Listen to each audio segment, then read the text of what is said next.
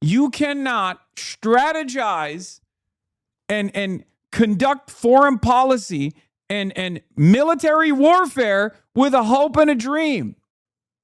This kind of posturing would have been more effective if the Trump administration hadn't, by way of getting goaded into this through Israel, waged war with Iran and then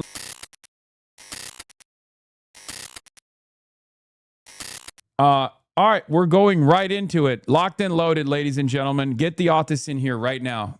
Bring me back my autists. Autism, the autists, the missile autists rejoice. It's time for situation monitoring. And it's a tough one to monitor, partially because there's a lot of fog of war this time around, because I think the American side has established that it's not great when they keep allowing impact sites to be plastered all over OSINT Twitter. And this time around, I have to apologize for something I said yesterday. Remember yesterday when we were talking about Saudi Arabia, and I said at least Saudi Arabia is not bombing Yemen? Well, that changed, because Saudi Arabia, as of maybe 3 or 4 hours after I said that, did unironically bomb the airport in Sana'a. So Saudi Arabia is now bombing Yemen. So there's a tit for tat there as well. This time we're going to see some motion from the Houthis. Obviously, the MOU is over. The ceasefire is over. Iran has made it very clear that their understanding of the memorandum of understanding is, that's crazy. Iran's memorandum of understanding maintains some level of control in the hands of Iran over the Strait of Hormuz. This is tremendous leverage that they were not going to give up. Obviously, they won it militarily. And yet, the United States of America clearly was simply using this memorandum of understanding for a moment of respite for their strategic oil reserves and to normalize the oil markets a little bit. Kaya, come here. What the hell? What the hell, Kaya? Kaya's so funny. She'll open the door, she'll leave, and then immediately come back in. And I think right now it's just more so the process of opening the door that she enjoys. Like, she's just like, I have this power. I can wield it in my hands in any way, shape, or form that I see fit. But yes, as I was saying, so memorandum of understanding turned into a memorandum of misunderstanding, or rather it was by design supposed to be a misunderstanding.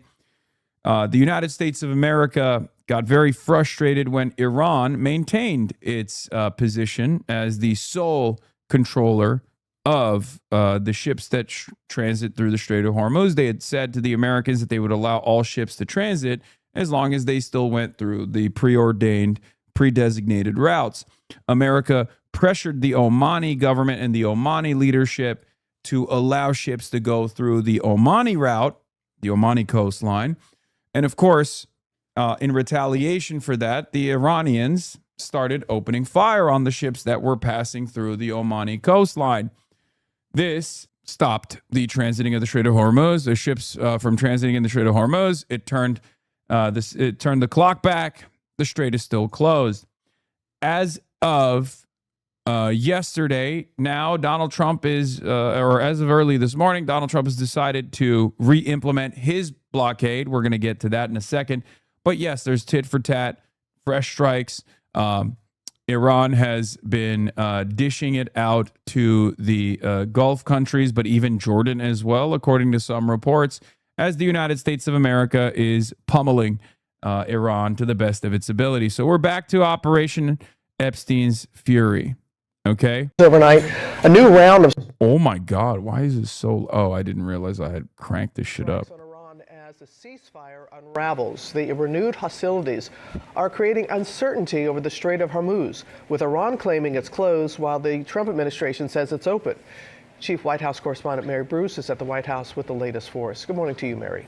Good morning, Robin. And it has now been nearly a month. Lol. Yeah. Far left streamer Hasan calls Lindsey Graham a bloodthirsty, odious monster. Yeah, I know.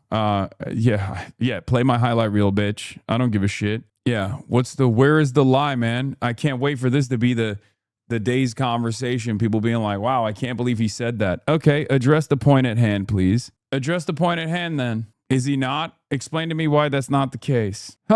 Anyway, we'll get to that. Since President Trump signed that short-term peace agreement with Iran, but after days of back and forth strikes, as you said, the ceasefire is now unraveling. The Iranians this morning say the agreement has, quote, entered a crisis stage. Now, overnight, the U.S. launching a new round of strikes against Iran, the fourth series of attacks in less than a week. Iran then responding with a barrage of strikes aimed at American military assets in the Middle East. Now, these fresh attacks are coming amid mixed messages about the Strait of Hormuz. After targeting commercial ships in the critical waterway for days, Iran declaring it's closing the Strait of Hormuz. But President Trump says that's not the case. He insists that it is open. Reopening the strait, of course, was at the heart of this memorandum of understanding that was intended to...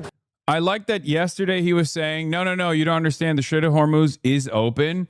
And today he's decided, actually, just kidding, it's not open. I don't know why I said that. As a matter of fact, we closed it. We're back. We're so back. We're so back, dude. We're so back. Yeah. Buy more time to negotiate a longer-term lasting nuclear deal. The issue... Trump toes a cuck test for all U.S. allies. I mean, yeah, they are. Everyone is cucked to American interests. So it's just, it's not surprising. At the heart of this conflict, but the two sides haven't even been able to get to that point amid these escalating back and forth strikes, Robin. And Mary, how is this affecting gas prices back at home?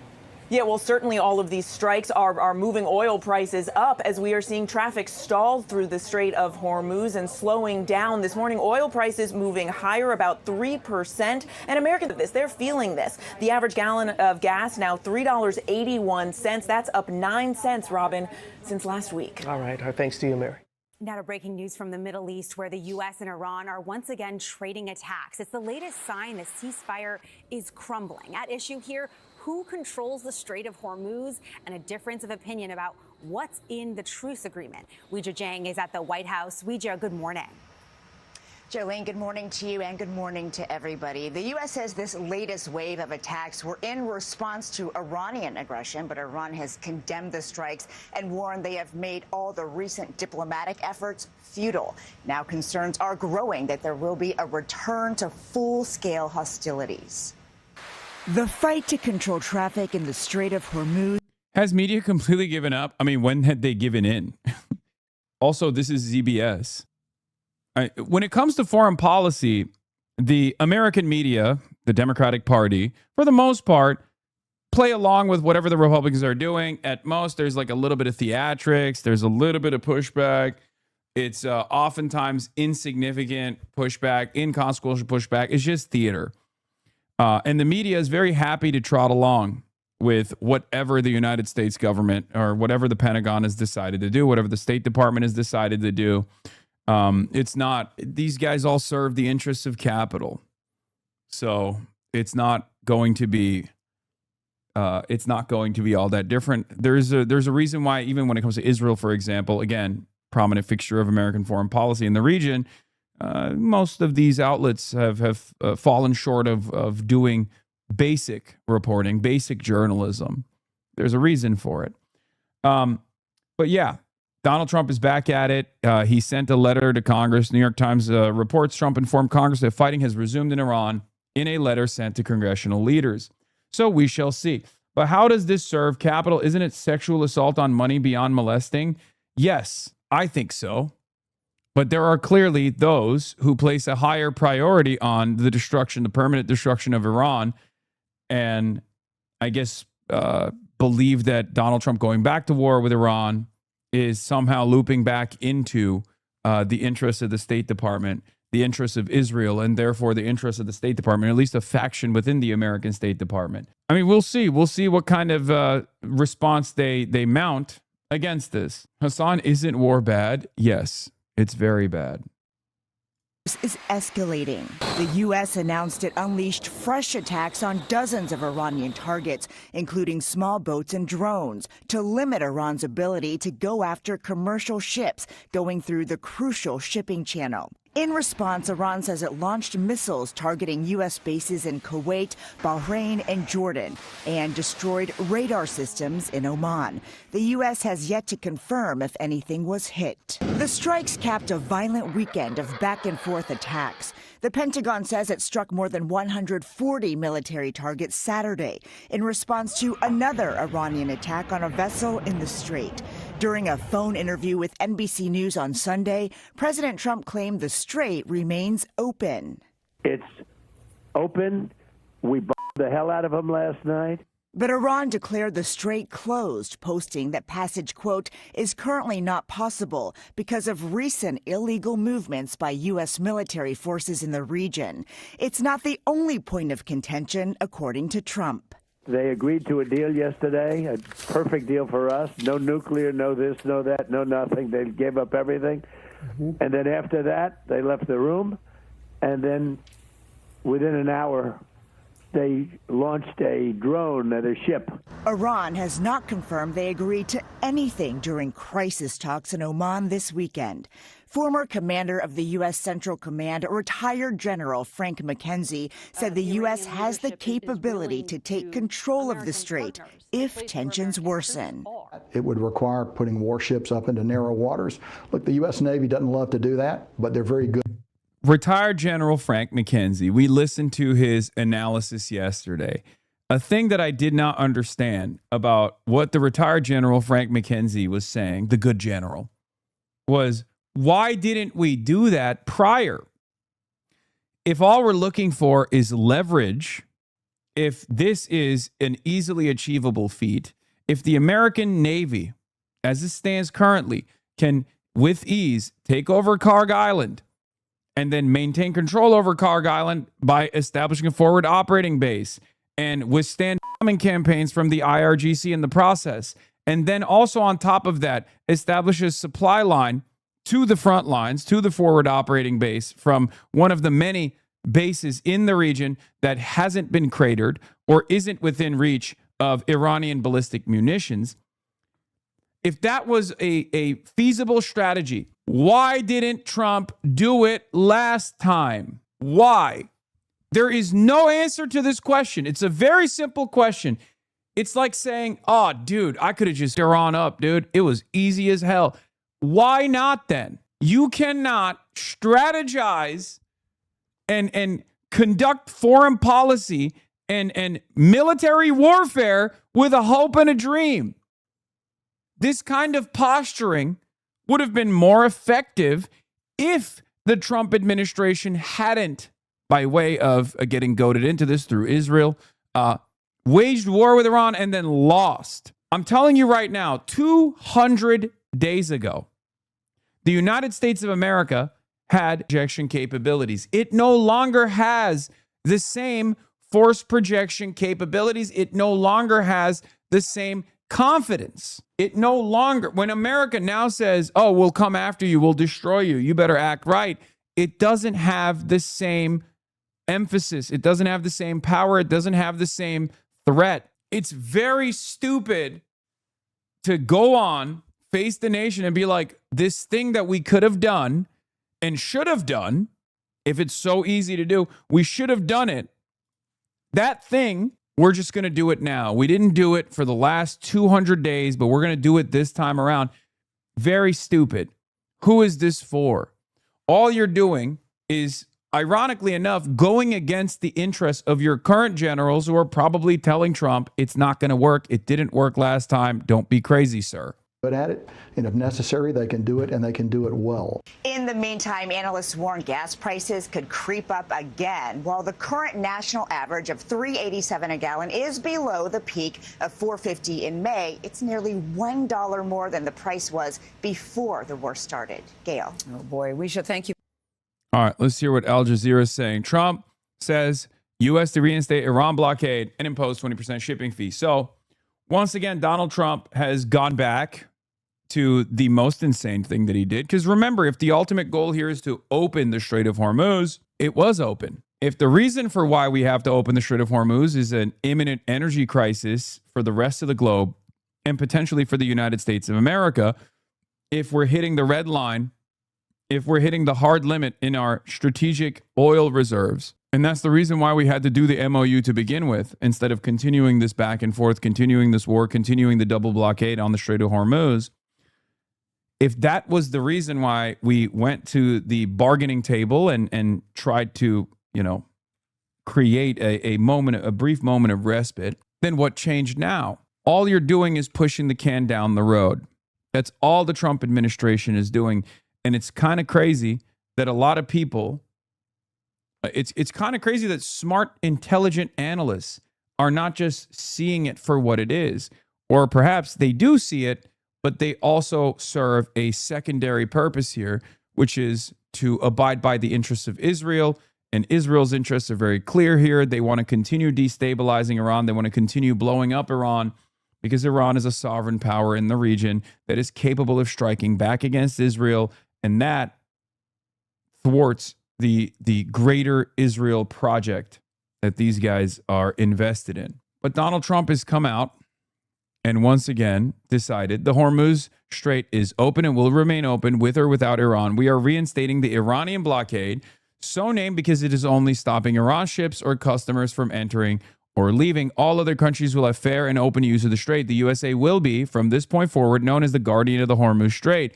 But as such, and as a matter of fairness, will be reimbursed at a rate of 20% on all cargo shipped for any and all costs necessary to do the job of providing safety and security for this very volatile section of the world. The process of formation will begin immediately. Thank you for your attention to this matter, President Donald J. Trump. So not only is Donald Trump implementing the secondary blockade over the Iranian one once again, he's also lying about the fact that the Strait of Hormuz is open while simultaneously saying it's closed. But now he also wants 20%, which is 10 times higher than the Iranian toll charge was. What the hell is this guy doing? He literally just established a toll. He legitimized the process of establishing a toll. Now, Iran can just go back and be like, hey guys, they want 20%. They don't even live here. We live here. We just want 2%. Art of the deal, baby. Art of the deal. Incredible stuff. What do you say to that? How do you deal with a guy who is such an avowed rapist that he wants to molest the money at this point? The one thing that American capital will not let you molest is supposed to be the money. And he's out here molesting it. He loves molesting. He loves molestation, including molesting the bag. What do you do? Brings some breaking news now. The US President Donald Trump has just posted on social media that he is reinstating the US blockade in the Strait of Hormuz. Let's go over to Rosalind Jordan at the White House. Quite a significant statement. And he's also had something to say about tolls. Take us through that. Well, I'm going to read from part of the Truth Social post that the U.S. president just put on his personal social media account, and I'm quoting, "We are reinstating in all capital letters the Iranian blockade, so named because it is only stopping Iran's ships or customers from entering or leaving." And that implies the Strait of Hormuz. All other countries will have fair and open use of the strait. The USA will be, from this point forward, known as the, quote, guardian of the Hormuz Strait. But as such, and as a matter of, in capital letters, fairness, we will be reimbursed at the rate of 20% on all cargo shipped for any and all costs necessary to do the job of providing safety and security to this very volatile section of the world. The process and formation will begin immediately. Now, we don't have any more details on what the process and formation will be, but recall that earlier in the war between the U.S. and Iran, the president ordered the U.S. Navy to impose a blockade on all Iranian shipping through the strait.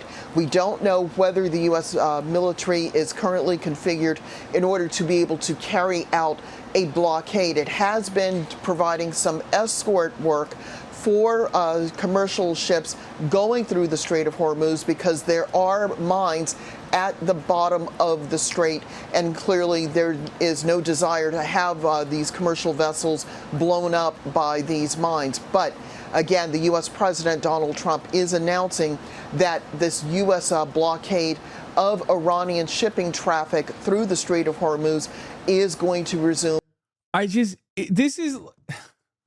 This feels like we have a petulant child as president. I don't think this was concocted by a group of analysts. I'll be honest. I don't think this was like the FDD guys being like, we should just take what the Iranians are doing and then just like up the ante and do it to everybody else. Like, I know I said it feels like we are being led by a petulant child. But there are obviously still supposed to be adults in the room. You know what I mean? There's supposed to be adults in the room that say, hey, Mr. President, that seems like a fucking stupid idea. Like even the FDD guys, the NATO Atlanticists obviously have pulled out of this, right? The neocons have pulled out of this. The last bastion of pro-war, like the only pro-war faction at this point that remains in the think tank orbit is FDD and AIPAC, right? It's just like the Israeli lobby. That's it. And of course, the Israeli lobby still has tremendous power. We know this, right? But this argument, this concept, the double blockade, it feels like it just is coming from Trump and Trump only because it is the work of a child with a child's brain, okay? Because if the goal is to open the Strait of Hormuz and allow vessels to transit with ease, yeah, this is also strange because it's vague and not as usual first-person style. President Trump will be making a speech to the nation on Thursday evening at 9 p.m. Eastern. Thank you for your attention to this matter. It's funny how Trump's every attempted countermeasure is a dumb ripoff of IRI policy. Iran blockades the Strait of Hormuz. Trump blockades the Gulf of Oman. Iran charges fees in the Strait of Hormuz. Trump, defender of open seas, announced an even bigger fee, the biggest fee ever. Yeah, it's like a child. This is what a child does. Okay, this is the most childish. It's not the most violent American foreign policy has ever been, even though it's getting up there. But this is certainly the most childish American foreign policy has ever been. And I think it's because Donald Trump is holding the entire government and all of its different vestiges hostage right now. No one can say anything. No one can do anything. We're just kind of trailing along to see how bad it will get. Of course, Sayed Abbas Araghchi, the foreign minister of Iran, turned around and responded with a pretty solid approach. He said, POTUS is absolutely right. Whoever provides secure and safe passage of commercial vessels through the Strait of Hormuz should be compensated for this service. Iran has always been the guardian of the Strait and will remain so forever. 20%, of course, is too much. We will be fair. We imagine later on Monday. Rosalind, this is quite a significant change of U.S. policy, right? What the U.S. president had been saying on June 20th was there will be no tolls or fees for 60 days. What he said on May 29th was more indicative of no tolls and unrestricted traffic. And now talk of a U.S. imposition of some kind of fee. Well, let's unpack this a bit. As part of the memorandum of understanding, as I understand it, there was not supposed to be any more blockade carried out by the U.S. Navy, and that apparently stopped the minute the two countries agreed to this memorandum of understanding. That said, the U.S. military has been providing some escort services to commercial vessels because the strait has not been fully cleared of mines, and so there is that safety risk. But in terms of preventing Iranian vessels or company or vessels doing business with Iran, whether it's the government or businesses, that was not being carried out because that was a part of the MOU. Does that mean, with the president's latest announcement, that the memorandum of understanding is now null and void, or is the U.S. violating the memorandum of understanding? All of these questions need to be sorted out because this is only creating more confusion on the status of the MOU, which was supposed to be the 60-day period for the U.S. and Iran to figure out how to move from a ceasefire to a permanent end to their war.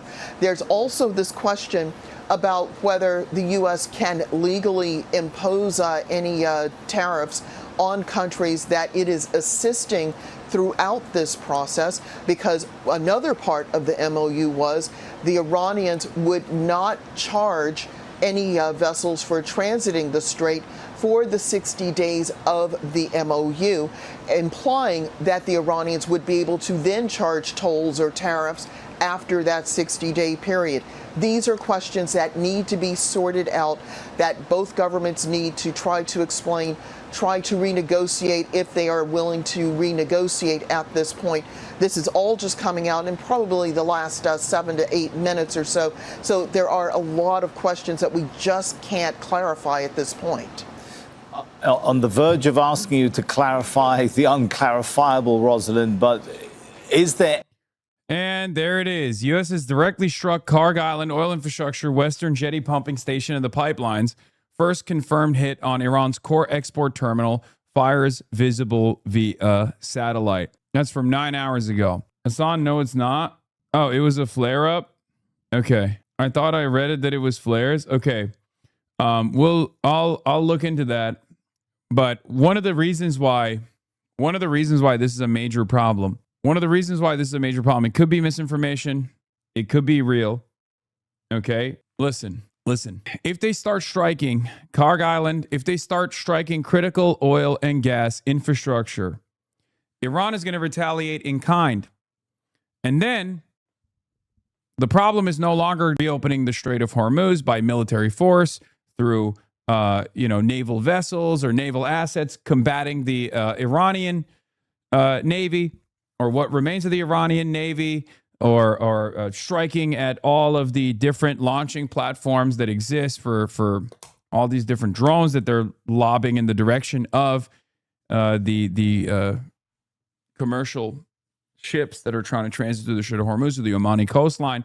The problem becomes far larger because Iran has shown over and over again that they will go up the escalation ladder. If you hit their critical oil and gas infrastructure, they will hit the Saudi oil and gas infrastructure. They will hit the Gulf oil and gas infrastructure. That creates a permanent issue. That is no longer an issue that you can deal with through the diplomatic process. Okay? You can no longer deal with that through diplomacy, because even if you were to get back to diplomacy with Iran somehow, after all of this is said and done, the repairs are still going to take a tremendously long time. It's not like that is a red line that if Donald Trump crosses, he won't be able to negotiate his way out of. Which is precisely the reason why it's one that I suspect he might cross soon. Now, it's not like this hasn't happened already. This has happened. Okay? This, like, the Iranian oil infrastructure has been hit in the past. Refineries have been hit in the last 120-day tit-for-tat Strait of Hormuz, crisis. Incorrect. This is a regular gas flaring. For reference, here's what it looked like. Okay, so they're saying that it's not true.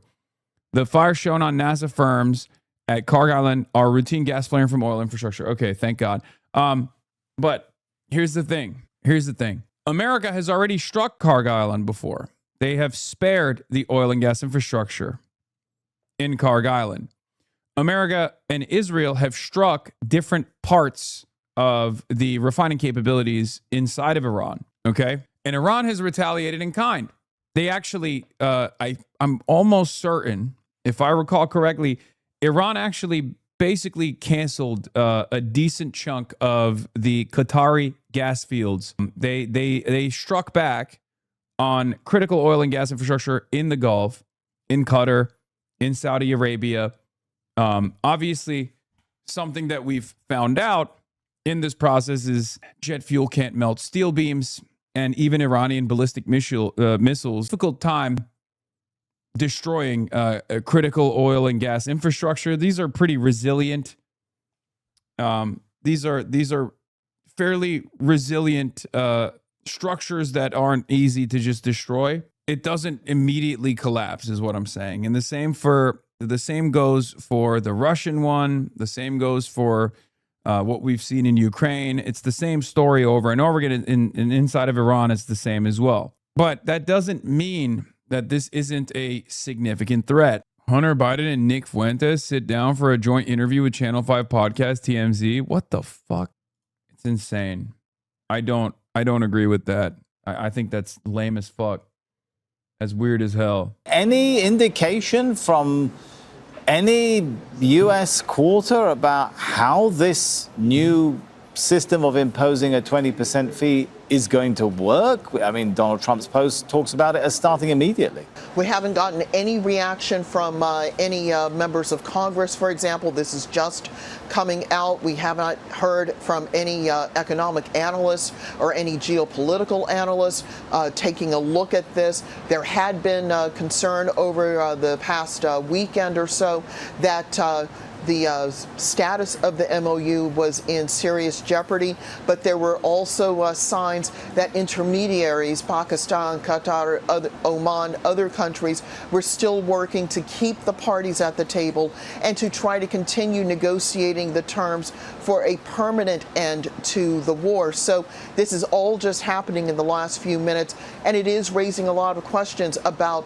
whether or not the MOU is still viable, is still in force. We don't even know what the Iranian response is yet, but clearly Iranian officials had been saying earlier on Monday that they were blaming the U.S. for this latest round of tension in the Strait, and that the U.S. was basically destabilizing the global energy markets by its actions. So we really don't know yet what is going to happen to the MOU, whether we're about to see a resumption of between the two countries, or whether things can be clawed back again and try to. Oh my God. The monkey Putin turned into monkey Trump is perfect. It works so perfect for Trump, even more perfect than Vladimir Putin, if we're being real. I mean, this what can I even say about this image? This is literally what's just fucking happening right now. It's happening currently. Not only was it free prior to Operation Epstein Fury, but now it's no longer free. But it's ironic because on the one hand, Donald Trump is saying 20% and Iran is saying 2%. I can't understand what this guy is doing. It feels like he's trying to make the Iranians look good every day. It's literally JD Pandan. Because if you're an international shipper, if you're engaging if you're one of these companies that controls the oil tankers, you're going to look at the situation and be like, okay, so Iran is just objectively better. Yes, dude, I'm going to talk about ICE killing someone in Maine this morning. Holy fuck, dude. Yes, I'm going to talk about it, okay? Yes, dude. Yes. I'm going to talk about it, okay? Whack-A-Drone doesn't work. The force currently deployed to the region is around half of the USN's deployed assets, including 2 CSGs, and has significant support from ground-based AD, air defense, and yet Iran has struck around half a dozen commercial vessels in the past few days. If that force is incapable of protecting shipping from drones, no force on Earth is. The position is checkmate. The rest of the war is mostly a distraction. The current U.S. strategy, drone warfare is far too cheap and far too easy, okay?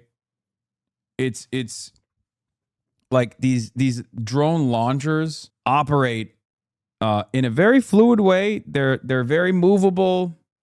It's tough to target. It's mostly ineffective because the drones are being launched off of the backs of K trucks that are super easy to rebuild, even if they do get struck, which is part of the reason why America and Israel doesn't even try to hit the TELs at all. Like these launchers are basically soldered together. Okay, so they gave up doing it because the war of attrition is a game of math. Okay, you're looking at the economy of the situation. From the American and the Israeli perspective, you're sending out a loitering drone, like an MQ-9 Reaper drone, to surveil an area to try to figure out if there's a heat pattern that's consistent with like a super cheap drone launcher on the Iranian side.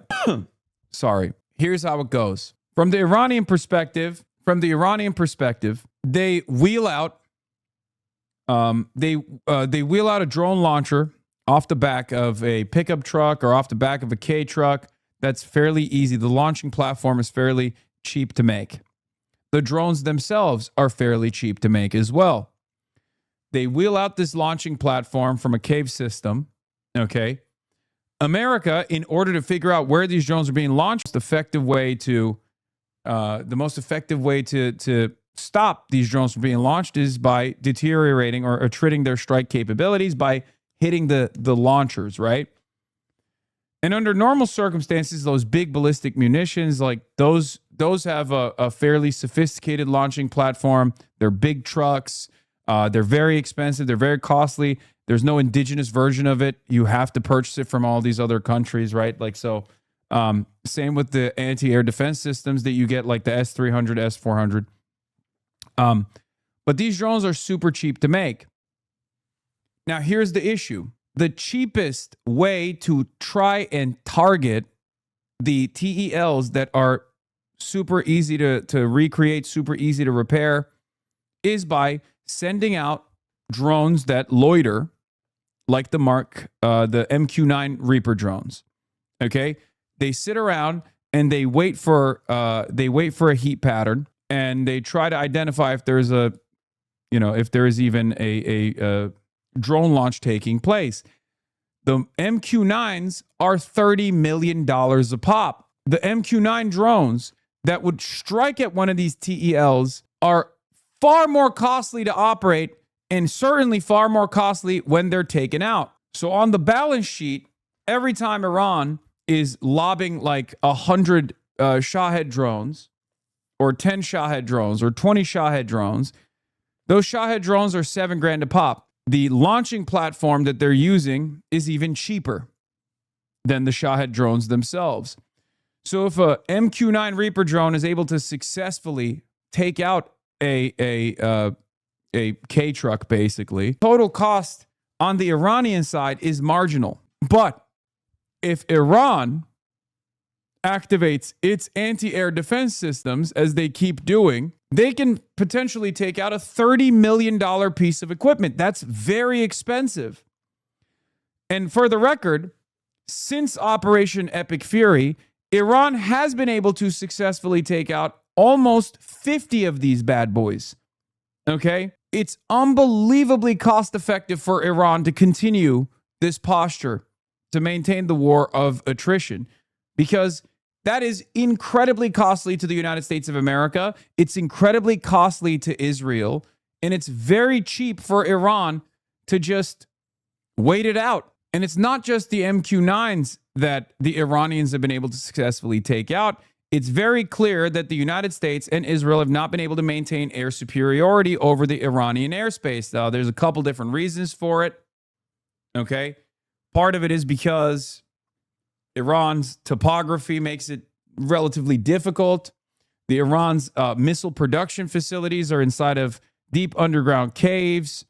All they can do is hopefully hit the entrance of a cave, but then inside of those tunnel systems, they have bulldozers. So what the Iranian side does is, if they actually have a successful strike that craters the entrance of one of these cave systems, well, they have a tunnel right there with a bunch of bulldozers waiting on the other side that will then dig themselves out. So America and Israel have demonstrably been ineffective at deteriorating or attriting the Iranian strike capabilities. The Iranian drone launcher capabilities have not been successfully diminished. The Iranian ballistic munitions strike capabilities have not been successfully destroyed. That much is clear, and it's not just my assessment at this point. The New York Times has reported on it. Wall Street Journal has reported on it. Financial Times has reported on it. So a lot of Western media have also gone to military analysts and asked them their perspective on it. They have far more information than I do, far more insider information from the American military side than I will ever have access to. I'm just simply looking at, the strikes that are ongoing, right? one famous example of the American missile stockpile as opposed to the Iranian missile strike capabilities is, of course, coming from CSIS, right? So this is a foregone conclusion at this point because we watched it unfold for the last 130 days. So the fact that America is going back to this, going back to square one, is very stupid, especially because while we got a moment of respite with our strategic reserves for like the last, week or 10 days or 2 weeks or so, when the MOU was being talked about, right?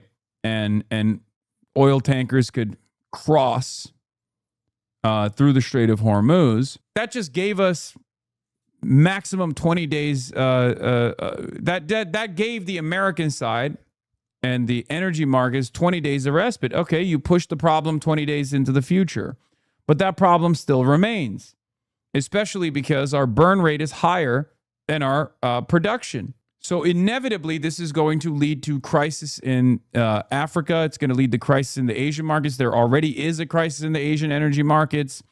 It's also going to make its way to Europe in more obvious ways, because right now you can kind of hide it a little bit.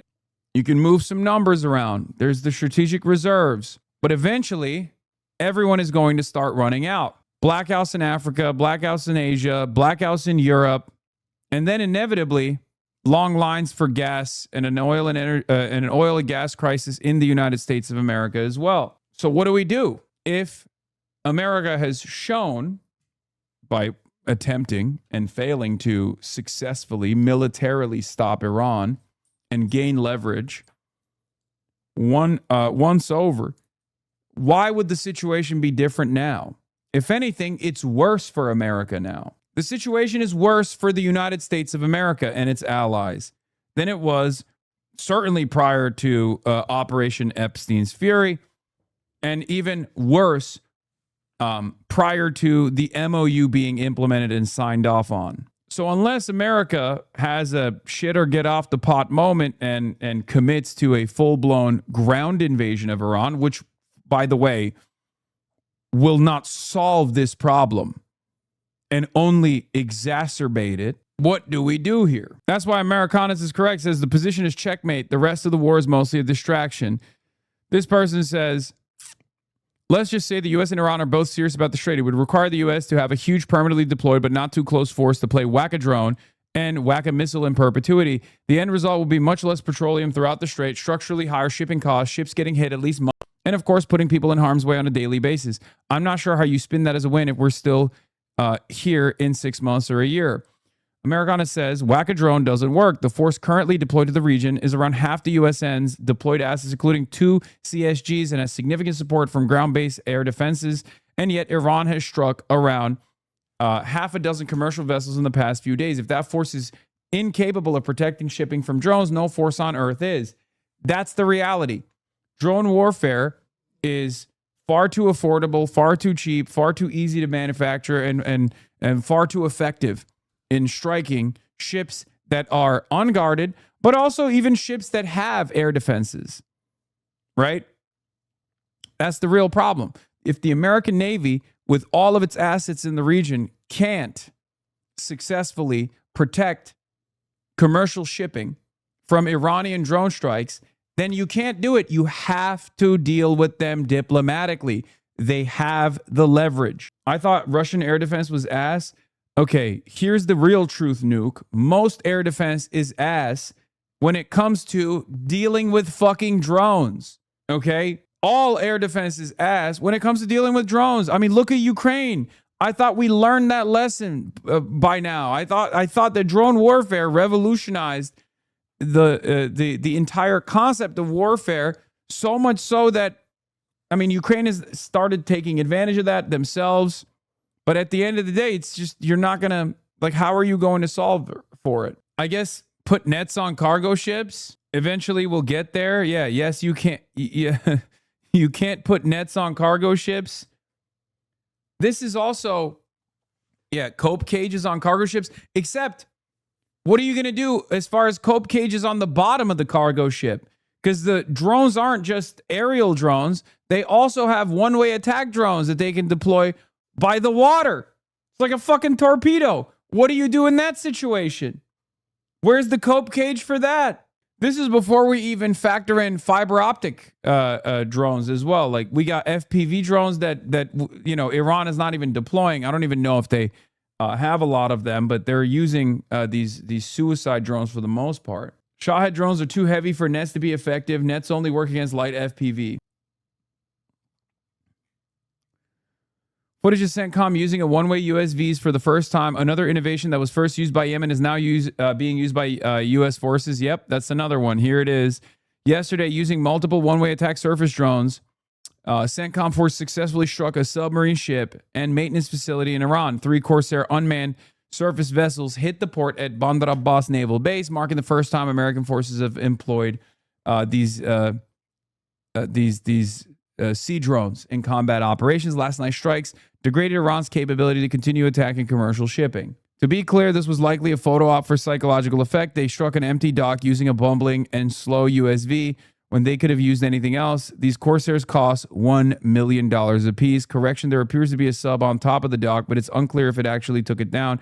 It was likely damaged at least. It's just crazy because Donald Trump keeps coming out and saying, we've obliterated the Iranian Navy. The IRGC's Navy is gone. Every other week. Every other week, there's, I guess, more Navy to destroy. And Trump keeps destroying the Navy. He's the most successful military commander America's ever had. He's the most peaceable American military commander as well. He's the one who brings about peace. After all, he's brought about peace to Iran, to the Strait of Hormuz, approximately 400 times, 3 times a day. He ended this war 1,000 times over. It's so crazy. It keeps restarting, but he keeps ending it. Very successful, Mr. President. Thank you so much. We love you. You are truly the president that carries the peace. We love you and we respect you. Anyway, U.S. missile stockpiles under mounting strain as renewed attacks on Iran raise concerns over the future war readiness. So we already talked about the ineffectiveness of air defense systems in terms of protecting commercial shipping in the Strait of Hormuz because the drones are too effective. There's not really anything you can do. And therefore, the only thing you can do is just tell Iran, please stop doing this. We will come to the table. We will do a ceasefire negotiation. We give up, wave the white flag. Right? That's the only time commercial shipping was unimpeded. At the time the Iranians resumed strikes on commercial vessels, the Bush and Lincoln groups were closer than they've ever been to the Strait. This was the test. If USN was capable of scoring a 100% interception rate on drones over transit, it would be with those assets in that position after 30,000 strikes on Iran. They failed.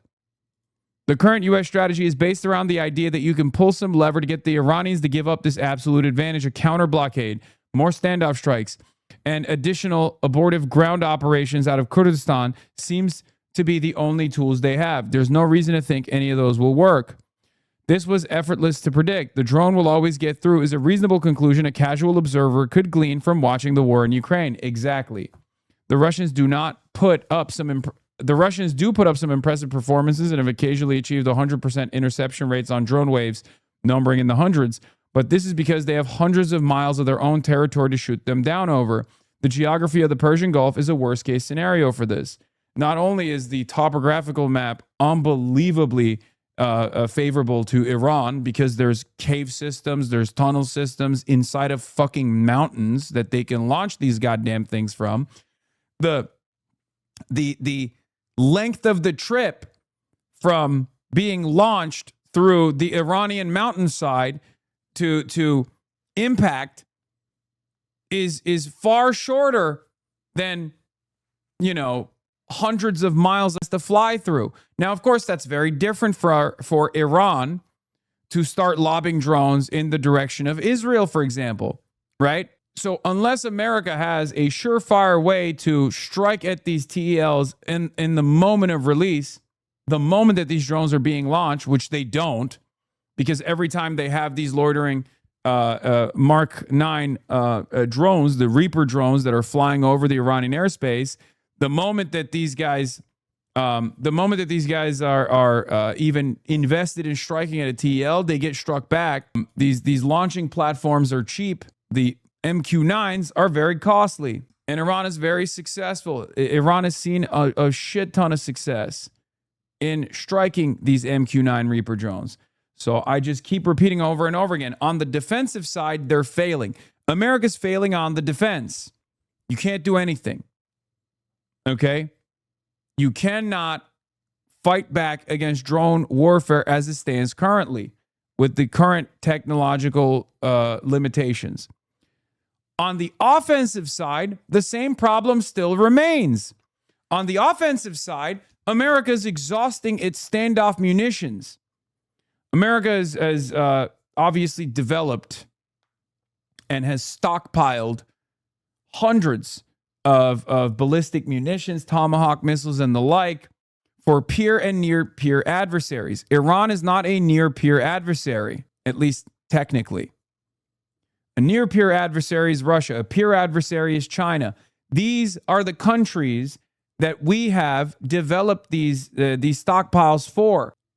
But because we have not been able to achieve air superiority over the Iranian airspace, we keep using our Tomahawk missiles because we can't strike, we can't deploy unguided and guided munitions, gravity bombs from airplanes, because if we fly over the Iranian airspace, Iran can pick some of our planes off, which they have done so successfully. This is the reason why we're exhausting our resources. We're exhausting our ballistic munitions against a middling power, a barely regional power like Iran. That is the power of drone warfare, folks. That's it. And it's also a testament to the Iranian ingenuity as far as their air defense systems. Like, they have been able to make the most out of their unbelievable limitations. Like, think about this. There's an international sanctions regime that they're operating within, and yet they are capable of building these crazy air defense systems, loitering munitions,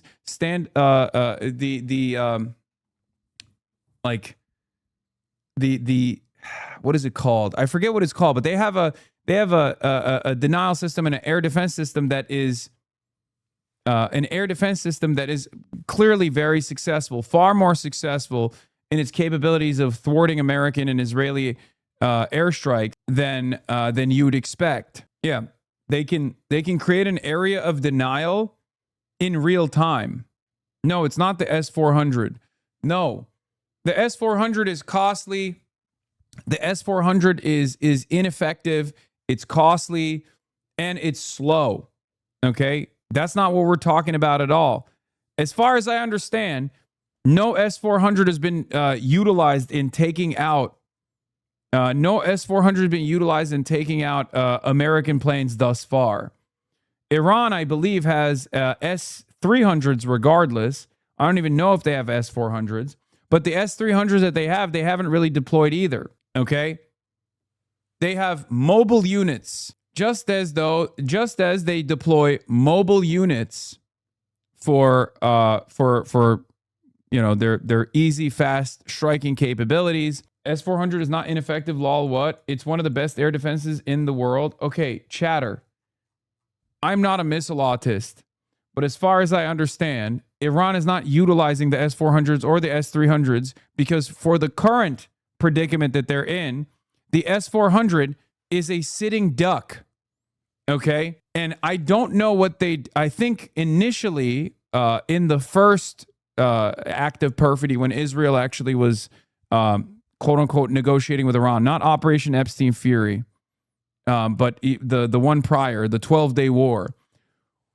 What Israel was capable of doing was, because these air defense systems are immobile for the most part in comparison to what's necessary, what Iran is currently using, they blew them up with drones. They built a drone facility inside of Tehran. Mossad did this. They built a drone facility inside of Tehran, and those drones blew up the existing, rather immobile S-300s that Iran already had. This caught Iran by surprise. Iran then went back and very quickly developed a newer, more mobile system. Allegedly, no evidence of that happening, by the way. That's cope. That's cope. There is evidence of that happening. That's like saying there's no evidence of the Bahrain base being cratered or something. Like, there is evidence. They did that. Not only did they definitely do that, Iran very publicly seized the drone factory. I remember watching the news reports on Iranian state television. Is Trump addressing the nation later? No, he's addressing the nation on Thursday. Anyway, CNN reported on. So we talked about America's limitations on air defenses, its limitations on protecting shipping, commercial shipping through the Strait of Hormuz, with its navy, with its naval assets. But now there's the other side of the story. America also has a limitation in its striking capabilities.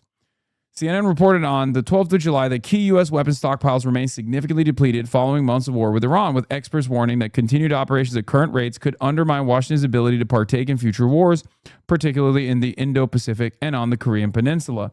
President Donald Trump said on Friday that the ceasefire with Iran was over, raising concerns over further missile expenditures. According to a CSIS analysis cited by CNN, by the end of the full-scale war in April, the Pentagon had expended at least half of its THAAD ballistic missile interceptors, nearly half of its Patriot interceptors, and around 30% of its Tomahawk land attack missiles. Analysts and former officials told CNN there's no doubt U.S. stockpiles are now below preferred levels, with rebuilding inventories expected to take years. Rokana today? No, you missed it. I had him on yesterday. Replenishment rates remain limited, with the Pentagon currently receiving only 15 Tomahawk missiles and 20 Patriot interceptors per month, while no THAAD deliveries are forecast for 2026. Experts estimate it could take more than 3 years to restore inventories to pre-war levels, while broader munitions replenishment timelines are expected to range from 2 to 5 years. CNN also reported that Congress has yet to approve any dedicated funding to replace missiles expended during the war.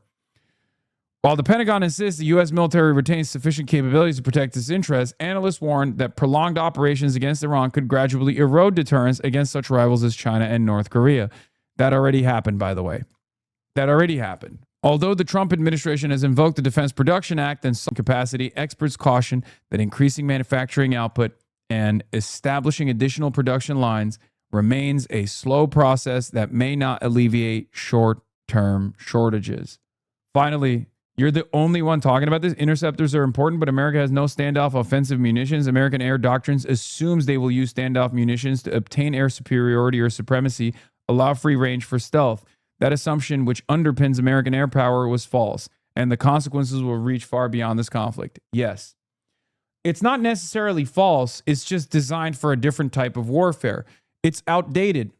It's that simple. The idea that you can deploy your standoff munitions to successfully destroy the anti-air defense systems of a foreign power that you're fighting against, that has been thoroughly dismantled and destroyed by the Iranian air defense and the Iranian area of denial system that they have that's very mobile. Okay? Yeah, this is Iran's $100,000 missile destroying $1.5 billion of U.S. equipment. Iran's 358 and 359 missiles are its secret weapons when it comes to shooting down U.S. drones and have potentially damaged one of its stealthiest aircraft as well. America lost 24 MQ-9 Reaper drones during the Iran war, worth $720 million, in addition to 13 lost over Yemen during the fighting there in 2025. The 358 and 359 missiles are thought to be largely responsible. Iran has also managed to hit an F-35 fighter jet, with suggestions these missiles were also involved. The greatest copium here is that it actually downed the F-35 fighter jet. It's just, it didn't down it over Iranian airspace, so they're not counting it as a downing. It had to do a forced landing. It had to do a crash landing. They downed it, okay? Again, huge blow to American military doctrine, huge blow to American air superiority military doctrine, huge blow to the confidence that America should have in terms of its last-gen fighter jets. That's not supposed to happen. What we're looking at here is an Iranian 359 missile. This secret weapon and a very similar version called the 358 are thought to be behind the loss of $1 billion worth of US kit during the Iran war. There are even rumors that one managed to hit an F-35 fighter, one of the most advanced jets ever created. That's because there's more to these missiles than meets the eye. So, what exactly makes them so special, and why are they proving so deadly? We're going to break down how they're put together and USA flew 13,000 missions over Iran. They actually downed only one F-15 over the Iranian mainland. Dog. They could fly 100,000 missions over Iran. First of all, I dispute those numbers. But they could fly 100,000 missions over Iran. If Iran is still successfully blowing up Bahrain, blowing up Qatar, blowing up Saudi Arabia, and American military bases everywhere, who gives a fuck how many missions that they had? Especially when on the other side, clearly their most successful strikes have not come from whatever flight missions that you're greatly boosting.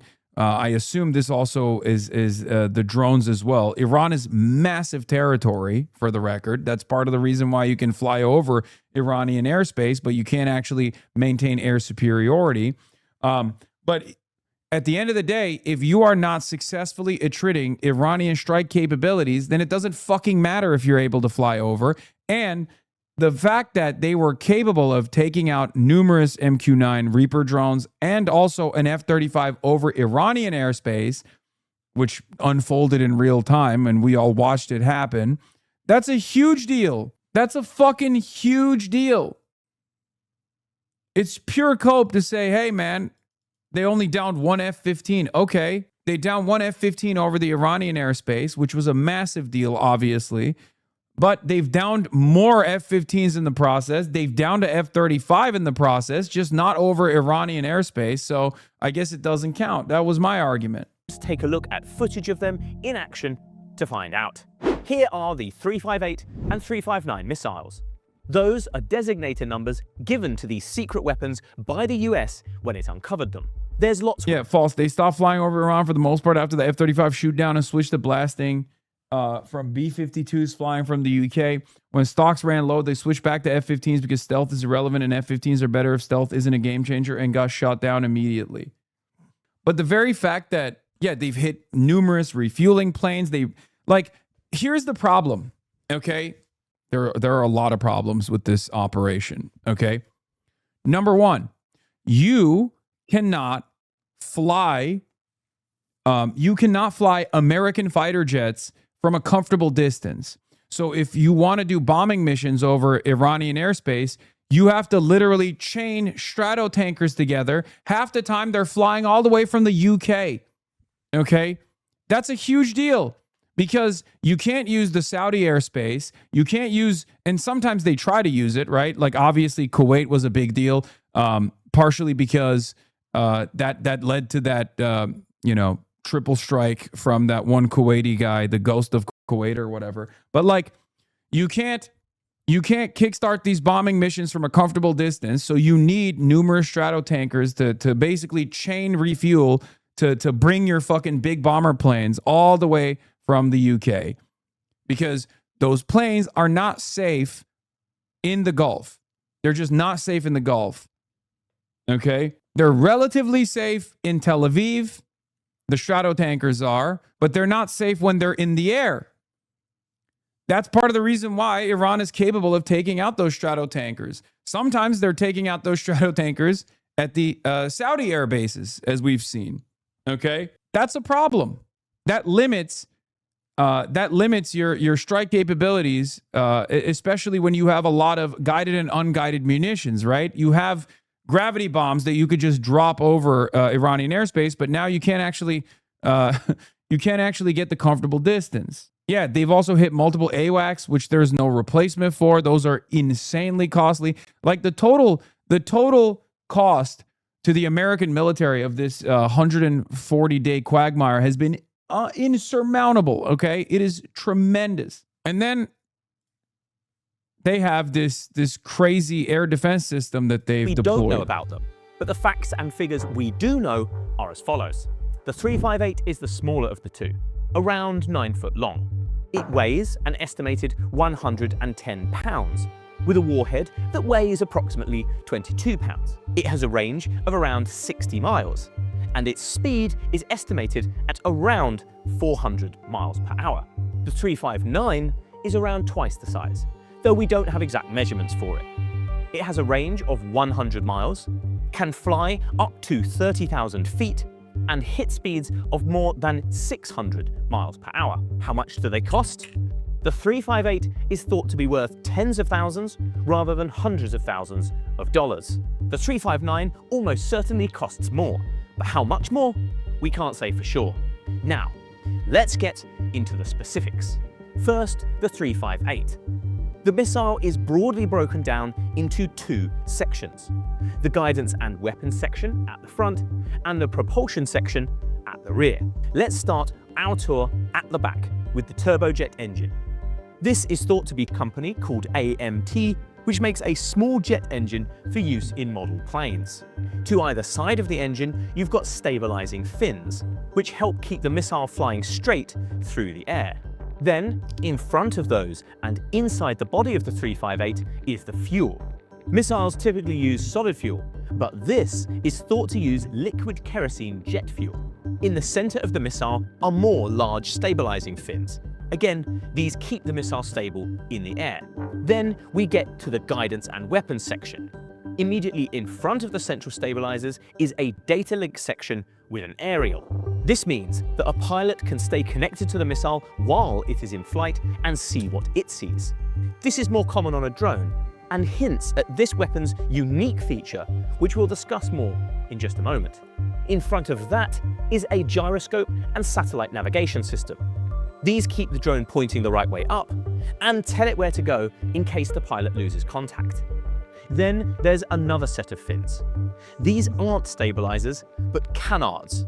They twist side to side to steer the missile in flight. Again, more about that in just a moment.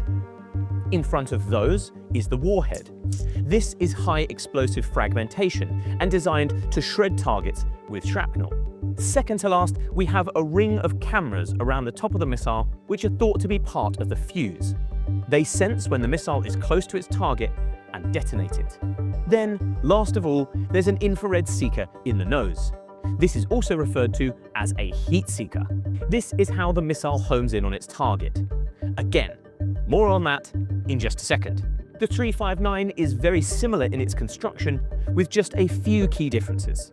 At the back, it has a larger and more powerful turbojet engine, this time thought to be a copy of a Czech design. There are no rear stabilizing fins, but the large central stabilizers have been moved towards the back of the missile.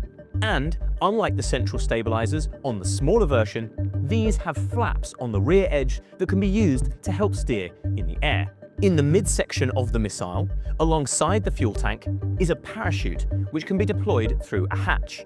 This is so the missile can be recovered if it fails to hit a target. Again, not a typical feature of a missile, and another hint at its secret skill. In front of that, you've got all the same guidance kit you'll find in the smaller version, along with the canards which provide additional steering. And then the warhead, thought to be much larger than in the 358, though we don't have an exact figure. And the IR seeker in the nose. Each of these missiles is also fitted with a much smaller rocket motor underneath the main body, which is used just for takeoff. Once in the air, this drops away and the main motor takes over. Go back to the tapes.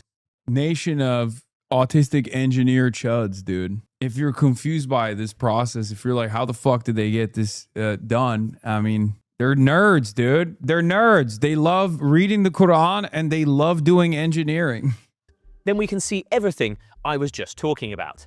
This is the 359, the larger missile sitting on its launcher. The launcher is a simple rail mounted on the back of a truck that has been covered with camo netting. Down here, you can see the launch motor, which will drop away when it's in the air. Here's the large stabilizers, and you can see the flaps built into their rear edge. And here's the smaller canards at the front, which can twist back and forth. You can see the glass dome on the nose, which hides the IR seeker underneath. And from the back, you can see that large turbojet engine, which powers it in Kai flight. said, I'm done. Now, I'm done. I'm done seeing the Iranian capabilities. I'm out. let's take a look at the 358. This footage isn't so good, but some features are still visible. Here's the launcher, another truck. But this time, there's 2 missiles inside. You can see a set of canards at the front, the lenses for the laser fuse, and the IR seeker in the nose. You can see it's mounted on a rail again, and the central set of stabilizing fins can be seen here. If we zoom out, you can see how it launches. The Kayatola is on her way to kill whoever leaked this. Yeah. She's pissed off. She played a big role in making these two. It's true. I told you guys, she's literally a Marxist-Leninist Maoist and also a Shia Muslim. Like she is a commander of the Revolutionary Guard. Think the smaller rocket motor drops away here, where the trail of smoke stops. So, what exactly is the party trick of these 2 missiles that makes them so deadly? Well, is it true Iran's copying the Tomahawks that failed to explode? Iran shot down a Tomahawk cruise missile overnight. Iranian air defenses are improving. Looks can be deceiving, because these 2 aren't strictly missiles at all. They're what's called loitering munitions. In plain English, they're like a mixture between a drone and a missile. What they do is take off from their launcher, fly to a predetermined location, and then start flying in a giant figure of 8 pattern. Yeah, like John Fetterman. Israel's figure 8 drones are John Fetterman. The Iranians are obviously much more sophisticated. They're loitering. As far as I understand, John Fetterman has yet to take out any American asset or any foreign asset that's worth $30 million, whereas these guys are picking even the $1 trillion F-35. So waiting for a target to find them rather than going to find a target. While loitering, that IR seeker we already talked about is scanning the skies for infrared signatures. That's the heat signature that enemy drones, helicopters, and jets make when compared to the much cooler air around them. When it recognizes one of those targets, which have to be programmed into it before... The military's just full of bloat. Oh, is this the one? Yeah. It makes a little more sense when you see how huge it is. It's got a greater wingspan than a 737. The other big factor was them deciding to cut the production run by a third, which more or less doubled the cost of each unit because R&D costs are amortized over fewer airframes. Huge mess.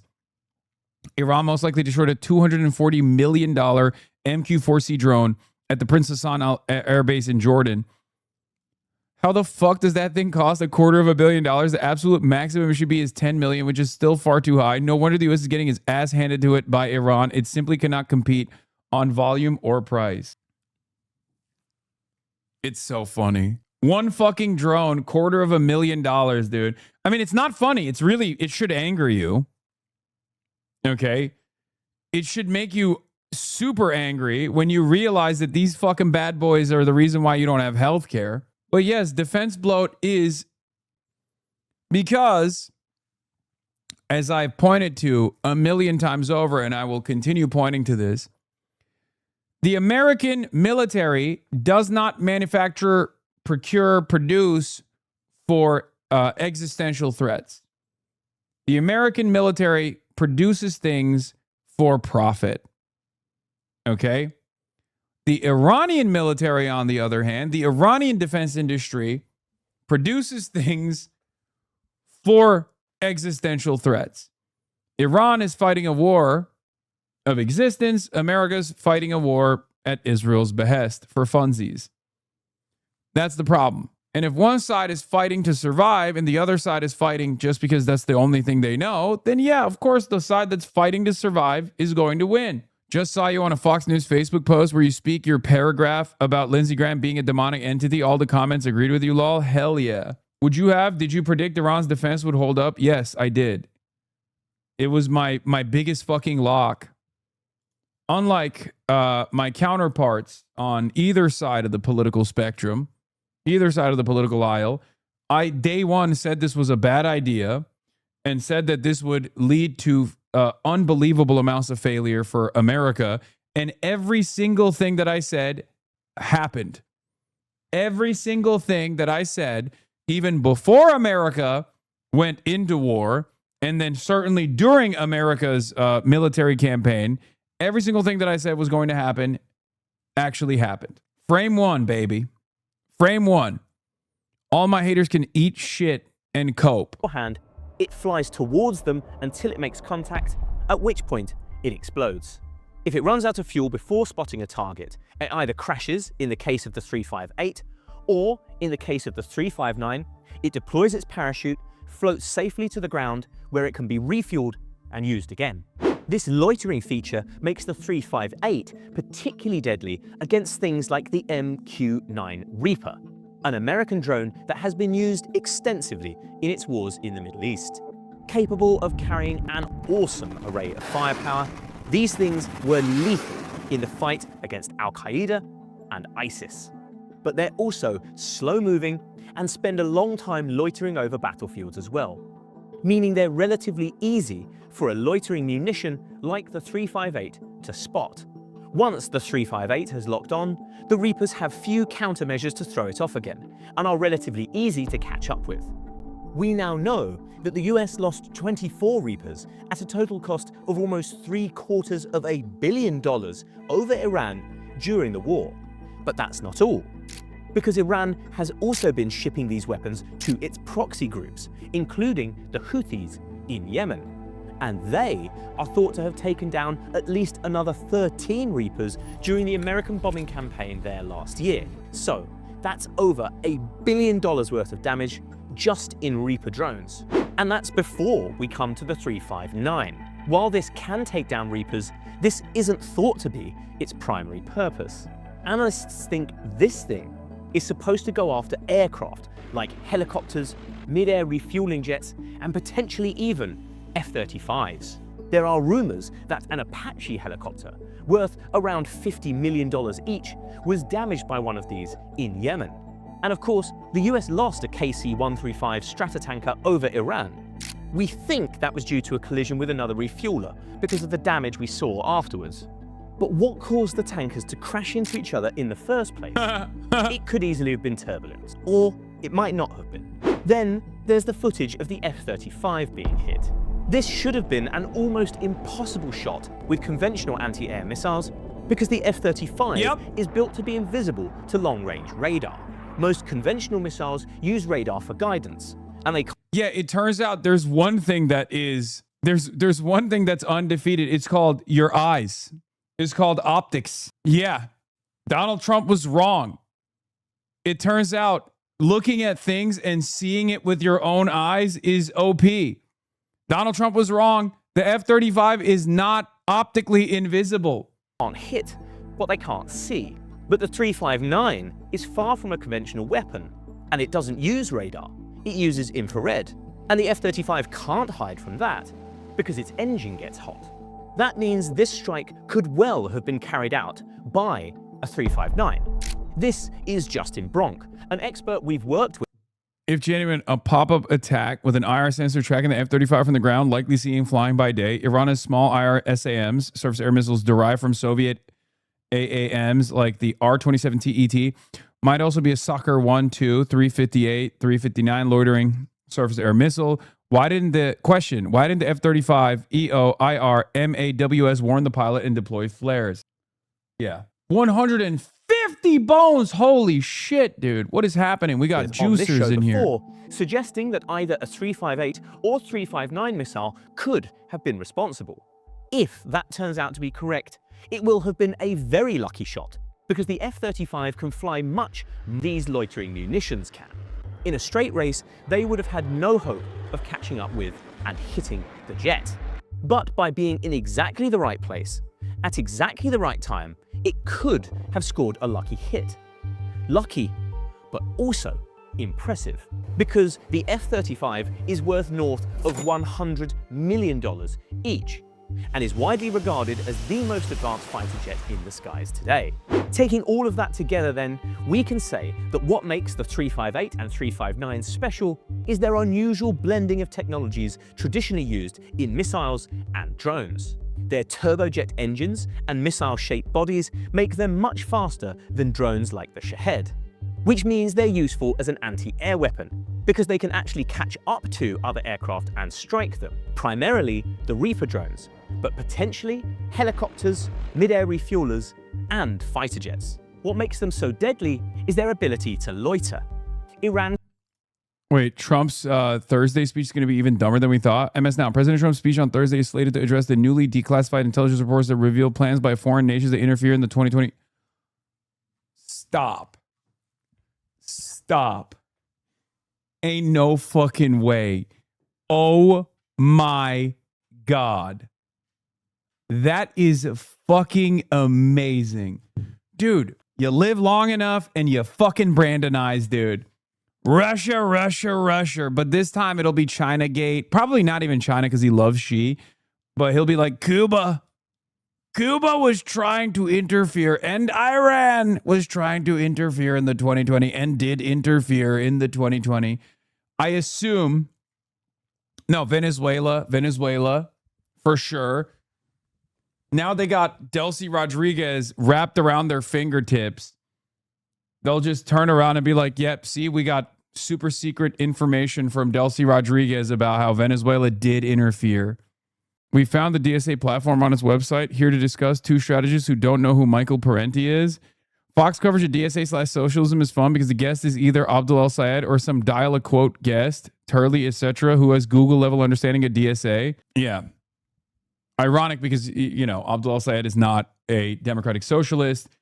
He's not even a self-avowed democratic socialist. He's not even a socialist, and he's not a part of DSA at all. Did you talk about the DSA NPC stuff yet? No. And if you think I'm going to talk about the DSA NPC stuff, you might be an NPC, okay? A non-player character, I mean.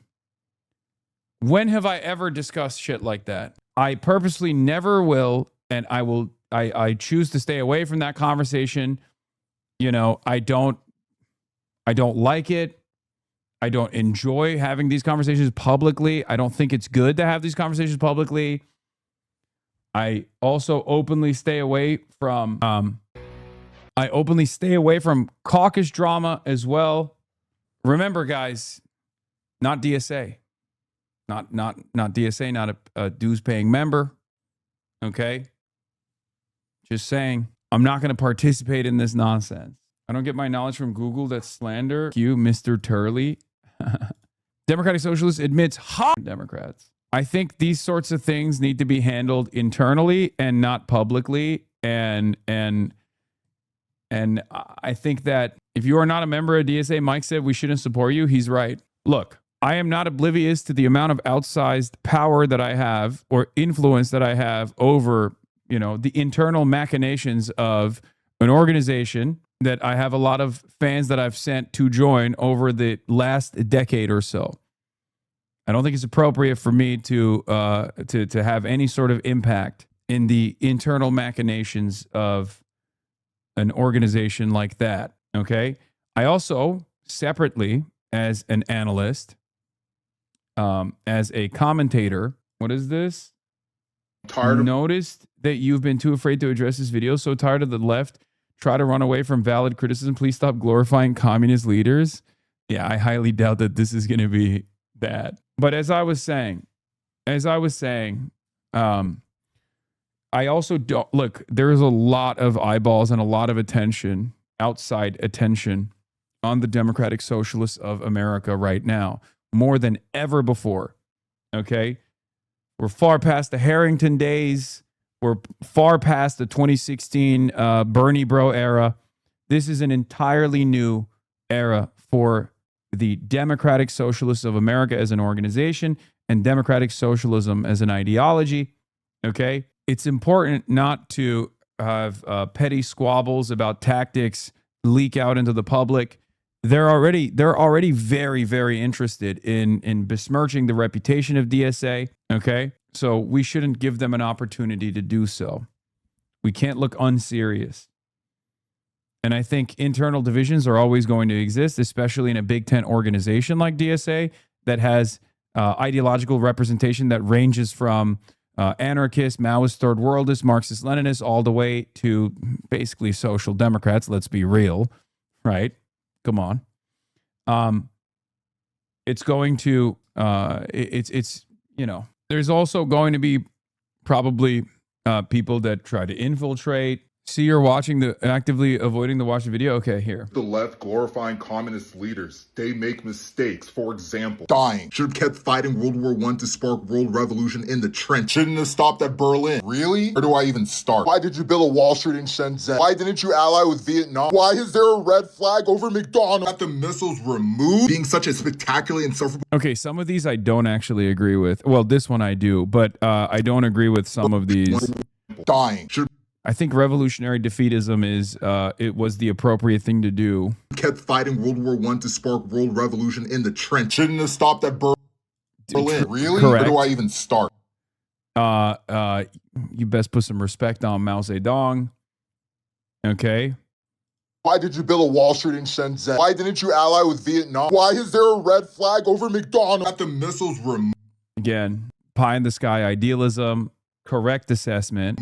Being such a spectacularly insufferable prick that you alienated absolutely everyone who might have helped you. Being the moral victor in your own biographies doesn't count as seizing state power. After the 1945 August Revolution should have immediately invaded Laos and Cambodia to create a revolutionary united front of Indochina. Dying, not living 30 more years. Had the aura but not the apparatus to hold power. And you're building a mass movement but not a tightly disciplined professional revolutionary cadre organization that could survive your dying, not being a communist fast enough. You should use that opportunity to create a guerrilla training camp for the American proletariat, not just write memoirs. Your pen was sharp, but okay, this is crazy. Okay, I know this is joking. This is jokes. But it is kind of tough for me this is somewhat triggering. your bombs would have been sharp. Debating in academia instead of organizing a prison break army. Went into exile, but you should have gone underground and built the American Viet Cong. Hasn't liberated me. I'm tired of jokes are forbidden in leftist circles. This is like the most triggering. He hit every variant. He hit every ideological tendency. What do you say to folks who get turned off by leftist candidates like Abdul distancing himself from the socialist label? As a probable Abdul voter, it feels like a missed opportunity to shift the Overton window to have popular candidates openly embracing the label of the ideology they're running on. Abdul al-Sayed is not a socialist, and Abdul al-Sayed is running for the Senate. As it stands, we do not have, with the exception of like Bernard Sanders, obviously he's an independent senator from Vermont, we do not have self-styled, self-avowed, openly socialist senators. But considering that Abdul's platform is fairly close to Bernie Sanders, if not identical, and in some instances more radical than Bernie's platform when it comes to foreign policy, and the impact that has had, or rather the unbelievable amounts of attacks that he is receiving, okay? Even like a left populist, left flank, Bernie-crat Senate run without the socialist label is moving the Overton window in our direction. I have no problems, working with Abdul al-Sayed. I'm honored to be able to, help this campaign in any way, shape, or form. Obviously, I'm not working in an official deal, but I have no problem mobilizing my community in his direction because he is. He is far more radical than any other Democratic Senate run that we've seen in the primaries with legitimate viability. I mean, he is the front runner currently. He's the front runner currently, and you're seeing $50 million in outside expenditures being dumped into that primary race right now by AIPAC subsidiaries, numerous other corporate PACs. It's insane. They wouldn't be doing that. They would not be doing that if it wasn't a real threat to corporate interests. What does that mean? Not working in official capacity, that you're not getting a check. The work you do with them and other campaigns is more than official. I mean, it's just like, I'm just a guy. I'm just a guy who has a worldview. I'm just a guy. I don't, I'm not a dues-paying member of the Democratic Socialists of America, even though you all should become dues-paying members of the Democratic Socialists of America. And I'm just a guy who just has opinions. I'm just a little guy. Maybe the equivalent of being the size of the tiny state of New Jersey. I'm an apolitical guy. I'm apolitical. I don't do politics. I just call balls and strikes. I'll tell it how it is. Okay. Did you just admit to having an agenda? Not even agenda, not me. Is there some kind of regulation around how media figures interact with campaigns or something? Not necessarily. I guess like there is the, I guess technically if Haley Stevens wanted, she could demand equal time to Abdul. I just don't think that she ever will. Technically, I would love to have Haley Stevens on the broadcast. I just don't think that she ever will come on the broadcast. But 200 bones, goddamn. Holy Toledo. Yeah, there's one agenda that I abide by, and I am proud to admit. Making sure the Malacca Strait remains open so that we can conduct permanent trade with the beautiful nation state of Singapore as a businessman. As a businessman. Check the suit. Peep the suit. I love doing import-exports.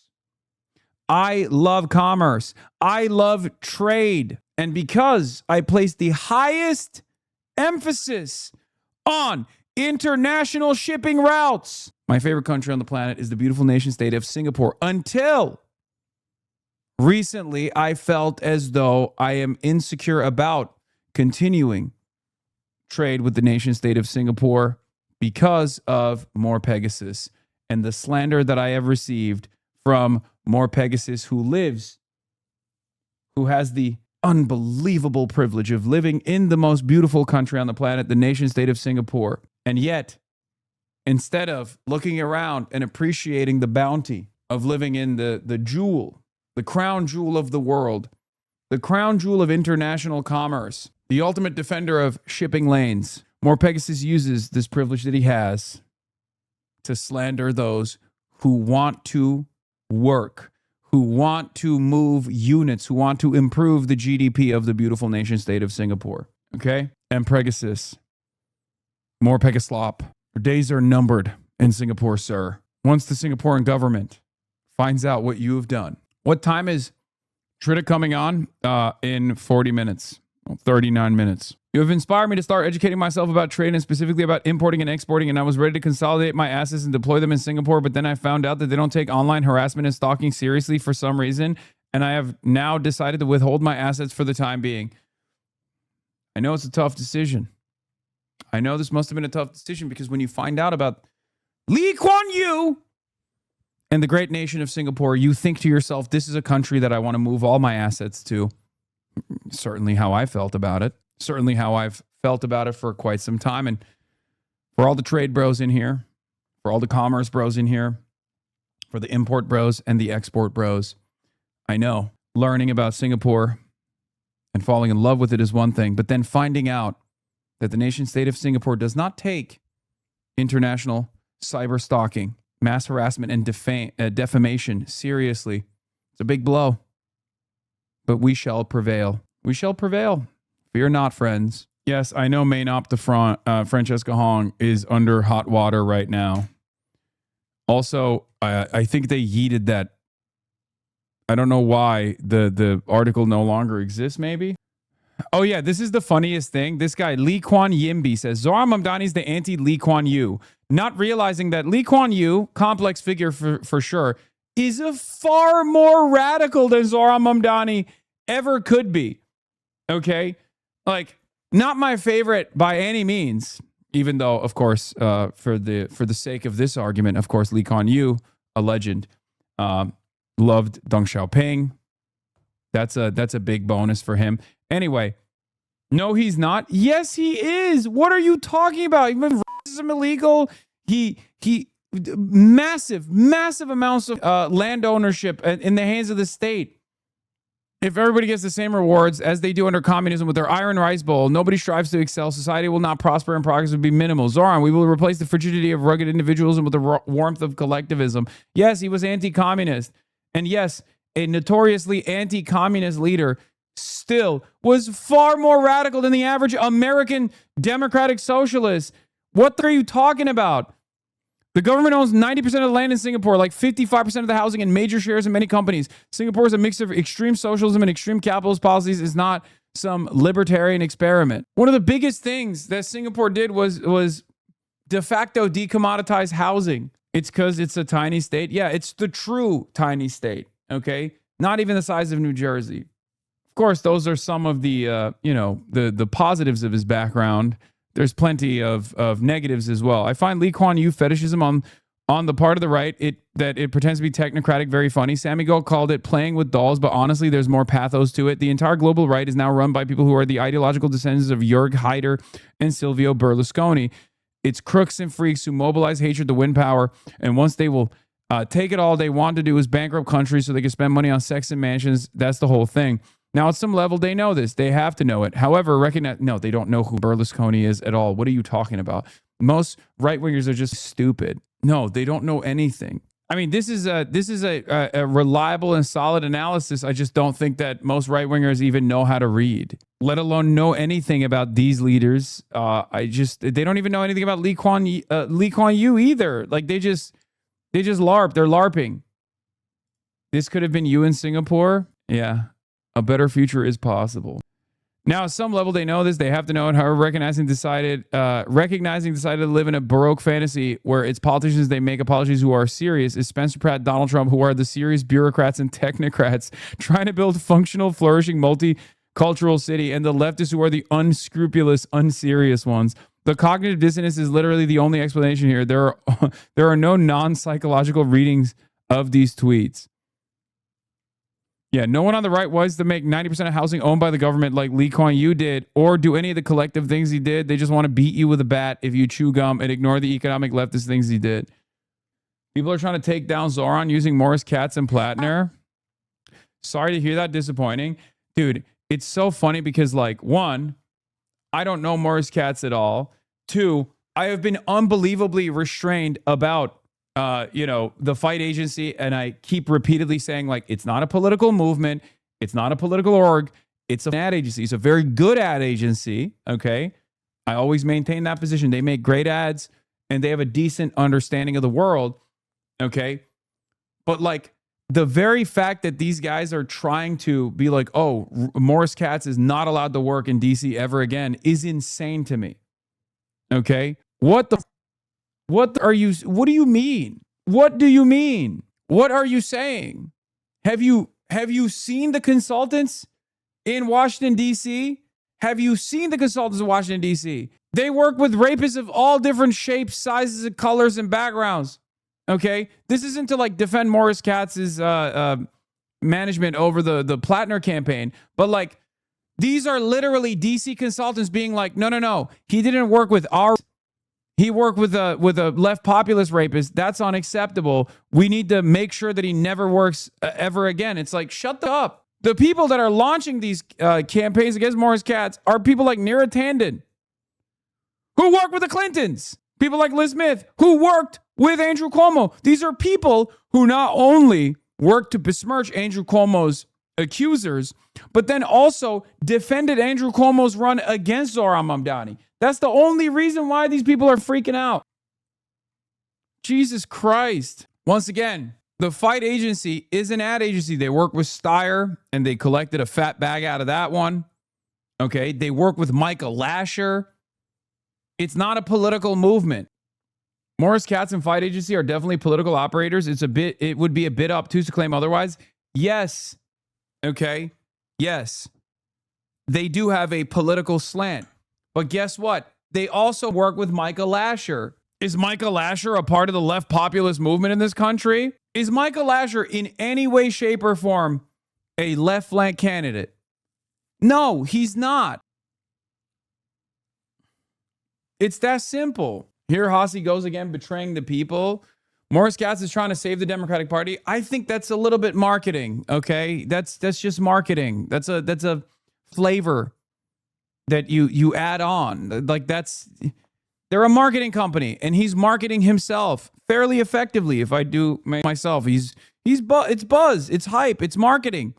It's marketing for an ad agency. And between fight agency and like anything that Neera Tanden touches or anything that Liz Smith touches, yes, I prefer fight agency over the others. Okay. They make good ads. That's it. They make good ads. They do decent political consultancy and that's it. And when you're running a campaign, sometimes you're going to work with people. You're going to work with media buyers. You're going to work with ad agencies. It's that simple. What matters is the conviction, the moral conviction that the politician has. What matters is the policies that the politician has. As long as you're not allowing the fight agency to try to tamper with your worldview, to try to like massage your ideological predisposition, then who gives a shit? You still need ads, folks. Remember, I had a conversation with Oliver Ma, right? And I was like, dude, what are you doing? You have to buy ads. And he was like, no, it's fine. We're running a different campaign for lieutenant governor. Well, it didn't work. You have to buy ads. What are you talking about? You have to have there's a reason why. There is a reason why these campaigns, the campaigns on the established Democratic side, there's a reason why they pump millions, tens of millions of dollars. It's because ads work, okay? Katz calls himself a political consultant, not just advertising. I know. I'm saying that he's doing ad work. Why does any of this matter? It's just inside baseball. It's so self-referential. It's so DC. It's so New York and so DC. Nobody gives up about any of this shit. Okay? It's a meta commentary crafted by a bunch of DC consultants that despise another consultant. Okay? Yeah, we are no longer just inside of the bubble. This is the seventh layer of hell. It's consultant on consultant violence. I do not participate in this stuff. I do not give a shit. Obviously, there are certain people that work in campaigns that I love, that I think are brilliant and wonderful, that I think are real champions for change. I'll always stand by them, right? Andrew Epstein being one of them. That's my GOAT. He was a comms guy for Zoran. You've seen him on stream before. Comms guy for Claire Valdez, DSA guy through and through. Plenty of all of the DSA slate candidates in New York. They were the people whose campaigns are entirely run by, for the most part, DSA people. Those guys are great. They're awesome. Okay? They're great. And also, come on, chatters. Yes, his last name is Epstein. Really? The very common Jewish last name. What's wrong with you? Okay? Jesus Christ. The joke is stale, please. Anyway, it's only funny if I talk about my GOAT, Israel Epstein. That's the only time that joke is funny. I don't know about common, but not unique. It is a fairly common last name. Anyway, what was I saying? What was I talking about? I find it hard to believe that there aren't DSA people who have the money to help support candidates. Why is it always grassroots? Wait, what? The Morris Katz stuff is totally fucking ridiculous. The people that are mad about it are just mad that he is young and he's had a lot of success with Zoran's campaign. They're greatly overemphasizing the impact that he has on campaigns in general. These guys are, at the end of the day, an ad agency that I think make great ads. Okay, and they got a decent amount of motion, and the fact that they're like, you have to drop him, it's fucking ridiculous. I've never heard a Democrat demand to drop James Carville. Okay, James Carville literally participated in the slander of Bill Clinton's victims. Okay, very famously, he said, "Oh, you turn $20 on trailer park, you can find as many hookers as I want to come out and say all sorts of things about Bill Clinton." Okay, that's what he said. That's what he said.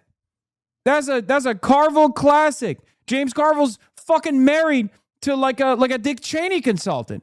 Okay, he's fucking the ops for years, and he's still seen as a prominent fixture of. He's seen as a tactician that all Democrats must learn from.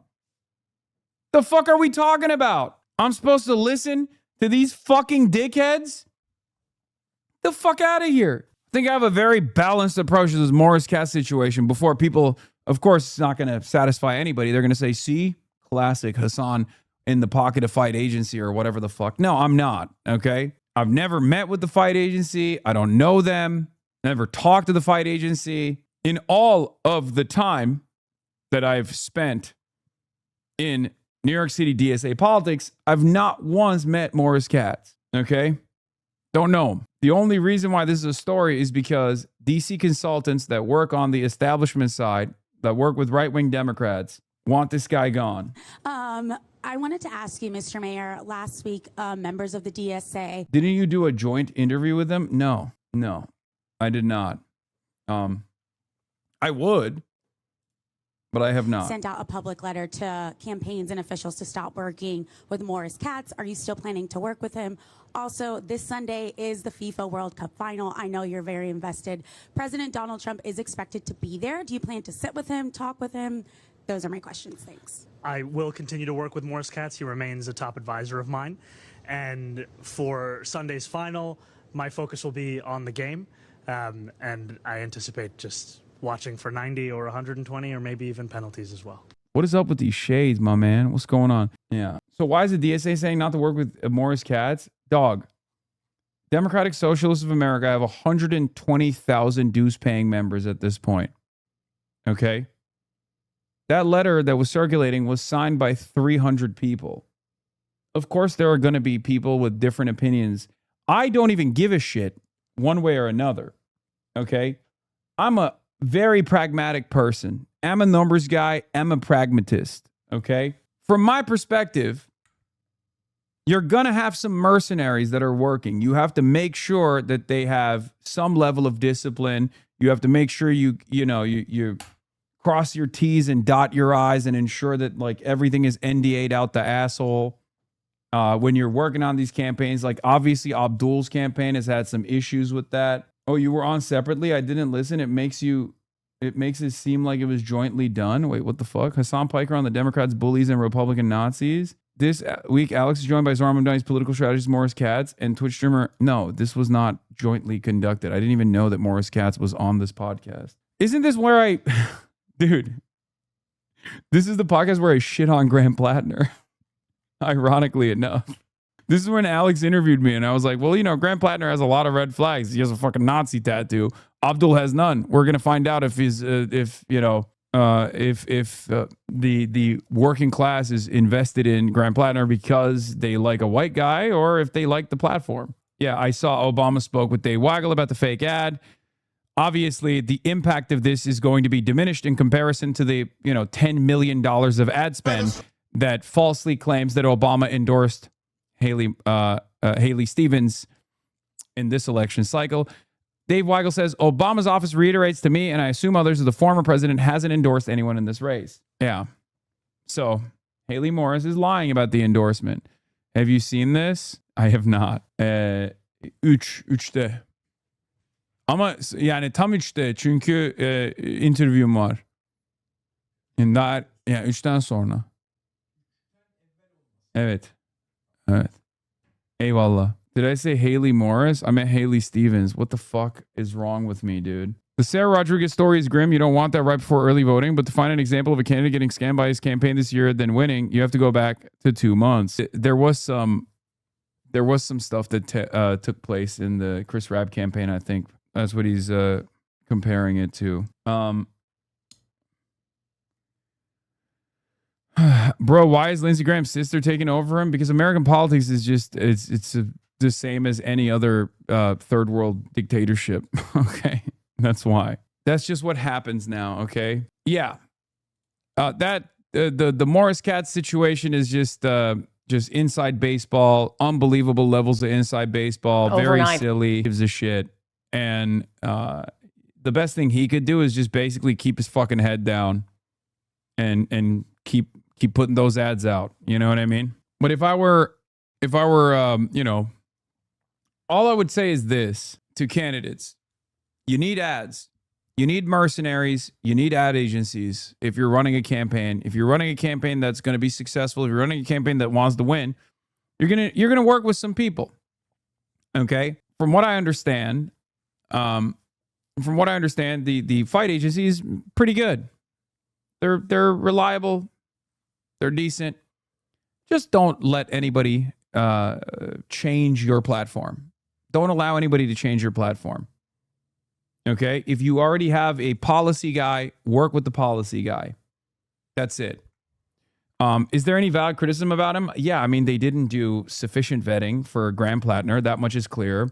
There was also some talks about how, like, they thought that Graham Plattner would be a potential president one day, which I think is totally ridiculous, and I thought was totally ridiculous at the time as well. So, you know, it just goes to show that, you know, you need a little bit more experience. You need a little bit more experience in the field.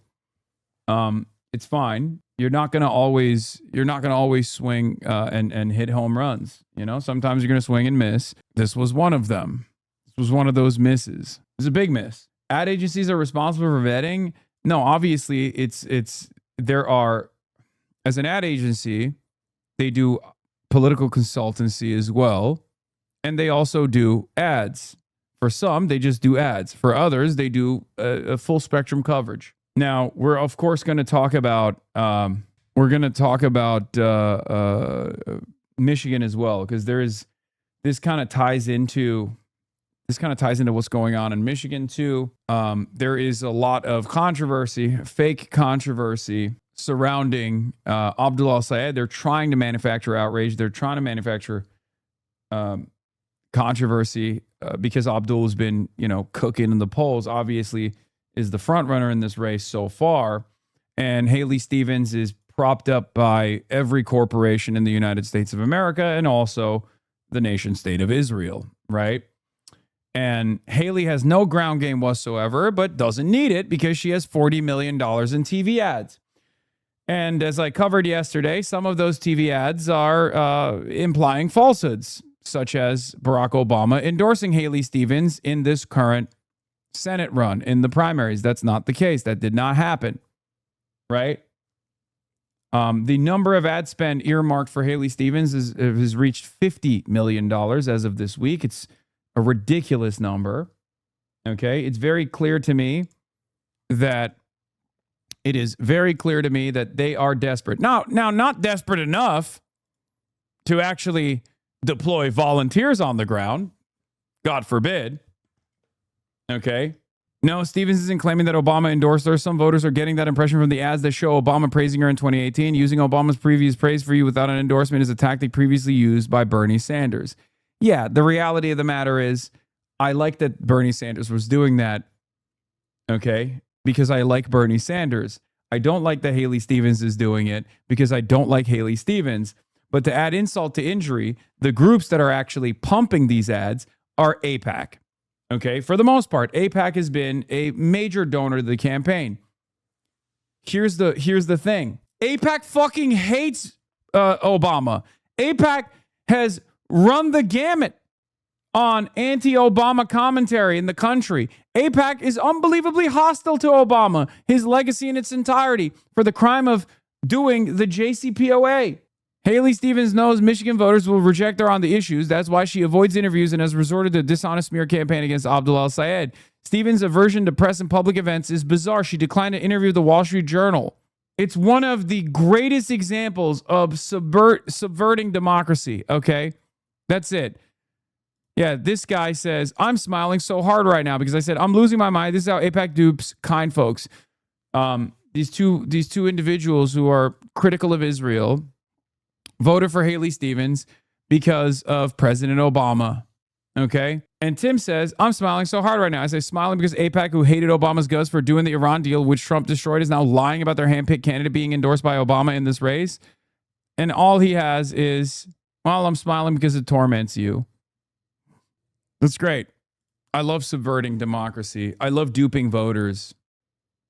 It's awesome. Yeah, here's Tommy Vitor saying, AIPAC spent tens of millions of dollars lobbying against the Iran nuclear deal, a signature Obama achievement, and is now running an ad featuring Obama that misleadingly suggests Obama endorsed Haley Stevens in the Michigan Senate race. Weird that people dislike the organization. These yeah. are your choice of slots.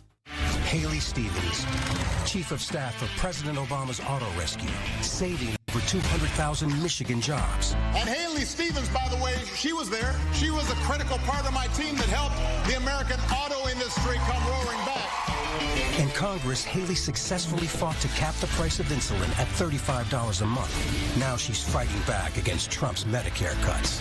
Haley Stevens, a proven fighter for Michigan. UDP's responsible. So they're doing everything. It's full spectrum. Okay. The AIPAC ads are everywhere, claiming falsely that Abdul El-Sayed disrespects women, hates women. Okay. When I was in Michigan, I genuinely could not believe how often the Abdul disrespects women AIPAC ad was being aired. It seemed to be in nearly every commercial break on every station. AIPAC's front group, United Democracy Project, just bought TV commercials for Haley between 7/21 and 7/27. The total is $4 billion. That is an unbelievable amount of money, chat. You have to understand, like, this is an unfathomable amount of money. Pro Haley TV, Haley Stevens TV and digital spending is now almost at $50 million.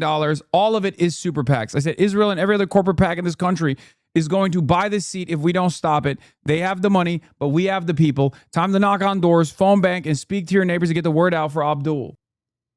It is insane. It's so flagrant. And I will admit, this is a story in and of itself. This is a story in and of itself. What are they afraid of? They're afraid of democracy. That's what they're afraid of.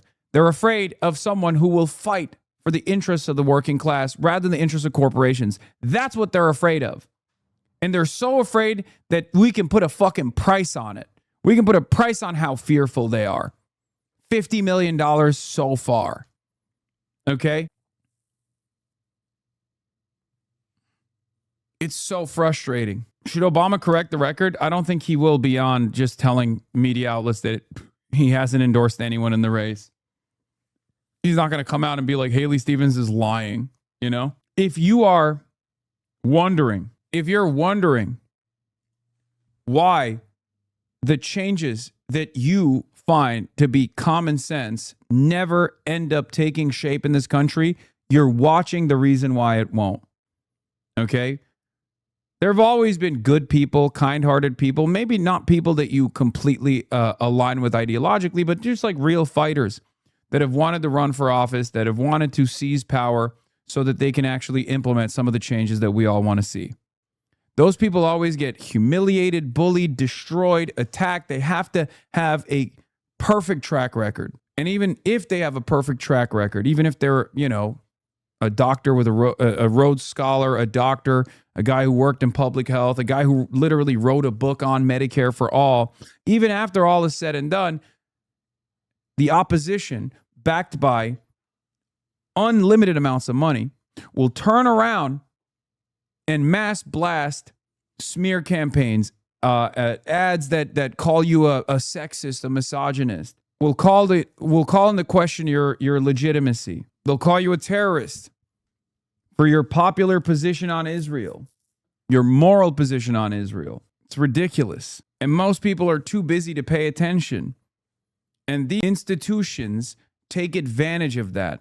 They take advantage of the good, kind-hearted, working-class folk that don't have time to sift through this information. They go, I like Obama, and Obama likes Haley Stevens.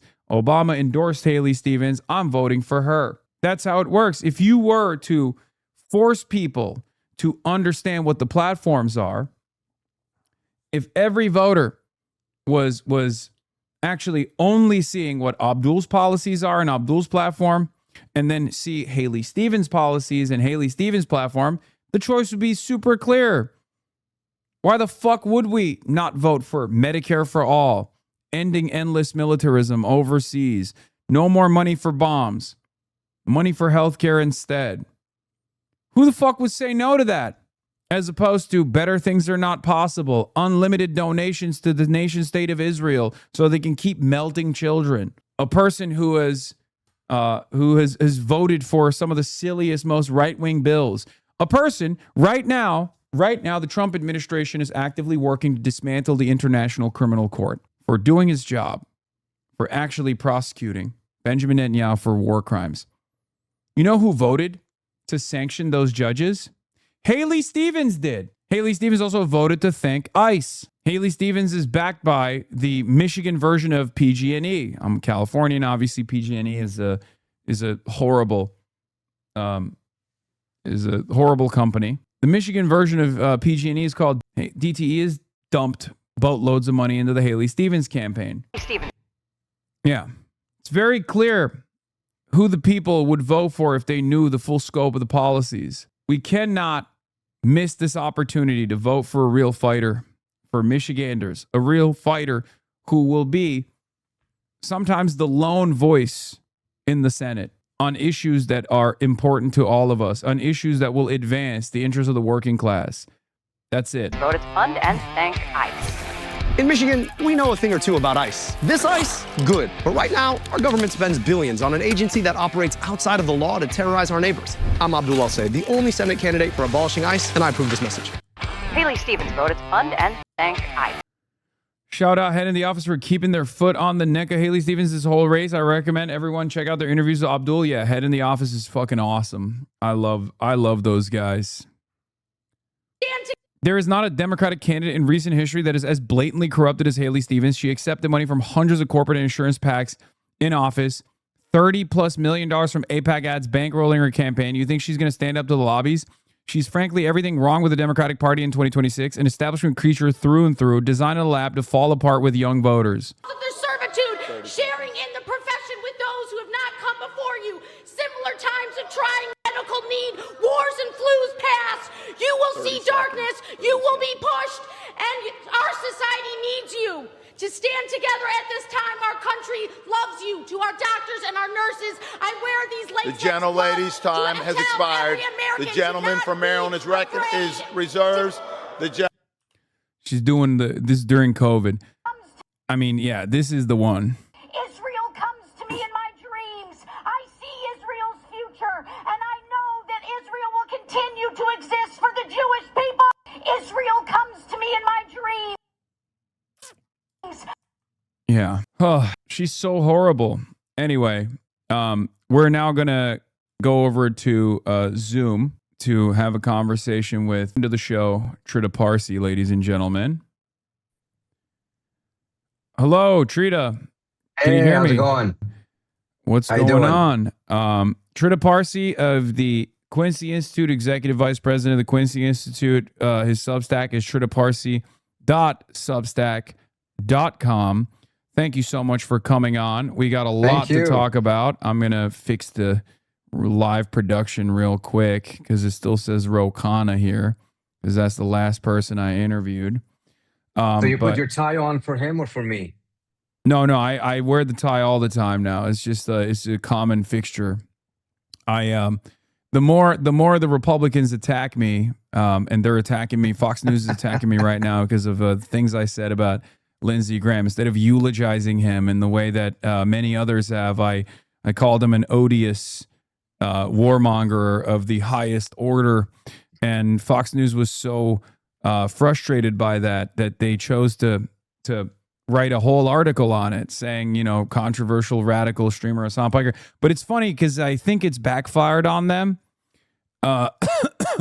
Because as far as I understand, even on Facebook, people are actually saying he's right. They're agreeing with me. How do you feel about the legacy of Lindsey Graham? Let's start there before we get into obviously the next steps and what's going on with this memorandum of understanding turning into a memorandum of misunderstanding. Look, to me, Graham was essentially a dying breed of hawkish Republicans who thought that there always was a military solution to whatever problem or non-problem that existed in the world, and drove the United States in an absolutely terrible direction. And at every moment, there was this effort to sabotage diplomacy from his end, belittle it, and shift things back towards some sort of a muscular, military-centric approach, which I think is ultimately has been disastrous for the world, but also very, very disastrous for the United States itself. And I do think it's fair to scrutinize his track record in the Middle East in particular, because his proximity to Israel and to the UAE, I think deserves scrutiny. Even after everyone had essentially given up, realizing it is an idiotic idea, he was still pushing to expand the Abraham Accords and make Israel the center of the region, having the Saudis normalize relations with them, throw the Palestinians even further under the bus.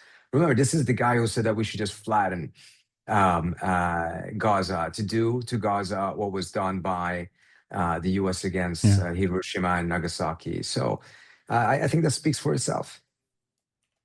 Yeah, absolutely. This was, I mean, he was one of Israel's most loyal soldiers. One of the aspects of his legacy, I think, that was ironically reported on extensively in the aftermath of his untimely demise is the fact that he was a champion of this latest war, this latest military quagmire that the United States found itself in. He was the middleman between Israel and Donald Trump. Something that has been reported on and openly admitted by Benjamin Netanyahu as well.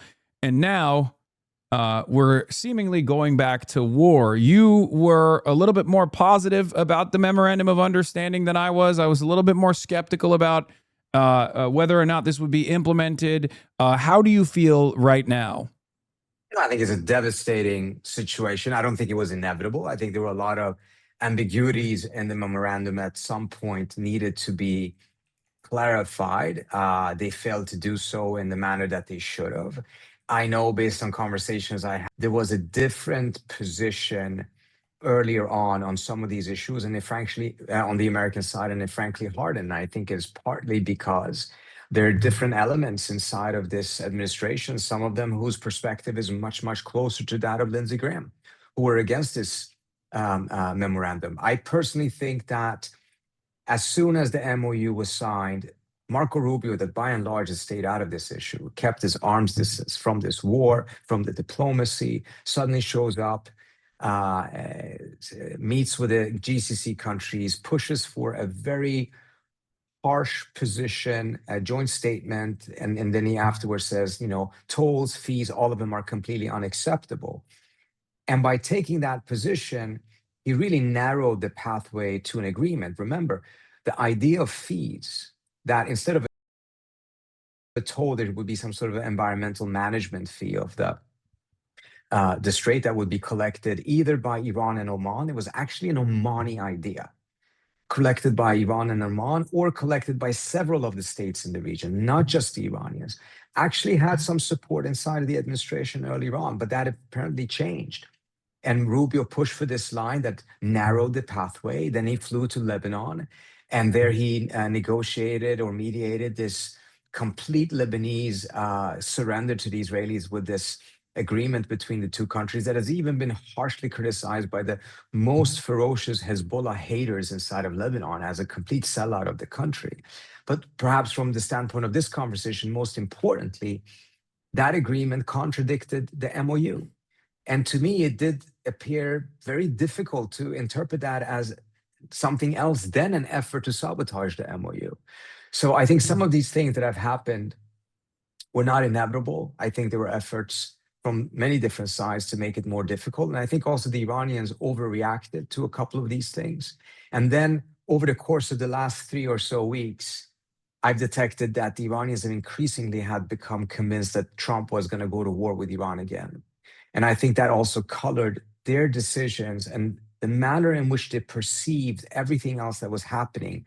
It was perceived as if it were to validate their suspicion that Trump was gearing up for another war. And I think then they made decisions based on that that frankly potentially helped make that a self-fulfilling prophecy. It turns out they were correct, though, right? I mean, there is some evidence, at least now, also the very fact that the MOU is done. Trump is saying that the war is back on. But the conversation that took place with J.D. Vance going on Michael Knowles' broadcast to openly admit that the memorandum of understanding was simply just to offer a moment of respite to the strategic oil reserves that were nearing crisis levels. Obviously, if it goes below 300 million barrels, you're reaching a red line. When there's a hard limit beneath 150 million, where the salt caverns that a lot of our strategic oil reserves are stored in could possibly collapse due to a lack of pressure. This hard limit is obviously something that the American side is paying close attention to. And we have a higher priority beyond simply managing oil and gas prices in the United States of America to ensure that, you know, the European markets do not collapse, right? So we're constantly exporting oil elsewhere. That limit has now, I guess, that crisis point has now been pushed back maybe 20 days. Is there anything different on the American side, on the American calculation this time around? Because every military analyst that I'm listening to that goes on, you know, CBS and whatnot, keeps repeatedly saying, well, we could, you know, take over Carg Island militarily. Well, why didn't we do that last time? If we had that capacity, that would have been tremendous leverage for the American side in the kind of ceasefire negotiation. So what is different this time around? Do you think that this is just going to be tit for tat for a little bit? Where do you foresee this going? Yeah.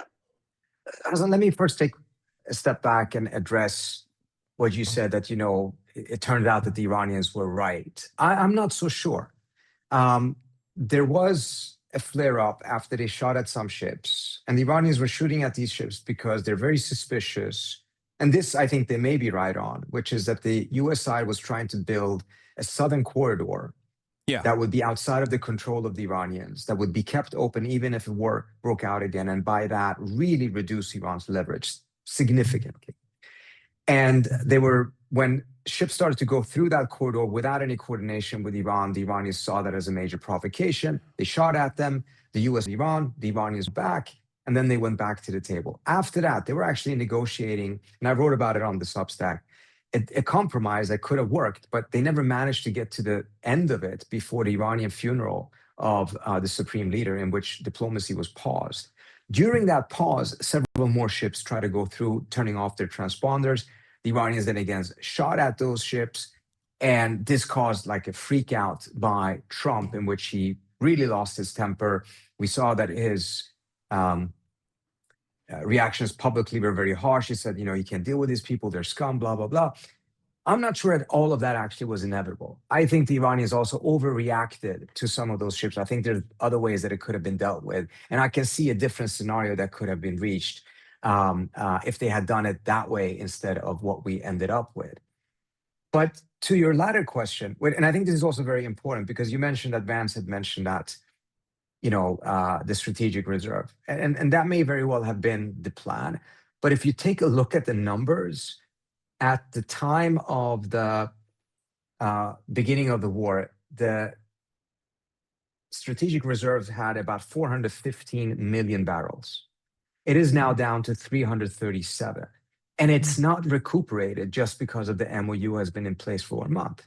So if the plan was, hey, let's recuperate that and then go back to war, that's not what we're seeing here at all. It's not gone back to that. In fact, it means that not only that, but also the rest of the global inventory that is still very much down, leads to a scenario in which if war happens, you really need to have a plan on how to get it done very quickly, because you simply cannot afford what happened last time. The runway for the US is much shorter than what it was last time.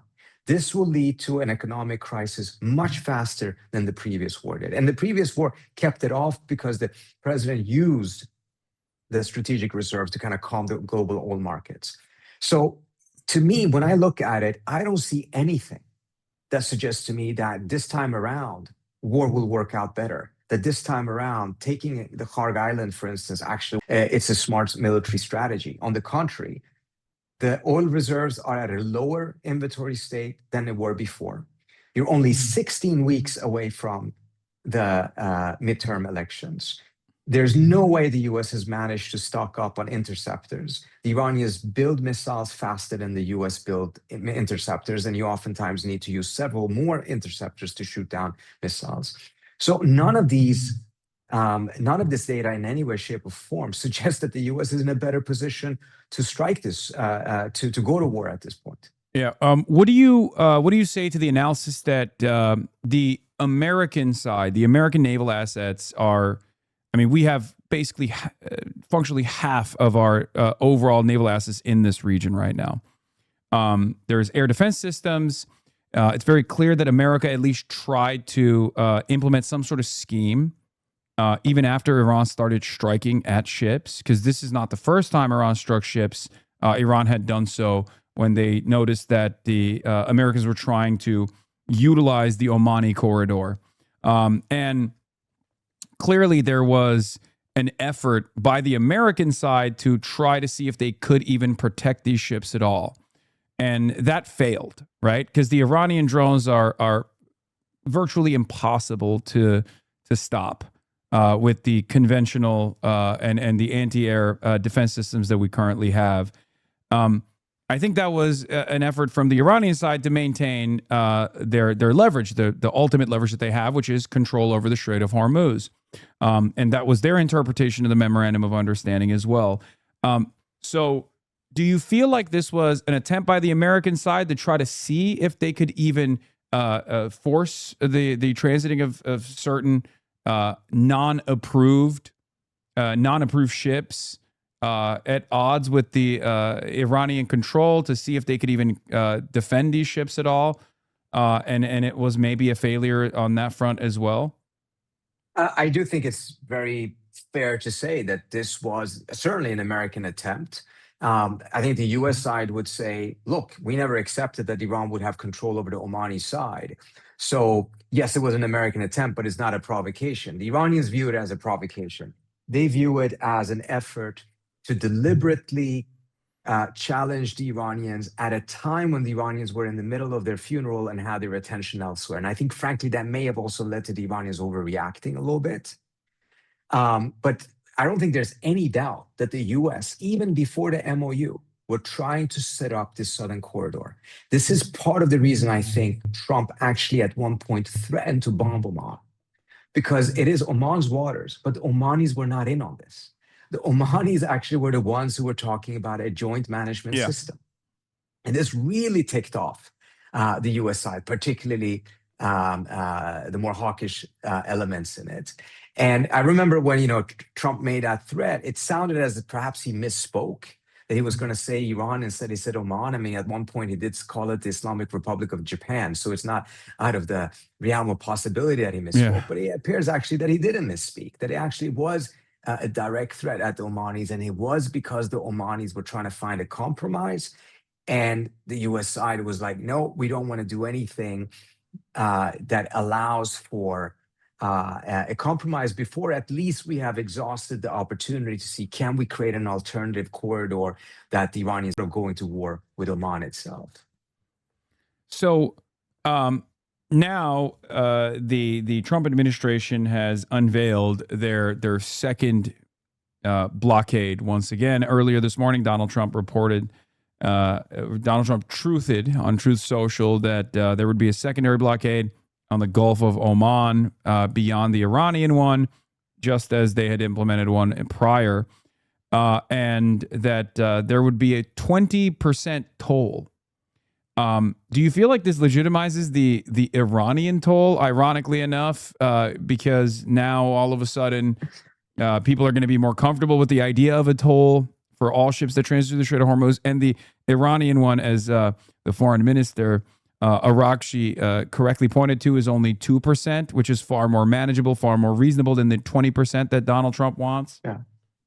I don't know if he mentioned 2% in his tweet. I did a calculation. It would land at 1 to 2% because they were going to charge roughly $1 million per ship, which would amount to roughly 1 to 2% added cost to any tanker going through the straits, which still compared to what the Turks are charging in Bosphorus, for instance, is a little bit higher, but nevertheless, 20%. I mean, frankly, Trump is not only validating the Iranian position inadvertently, he is also making the Iranian position or the Iranian plan rather attractive because it is much, much cheaper. And, this is combined with other messages that he sent that everything in Iran is going to be owned by the U.S. I think he's going back to these fantasies that he had early on in February, in which he thought that what he did in Venezuela can be replicated in Iran. And I think it's coming from that position of deep, deep frustration that things are frankly not going in his way. And I think one of the things the Iranians have tried to figure out Trump's psychology and use psychologists when it comes to writing messages to him to make sure that they kind of got a better response from him. One thing I think they missed is that he has this need for constant positive reinforcement. He needs a diplomacy to constantly produce an assembly line of good news. And if it doesn't, he just kind of gets frustrated and then can do a 180 and go back towards war. And I'm sure after a while, he's going to get frustrated with the war and try to go back to diplomacy. But it's just not the way that you can do diplomacy between two countries that have defined each other as enemies for 47 years. Also, on top of that, the conflict is yielding tremendous volatility in the global energy markets, and is slated to hit a hard limit where this global commodity that is necessary for survival, necessary for the grids to continue, for commodities to continue to be produced in the Asian markets, that'll then create an inflationary crisis in the United States. That's what's at stake here. The stakes are unbelievably high. So one of the other questions I had for you also is Saudi Arabia, which seemingly has decided to become more active in this conflict for some weird reason, out of nowhere, out of left field. There was a bombing of the airport, an airport runway in Sanaa that the Houthis have now responded to. There's talks about potentially closing the Bab el-Mandeb Strait as well. What do you think about that? Why is Saudi Arabia getting more active in this conflict? And where do you see that going? So I don't think it's clear yet that that is exactly what the Saudis are trying to do. I think it's important to keep in mind there is a UN Security Council resolution, which, I don't know if it was the right resolution, but nevertheless, to have a blockade of the Houthi controlled territories. And once the Iranians and the Saudis normalized relations and both of them kind of backed off and the war against the Houthis more or less died down, nevertheless, that resolution remains in place, and the Saudis have been insistent on making sure that the Houthis cannot reconstitute an open logistical transit route to the Iranians by air. The Iranians appear to have tried to challenge that during the funeral because they sent a plane to Sana'a to pick up Houthi officials to go to the funeral. The Saudis try to stop that, but they failed. But now when that plane is coming back, they're trying to they're trying to make something to make sure that this is not a new normalized relation. So I think that is the root of this, but it is taking place in the context of this larger conflict. And as a result, has a significant risk, even if that is not the intent of it, to spill over into that. And that could, as you mentioned, lead to the closing of the strait in the Red Sea as well. And if that were to happen, that is a major, major escalation. My own suspicion is the Iranians do not want to see that happen until there is a major escalation by the US, and then this would be the response to it, rather than them doing it preemptively and by that justifying further escalation by the United States. So far we've seen talk about it. We've not seen any real measures that they're doing it. I guess the $1 million question or the $1 trillion question is, where do we go from here? If America is going back to striking Iran and trying to somehow gain some kind of leverage that they failed to do so in the last 130-day operation, what do they think they can get out of it when on the strategic oil reserve side they have even less runway? What the hell is going on? I mean, it's clear that the war of attrition is more beneficial for Iran than it is for the United States of America. Obviously, they're suffering as well if there's a blockade. Their economy is in tatters, certainly. But at the end of the day, they're used to a level of sanctions regardless. They've built some semblance of resilience regardless. And therefore, they're better positioned overall as they were during Operation Epic Fury. Where do we go from here? Why is America doing this again? Also, how much involvement does Israel have in this second destabilization operation that destroyed the Memorandum of Understanding? So on your first question, I have a piece in Responsible Statecraft about this. Now we're going to add a paragraph mentioning that sheer stupidity is not included in any major IR theory, but it actually deserves a significant role, because so much of what is done is decisions that are really not based on any clear wisdom and is more in the imbecile category. To me, this is just plain out stupid for the very same reasons that you said. I do not, unless, again, there is some sort of a conclusion that there is another military option that can wrap this up in less than a week or two. They haven't deployed. That they've just Exactly, weirdly they haven't enough, deployed, out of the kindness of their hearts, did not deploy against their foreign adversary of 47 years. Exactly. And certainly not in the previous just couple of months. So I'm extremely skeptical. And as a result, I do think that this is, at best, it's going to lead, and this is really at best, if we're lucky, there will be a return to the table. Facts on the ground will not have changed dramatically in either direction. The only thing that will have changed is that the lure of thinking that through military action, you can reorganize the situation in a manner that gives you the benefit at the negotiating table, that lure essentially has been eliminated more or less. That's the only thing I can see. That would be the best case scenario, because I don't believe that this is going to give any major change. In fact, I think it's going to be very difficult to get back to the table after this. The Iranians are increasingly convinced that even if Trump has an intent for a deal, he does not have the capacity to actually strike a deal. And the American political system does not have the quality left in it to sustain a deal once there is a different administration in place. This is a concern they already had during Biden. They were worried that they would be giving up their leverage, and then Trump would come back in and would uproot that agreement. And now I think it's become even further. Let me give you an example. As one of the first measures they did in this round of escalation is that general license that had been granted to the Iranians to sell their oil, because the US itself needed more oil on the market and needed to push down oil prices. They rescinded it.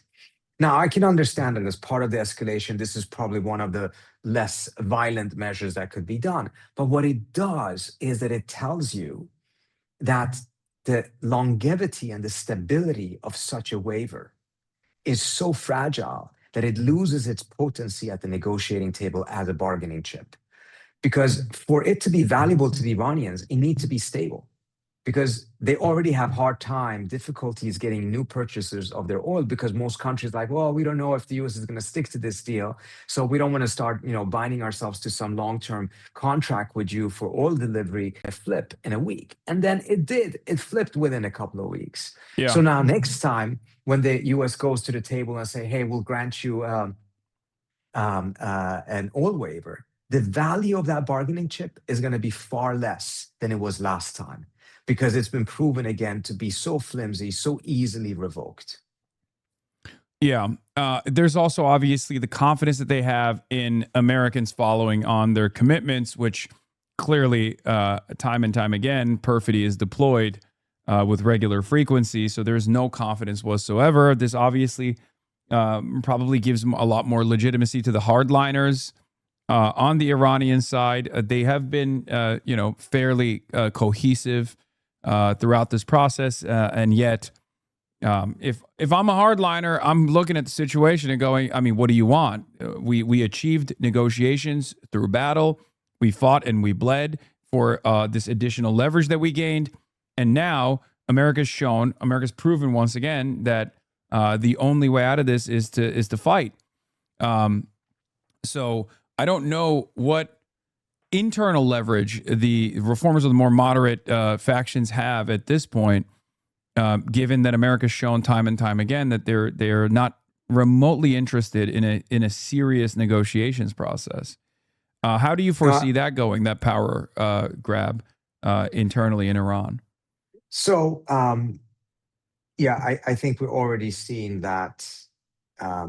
They're increasingly concluding that the US was intending to go to war from the outset. I personally don't think that is necessarily correct, but that is what they're seeing. And I think the Iranians going forward are going to be even more difficult to deal with, because, again, For them now to be able to muster the type of consensus that is needed in their system to be able to sign an agreement, to come to a yes, is going to become even more difficult than it was before. This is one of those things also, and I've mentioned this publicly before, that I had told the administration prior to the war that they're really kind of miscalculating the Iranians. It's not about them being ideological or courageous, but I just don't see the system being capable of surrendering. And the reason for that is that they need to get to a consensus to surrender.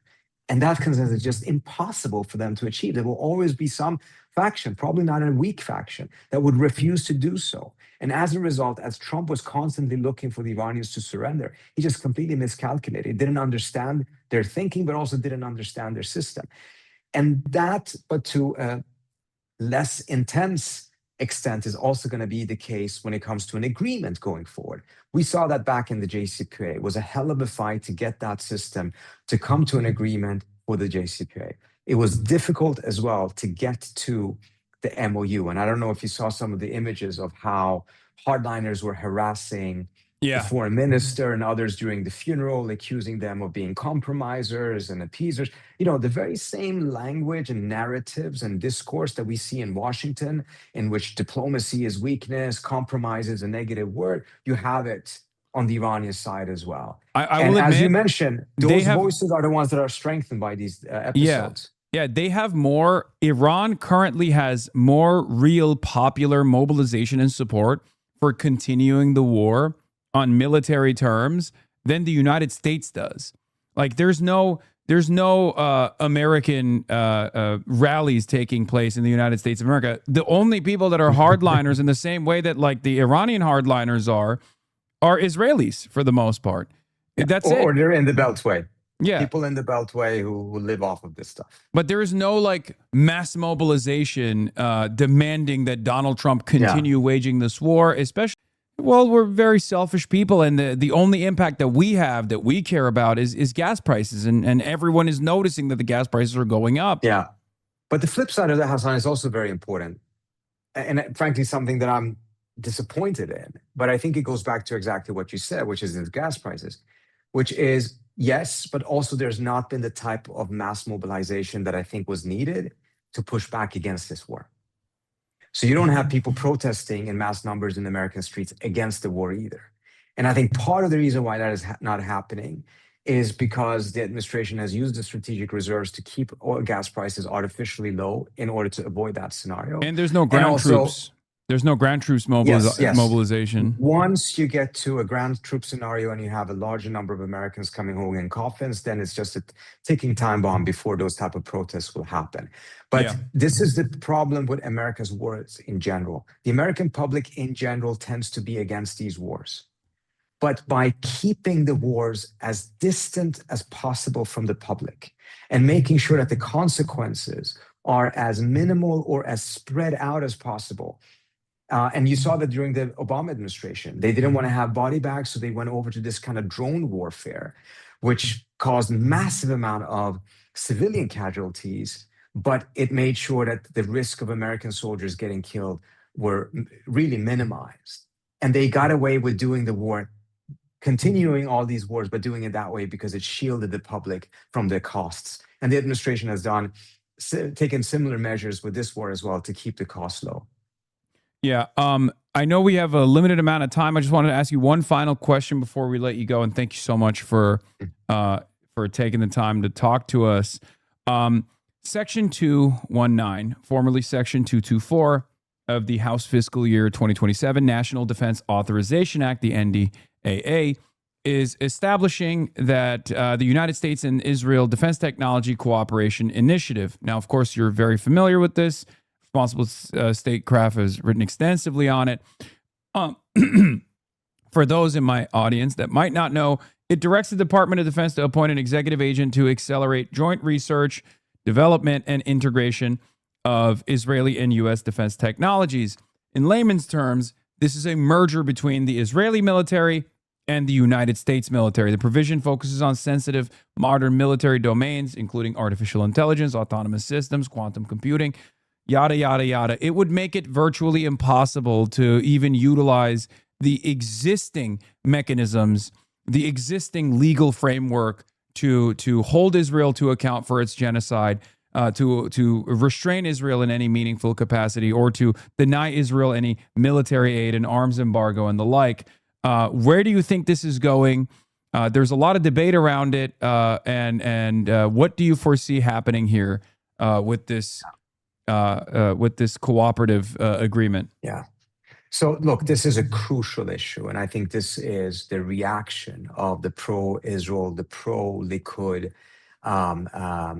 groups in Washington, as well as the Israeli government, to the fact, and you're one of the leading voices of that, the American public, particularly younger Americans, are waking up to the very negative aspects of the U.S.-Israeli relations. They're turning against it, and it has translated into serious bills in the Senate to end funding, not just defensive, but all funding of the Israeli military. And this is frankly a very clever maneuver by them to actually take that and then embed Israel inside of the American military and the Pentagon budget and make it a bureaucratic exercise, not something that has oversight by Congress, not something that Congress has to vote on every X amount of years, etc. This allows the money not only to go up, but it allows the money to be hidden from the American public. Yeah. And this is their reaction to recognizing they are losing the American public. Now, whether it will succeed or not, I haven't followed the latest things. There are other people at Quincy. In fact, Steve Simon is the one who wrote the first piece on this and really in detail explained what the Israelis were doing on this, who would be in a much better position to say where the status is. But I can tell you, if it passes, it means that essentially this very, in my view, negative relationship between the United States and Israel, the one that is based on this carte blanche, the one that is based on essentially just allowing the Israelis to do whatever they want, will be given another and a very major new lease on life. Yeah, this I think is a direct response to the growing demands to decouple America from Israel. It would make it much easier for Israel to simply turn around and say, okay, we're not getting any more military aid from the United States of America, and turn the relationship de facto into the similar structure that already exists for jet fuel, for example. Many people would not know this, but like the American government sends Israel jet fuel as a part of its Pentagon budget, and it's not above the, it's not an above board expenditure that would be written about as military aid to Israel. So this would turn every part of our security cooperative relationship into this opaque structure that is not is much more difficult to identify and much more difficult to restrain. A terrifying bill, and you know, a new version of the depravity that I have grown to expect from the American government and certainly the Israeli one. Trita, thank you so much for coming on. Thanks so much for having me. I really appreciate it, Hasan. What do you want to promote before we let you go? You got your Substack? Yeah, so my Substack is just tritaparsi.substack.com. You can follow me on Twitter at tparsi, and also, of course, the Quincy Institute's website, quincyinst.org, or Responsible Statecrafts magazine, which is responsiblestatecraft.org. All right. Thank you so much, Trita, Thanks for so much. coming on, Appreciate as it. always. Bye. Thank you. Bye. All right. That was Trita Parsi. Michael Savage is still alive. Apparently, yeah. So, in Maine, another place where ICE is operating and with no authority whatsoever, but absolute intensity, ICE agents killed another person, unfortunately. Let's take a look. An ICE agent shoots and kills a man in Biddeford. We have the scene where multiple shots were fired at around 8 o'clock this morning. To the protest and rally against ICE, with the community calling for answers and change. Maine again in the national spotlight, and we're getting new details and responses. Breaking news, a person is after that shooting involving federal ICE agents. Thank you for joining us. First at 4, I'm Megan Torgeson. And I'm Kathleen Jordan. We know this happened at the intersection of Poole Street and Hill Street in Biddeford. Members of that community are still shaken up this afternoon. We want to get right to John Chrysos, who is leading our coverage from Biddeford right now, where the community is set to gather for a vigil in just a few hours. John, what do we know at this point? Kathleen, you mentioned that vigil now set for 7 o'clock, and learning just about an hour ago here this afternoon, the Maine Attorney General's office is now part of this investigation. And here at Mechanics Park, you can see the crowd gathering already, those protesters there on the street corner. They are demanding answers, holding signs, trying to understand how a reported immigration operation ended with a man just a few blocks away from where we are here. This incident putting Maine back in the national spotlight and the conversation once again over immigration enforcement. You may remember in January, ICE agents spread out across Maine for that controversial Operation Catch of the Day. So here this afternoon, we have all angles covered. We do have that team coverage for you today. Nora Hogan tracking protests and the vigils in the community here at the park. Bonnie Bishop following local lawmaker reaction. But we will start with Ronnie Perillo here first at 4, who is on Poole Street, learning more details about the shooting. And so, Ronnie, that man not identified here yet this afternoon, but we are hearing from 2 immigrants' rights groups who are saying that he was a 26-year-old man from Colombia. That's right, John. And now federal officials are on scene investigating the that involved Immigrations and Customs Enforcement this morning. And the Maine Attorney General's office says it also is investigating today. This all happened shortly after 8 o'clock this morning, right here at the corner of Poole and Hill Streets in the city of Biddeford. Neighbors telling us they heard at least 4 shots ring out. The AG's office says an ICE agent was conducting a final order of removal on a man in the country illegally when a man who was driving a white Kia drove towards the officer and tried to flee. That's when officials say the officer fired at the driver and killed him. Now, we do know that Kia is registered to a Jonathan Ramirez of Biddeford. It's not clear right now if Ramirez was the driver of that vehicle at the time of the shooting. Now, we spoke with a neighbor today, shaken up by what happened just feet from the place that she calls home. See a small white car being corralled by 2 men trying to stop it from losing control around the intersection. And yeah, drove toward the officer and tried to flee is a narrative that doesn't make sense. And it's also what you hear from local news when the local news just places a higher order of emphasis on the official organs of the government and their press releases, even after the 700th time that ICE has lied. ICE has done this over and over again. This just happened. This just happened in Texas. There's also video footage of the event once again. It's horrifying. They not only shoot him and kill him, but they slam his lifeless body and his head into the concrete afterwards. 26-year-old man in Maine. His wife and child were in the car. He had the proper paperwork to work in the United States of America, for the record. They shot him.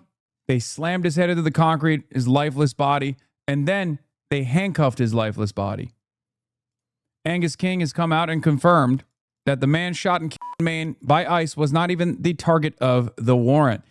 Even if he was the target of a warrant, by the way, this is disproportionate use of force. This is completely unacceptable. Gestapo, abolish, punish. We have to maintain law and order. As long as ICE exists, there is no law and order. It's that simple. How many murders a week do we have to get to before people start saying, okay, this is actually up? All of a sudden, all these plainclothes, vested men started running down the street, abandoning. Classic. Department of Homeland Security Secretary Mark Wade Mullen has informed me that the Boston office of the DHS Inspector General has taken over the investigation in the Biddeford shooting in cooperation with the FBI. There you go. Another cover-up. There you go. Another cover-up. Thank you, Susan Collins. Ghouls. Absolute ghouls. Hold on. I don't want to see this. This might be a update. New video shows ICE agents running alongside the car. The video does not show the agents in danger of being run over. Agents shot and killed the driver. Witnesses say they heard 4 shots. Not even mentioning the conditions of people once they are detained. Yes.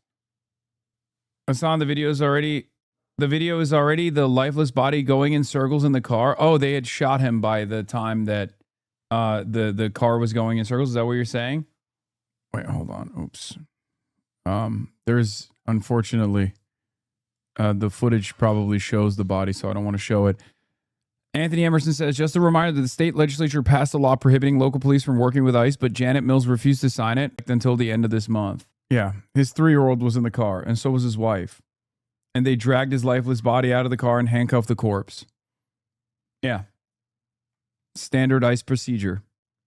There are cars kind of everywhere with regular people behind them. And John, like you said, we do know that the man involved, according to an immigrants' rights group, was a 26-year-old from Colombia, but that's all we know. Law enforcement not releasing any names right now. The AG's office also telling us this afternoon that Maine State Police, Saco Police, and Biddeford Police are all involved in this investigation. John? Okay, Ronnie, thank you. You can probably hear those no ICE protesters behind me here this afternoon, and vehicles also driving by, beeping their horns, some in support, others screaming out the windows that the protesters should go home and not be here. So you hear those community members taking to the streets, calling for ICE to get out of Maine. That is the message here this afternoon. Nora Hogan, she is here as well with those protests all day. Nora, we've seen this crowd grow and evolve over the day. Still people, growing crowd here in Mechanics Parks. What are you hearing from where you are, and how have these protests kind of changed throughout the day? I'm standing in Mechanics Park. Yeah, John, well, there are still people here in Mechanics Park, as you pointed out.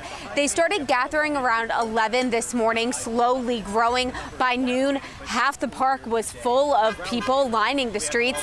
They started marching up Main Street before gathering out in the street in front of Senator Susan Collins' office and then moving back here to continue their day. I briefly caught up with the police chief. Police officers have been stationed around the city directing traffic when necessary. The police chief tells me she's happy to report that protesters have remained peaceful. Today, those protesters are speaking up for their immigrant friends and neighbors here in Biddeford and calling for accountability from elected officials in the wake of this killing. And I want our state to really take measures to ensure that everybody is safe, no matter who they are in this state. And until that happens, we can't say that this place is safe for all Mainers. I spoke to him. And coming up at 4:30, we'll actually take a look at why this site plays an important and interesting role in the history of Biddeford that bears a lot of relevance for protesters here today. For now, back to you, John. Okay, Nora, thank you. We hear that beeping as well. Not sure if you can hear that at home, but that is a public works truck, which appears to be setting up some kind of barricades, some concrete barricades. So we'll keep you posted as we see more about what's happening over there as the night progresses. But at least 2 members of Maine's congressional delegation saying that body-worn cameras are needed in situations just like this one. But Senator Angus King telling us today that body cameras were not used during today's shooting. Bonnie Bishop is covering that part of the story here this afternoon. She joins us from the ICE detention facility in Scarborough. So, Bonnie, what are you hearing from them? Well, John, Senator King says that he is worried that they weren't wearing body cameras today, saying that's something that they should have had on them from the start. Now, this all comes after Congress passed legislation funding DHS, ICE, and border protection through the end of President Trump's term just over a month ago. That $70 billion package includes funding for body-worn cameras. Congressman Jared Golden voted no on this, as well as Congresswoman Shelley Pingree. Senator King voted no, and Senator Susan Collins voted yes. Senator Collins is weighing in today, calling for a, quote, full and impartial investigation. Governor Janet Mills says situations like these are frightening, and we haven't heard from Golden just yet, but here is more from King. Literally every single person that's like fake complaining right now is responsible for this happening, by the way. Like from Janet Mills refusing to sign into law, ICE's refusal, local police refusal cooperation with ICE, down to obviously Senator Susan Collins, who is pro-ICE. Every single one of these people is responsible. Monsters. All of them. Monsters, dude. In Pingree. We've been told that body cameras would be widely distributed.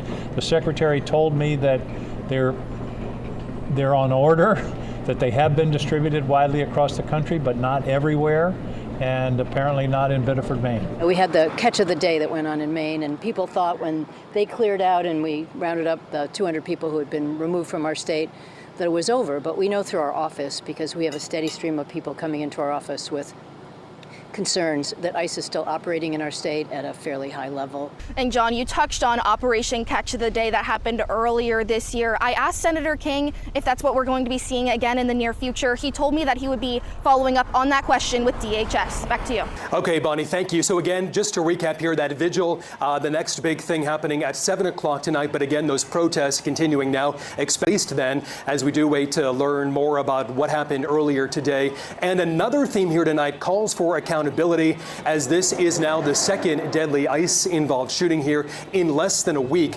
across the country. The other incident happening in Texas. We'll take a closer look at that coming up here at 4:30. For now, Megan and Kathleen, back to you. I was drinking my coffee, and I heard a gunshot.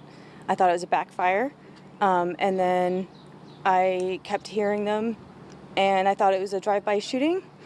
And so I get up and look out the window, and I see a small white car being corralled by two men trying to stop it from losing control around the intersection. And all of a sudden, all these plainclothes, vested men started running down the street, abandoning their cars kind of everywhere with regular people behind them. And I didn't see him, the white car that's in front of his vehicle. He just came and slowly just wedged it closed. Like, the car wasn't out of control that I saw. And that's what I saw until EMS arrived pretty late. And the bus then pulled up to the side street there, and that's when they kind of shut everything down. Learning what happened, what goes through your mind, especially living right where it happened, right in front of where it happened? It shatters the illusion that Maine is safe. This is my home of 34 years. And with Lewiston happening, and you hear about the violence that happens everywhere else, and you're ignorant to think that it can't happen here. And it's really upsetting that, like, you don't think about it until it does happen here. I don't know what he did, but he didn't deserve to be executed in the street. I didn't hear anything until the gunshots, so I don't know anything other than that he's dead. Did you see him laying in the street after the fact? No, I didn't. The car pretty much effectively blocked it really well. But like it wasn't like a high-speed crash or anything. It just was like a gentle wedge, and then like men were walking up with, cases and stuff, and that's all I was able to see, fortunately. Did you notice anything identifiable with the authorities that were involved here, whether it be DHS or ICE? Could you tell who they were with? I saw the green vests and the yellow writing, but at the time it wasn't really like processing exactly who it was until there was a man here recording as well, who confirmed it was ICE. Like, it definitely crossed my mind, but like when he said that, that's when it became like real. That detail, understanding that this apparently was a deadly ICE shooting. Mm-hmm. Do you have any reaction to that portion of this?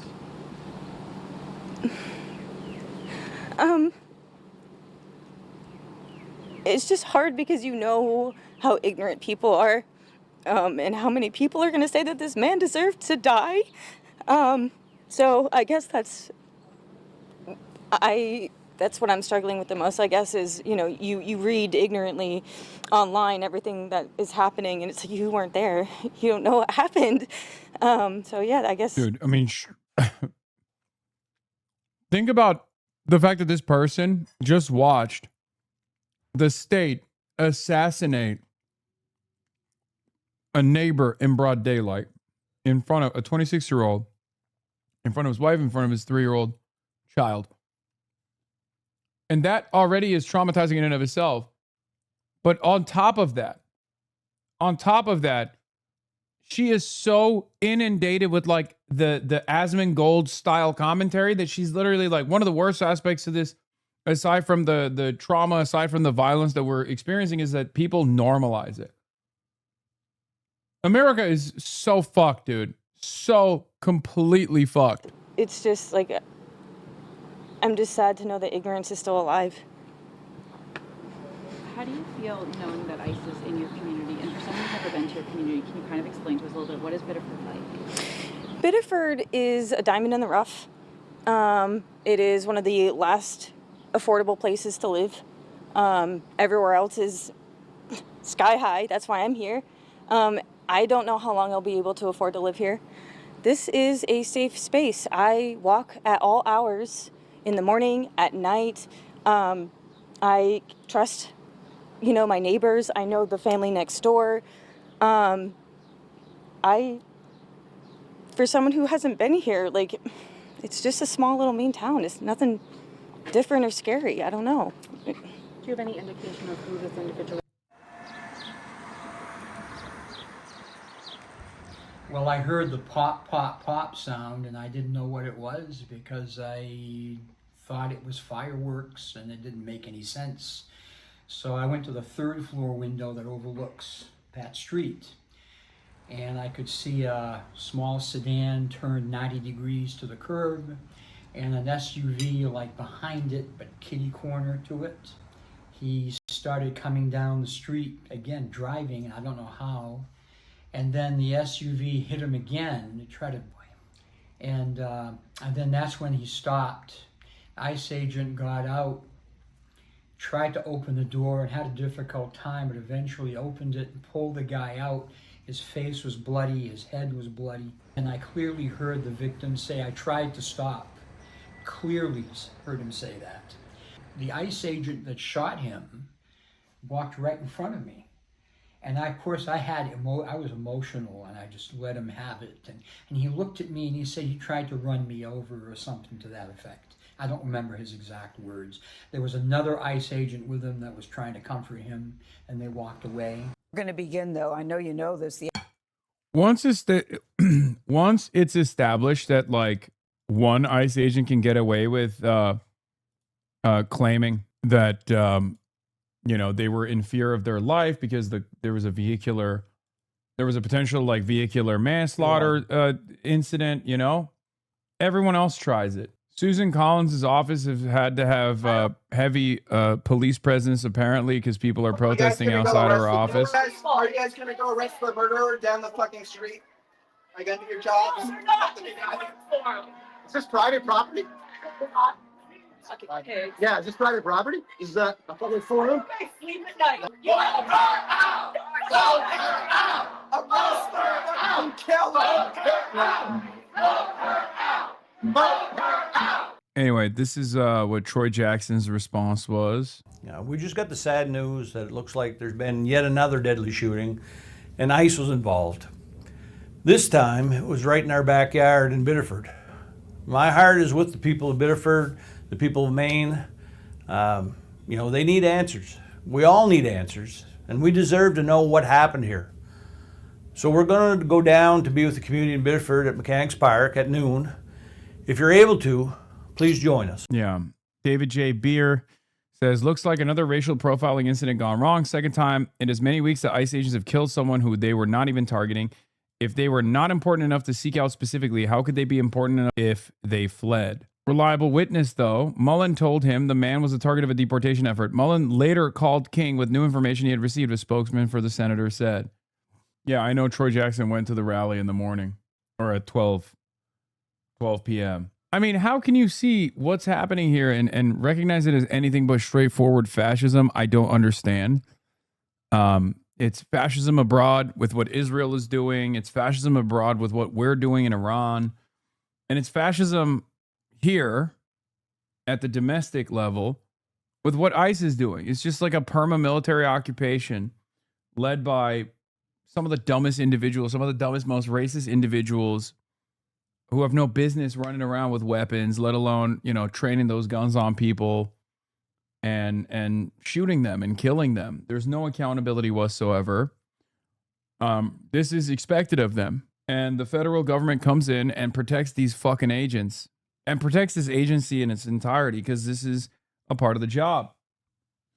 Make no mistake. This is very much a part of the job. This is very much a part of the expectations that ICE is supposed to be this violent, ruthless, racist paramilitary force that's completely unaccountable, that just goes around and targets random people that they declare on the spot are enemies of the state that deserve lethal lethal intervention. And anytime this happens, local law enforcement wants to cover it. Local law enforcement obviously has jurisdiction to cover this murder, and yet the American government intervenes. The federal government kicks in and says, no, you can't touch it. You can't touch these people because it's their job. There is a little bit of honesty in that. The problem is their job is evil. Their job is to do this kind of violence. It's unacceptable, and we have to stop it. That's why it's obviously unbelievably important that you join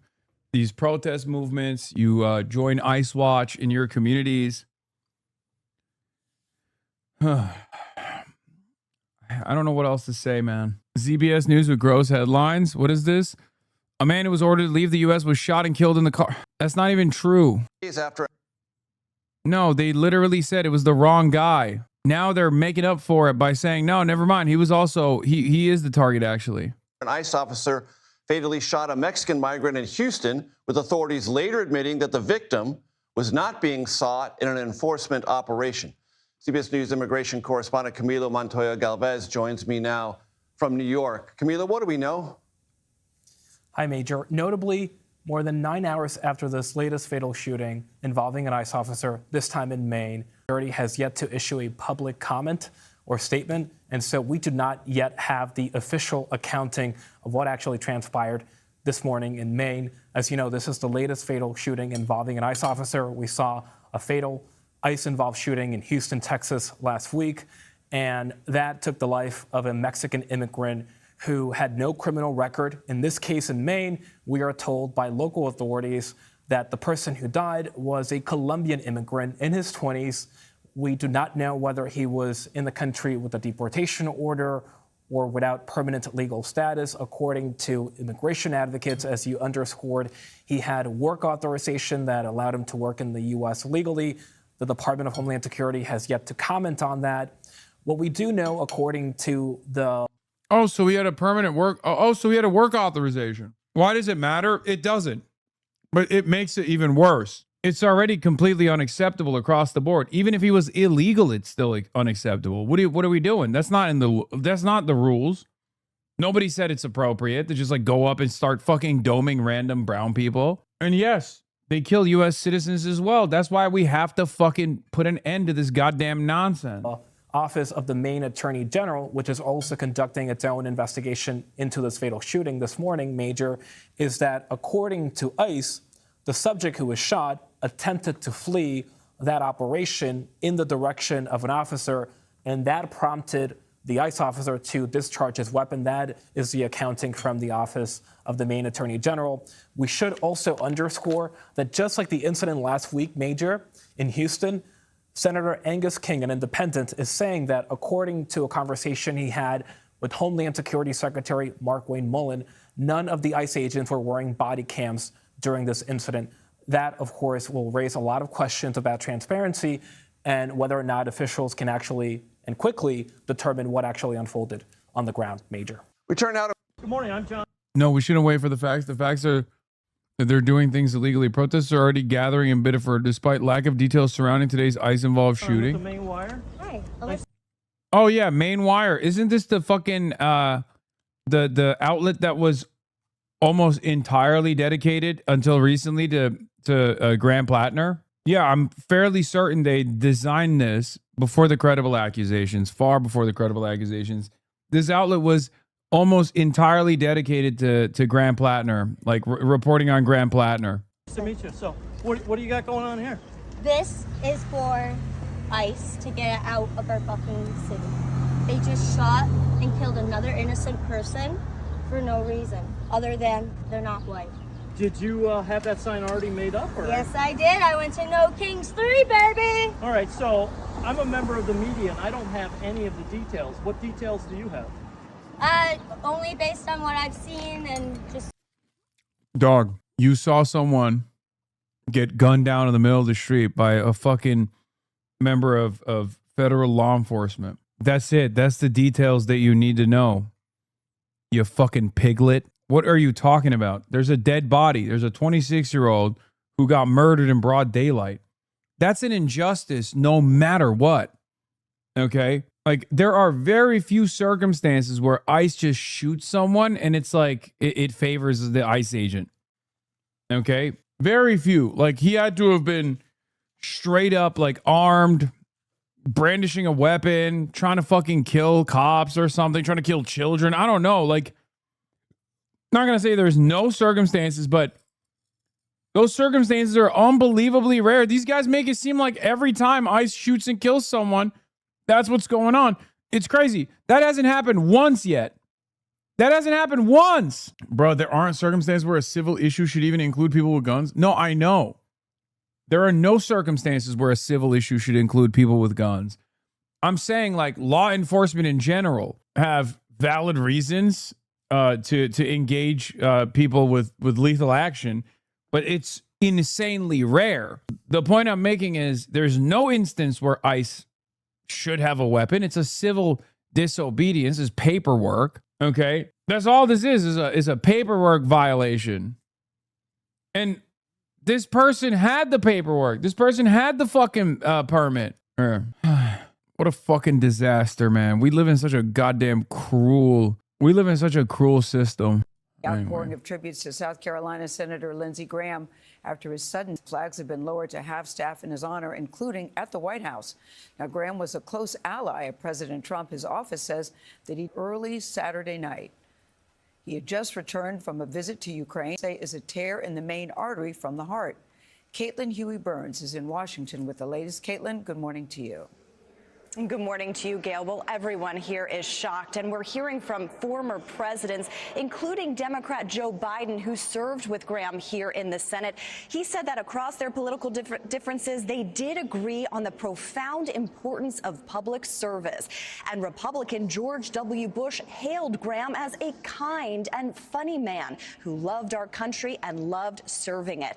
And President Trump said that he spoke with Graham on Saturday night just before he said his once political rival turned ally was like a member of the family.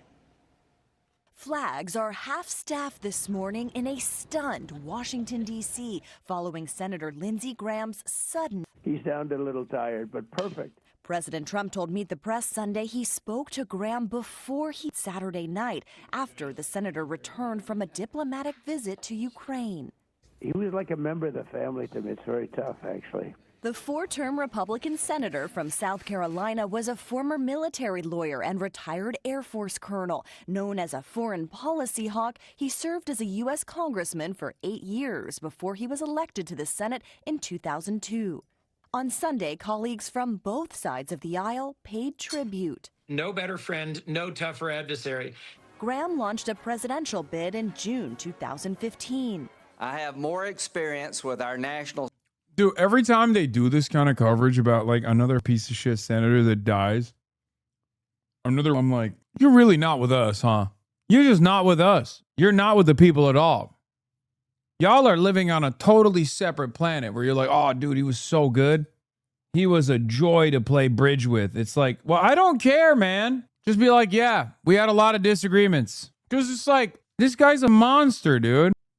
Your fans might get you to actually become a shipping magnet. Every day I pay for MOFSG to help rich businessmen who yearns to bring jobs, wealth, and prosperity to the great nation of Singapore.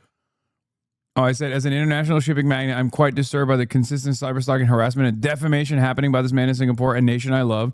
It's making me reconsider doing business in Singapore. Yeah. The fact that the beautiful nation state of Singapore has refused to take action against a cyber criminal makes me truly uneasy. Security than any other race. But he dropped out just 7 months later as Donald Trump rose to the top of the race for the GOP nomination. He's a race-baiting, xenophobic, religious bigot. But Graham... Yeah, it is kind of wild, by the way. 26-year-old with a permit for working on U.S. soil gets in the middle of the street. And every one of these same media outlets are rushing to defend the Department of Homeland Security. Lindsey Graham, who is a demon, who was a demonic entity through and through, who basically got his life force from the charred flesh of children, who's he celebrated excitedly, and destruction he pushed for every day that he was in office. He dies at the age of 71, and everyone's like, this is a disaster. What a catastrophe. I can't believe it. Our priorities are warped, man. Like, I get it. He's famous in comparison to this other guy, but you're far closer to the 26-year-old that got by ICE than you are to Lindsey Graham. And 26-year-old who got by ICE has had no adverse impact on your life. As a matter of fact, just a regular dude. Lindsey Graham, on the other hand, has. Fun fact, Meet the Press has it out of Palestinian or Palestinian-American guest in over 7 years. Rashida Tlaib was the last time in May 2019.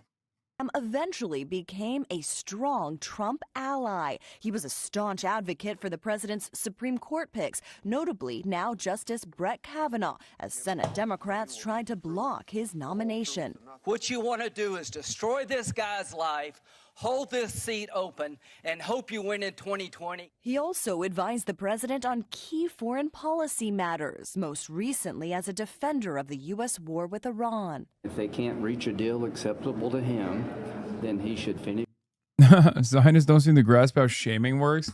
Sharing screenshots of public posts shitting on Lindsey Graham doesn't shame the OP because everyone hates Lindsey Graham. Much like how exposing posts shitting on Israel doesn't shame the OP because everyone now hates Israel. Wow. Wait, why didn't he post me? It's kind of up. Wait, he didn't even post me? What the? I said some shit too. Hey, yo, chill. You fell off? No, I didn't. I fell on. Facebook, or not Facebook, sorry. Dog, Fox News covered it. Fox News covered it. Fox News covered it. Be real, be real, be for real, be for real, be for real. Fox News covered it. Okay? Fox News covered it. Suck me. Yeah, look, see? Far-left streamer Hasan Piker calls Lindsey Graham bloodthirsty, odious monster. Far-left streamer Hasan Piker called the late Senator Lindsey Graham, RSC, bloodthirsty, among other names, in a video posted to his YouTube channel on Sunday after the Senator on Saturday of brief and sudden illness. We'd like to take a look at the true worth of a man. We'd like to take a look at what these members of Congress have actually done. Not the way that they covered in mainstream media, but instead the way of what their impact is. The way it should be covered. I'll start off by saying Lindsey Graham, in a long list of demonic entities, was exceptionally bloodthirsty. A bloodthirsty, odious monster who loved war. There was never a war that Lindsey Graham did not fall in love with, he said. Beast mode. Lindsey Graham is pro-life, and yet Lindsey Graham has... Now, today we're going to be talking about his legacy, as many of the outlets are rushing to talk about Lindsey Graham's background and how wonderful of a guy he is and how awesome he was in polite conversations. We, of course, don't do that here on the HasanAbi broadcast, he said. Piker was among several political commentators who jump on Graham after his... That's it. I said he was pro-life, but there was more. They quoted just Lamau. I did say Lamau. What are the comments? Probably negative. I mean, people who post on Fox News. Ironically, leftists describe this Piker guy as a kingmaker, and here I thought they were against kings. Oh my God, you're so stupid. I can honestly say that when politicians for whom I have the most disdain and disgust someday pass away, I will not celebrate their... Okay, well, you're a bitch, okay? That's... Piker and his ilk are disgusting, hateful, and hollow and soulless. When the far right and far left agree on something, anti-Semitism is almost always the common denominator. Wait, really? We were anti-Semitically hating on Lindsey Graham? Lindsey Graham. The United Auto Workers sends a cease and desist letter to the Haley Stevens Super PAC for using their logo in her ad. Nice. They posted the same shit on Facebook and you're getting universal praise. Let's go. Once again, in the universe that we live in now, it's not about whether you're Jewish or not. Brad Lander is Jewish, right? Brad Lander is very Jewish. He grew up in a Jewish neighborhood. It's, the culture and the religious stuff is important to him. But now that he's like critical of Israel, he's not Jewish any longer. Lindsey Graham, on the other hand, not Jewish at all, but he's pro-Israel, so he's more Jewish than Brad Lander is. The job. President Trump had endorsed Graham's re-election bid for what would have been his fifth term in the Senate. Last month, Graham said this about security. Yeah, Haley Stevens, not Jewish. But because she's pro-Israel, the more pro-Israel someone is, the more Jewish they are. Amy Siskin came out and was criticizing people for shitting on Haley Stevens and then said they're all anti-Semitic for shitting on Haley Stevens. Amy Siskin looked at Haley Stevens' level of support for Israel and just assumed like she has to be Jewish, I guess, which is inherently anti-Semitic. during the Republican nomination. President Trump, I'm coming. Anyway, I don't want to hear this shit anymore. Lindsey Joining us now Graham. by phone is one of his best friends, President Donald Trump. Oh my God. Oh, what an L for Lindsey Graham. What an L for everybody involved. Your best friend, President Donald Trump. Oh, let's hear what South Carolina residents had to say. They're going to be like, wait, he was my senator? I thought he was the senator of Tel Aviv. Of course, whining about civility. Yeah, I don't give a... Yeah, I got up and my husband told me, so I just immediately just started praying for him. It's all you can do. Wait, what do you mean? Is that... He's dead? So. How does that work? He's a human being, and you just pray for them. Okay, well, I'm not Christian. Well, I'm not very religious in general. Do you pray for someone after they... I thought you were praying, like, so he doesn't die. It's, like, too late, right? Do you pray? Oh, you pray for him to go to heaven. Okay, well, that's definitely not going to happen. Lady, Yvette, never mind. I had been and kind of wasn't, and then voted for him anyway. Just because I really believed what he was doing for the people of Iran was a good thing. So I voted for him for that. Well, I think he leaves behind a legacy, like any politician that's been in office as long as he has. I'm not a supporter of his policies, so, I don't really care about that. But again, sad to see him die. He's conservative. He doesn't mind speaking his mind in the Senate. His foreign policy is pretty much where I stand. As far as taxation, he's conservative. Overall values, he initially stood up to Trump because Trump's made some bad decisions, but at the end of the day, Yeah, well, his foreign policy is where I stand. I love Israel too, so. he supported the foreign policies for things of that nature. So I hope we get the opportunity to vote for the person that's going to take his place, and that we really find out who they are, because, it's a hard decision when you know him, you know what you like about him, you know what you don't like about him, and he's proved himself in a lot of ways over all the years. He's got a big track record, so. Do you plan on rolling out to Michigan again? Yes, I am. I am going to make my way back to Michigan, of course. I plan on going to Wisconsin, too. I plan on going to Michigan, and I plan on going to Wisconsin. Yeah, bro. How disappointing for this lady. Oh, Darlene Graham Nordone will be sworn in the U.S. Senate on Tuesday. Dude, what the fuck is going on in America, dude? Isn't that wild? That we're just like, oh, yeah, the senator... Make his sister his senator. Make his sister daughter his senator. That's right. Many people might not know this, but Lindsey Graham is actually one of the few good things that he's ever done in his life. But Lindsey Graham's parents died at an early age, so he had to take care of his sister. So he actually became her legal guardian. Yeah, like literally became his her father with legal paperwork. Oh, okay, that's sweet. Yeah, he's a demon. Who cares? Not to have a track record, it's going to be kind of hard to know who to vote for. The Abdul stuff. Or wait, hold on. Updates. Al Jazeera English reported on the Israeli military staffer who was Clavicular's honeypot. His honeypot, Mossad honeypot, is under fire.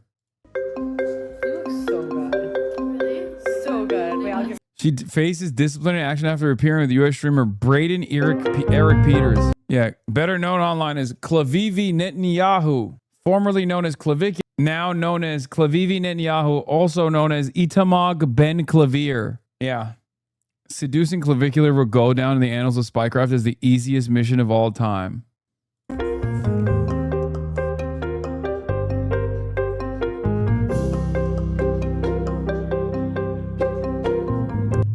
Braun came under scrutiny because of Peter's association, Itamar Ben Clavicular's association with anti-Israel content creator, and for videos where he sings along Kanye West song Heil Hitler. Are you self-funding this? Like, who paid for your flights? Who's paying for this? Those are questions you don't want to ask. His name is fucking Braden Yahoo. Braden Yahoo. Welcome to Israel. You've been here for like 14 hours. How is it so far? Dude, I'm having a blast. Braun met Peters during the trip. Where's your gun? They didn't give me one. They didn't give you a gun? Too short for a gun? But I run the social media. Bezavicular Smotrich? Bezavehicular manslaughter Smotrich. Dude, what the fuck? Oh my God. Yuck.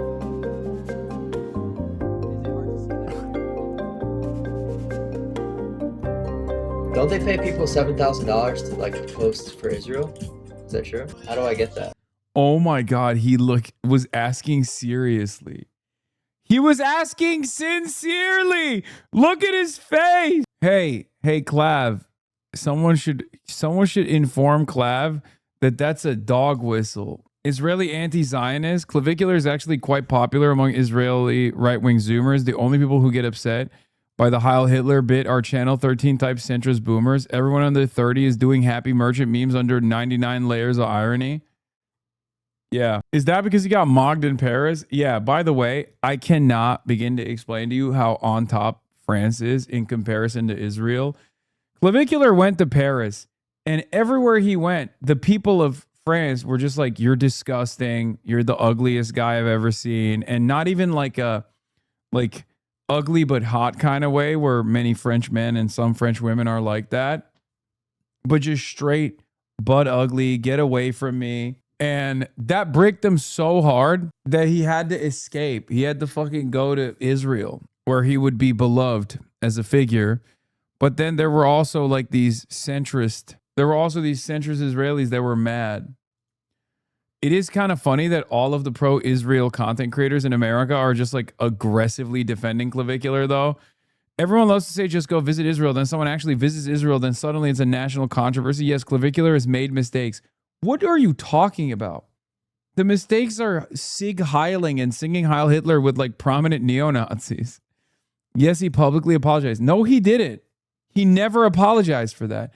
As a matter of fact, when people were asking him about it, he was like, yeah, whatever. It was like last week. It's in the rearview mirror. Fuck you. Sorry, has he gone to the museum and the Nova site, or is he just picking up girls on the beach? What is happening in Israel, man? Why is the solution? Like, why is the solution to being a prominent neo-Nazi, like, just go to the museum or the Nova site? This is what they did. This is what they fucking did with Marjorie Taylor Greene. What the hell is happening? Why is it always write a book report on the... It's so funny. Would that make things better? Like, I don't understand. Would that actually make you genuinely think that he's no longer a neo-Nazi? Like, it wouldn't work for me. It's so funny. Like, I don't believe that someone who's like Sig Heiling last week, if they go to the museum the next week, I'm like, all right, I guess he's not a Nazi anymore. It's so stupid. Yes, Clavicular has made mistakes. Yes, he publicly apologized. It worked, though. I mean, have you heard MTG talk about space lasers? Yes. She just realized she could say everything about the Chinese. She can't say it about the Jews, so she just switched it. She literally just started saying it's Chinese space lasers. That's it. Shekels per MOG economy is insane.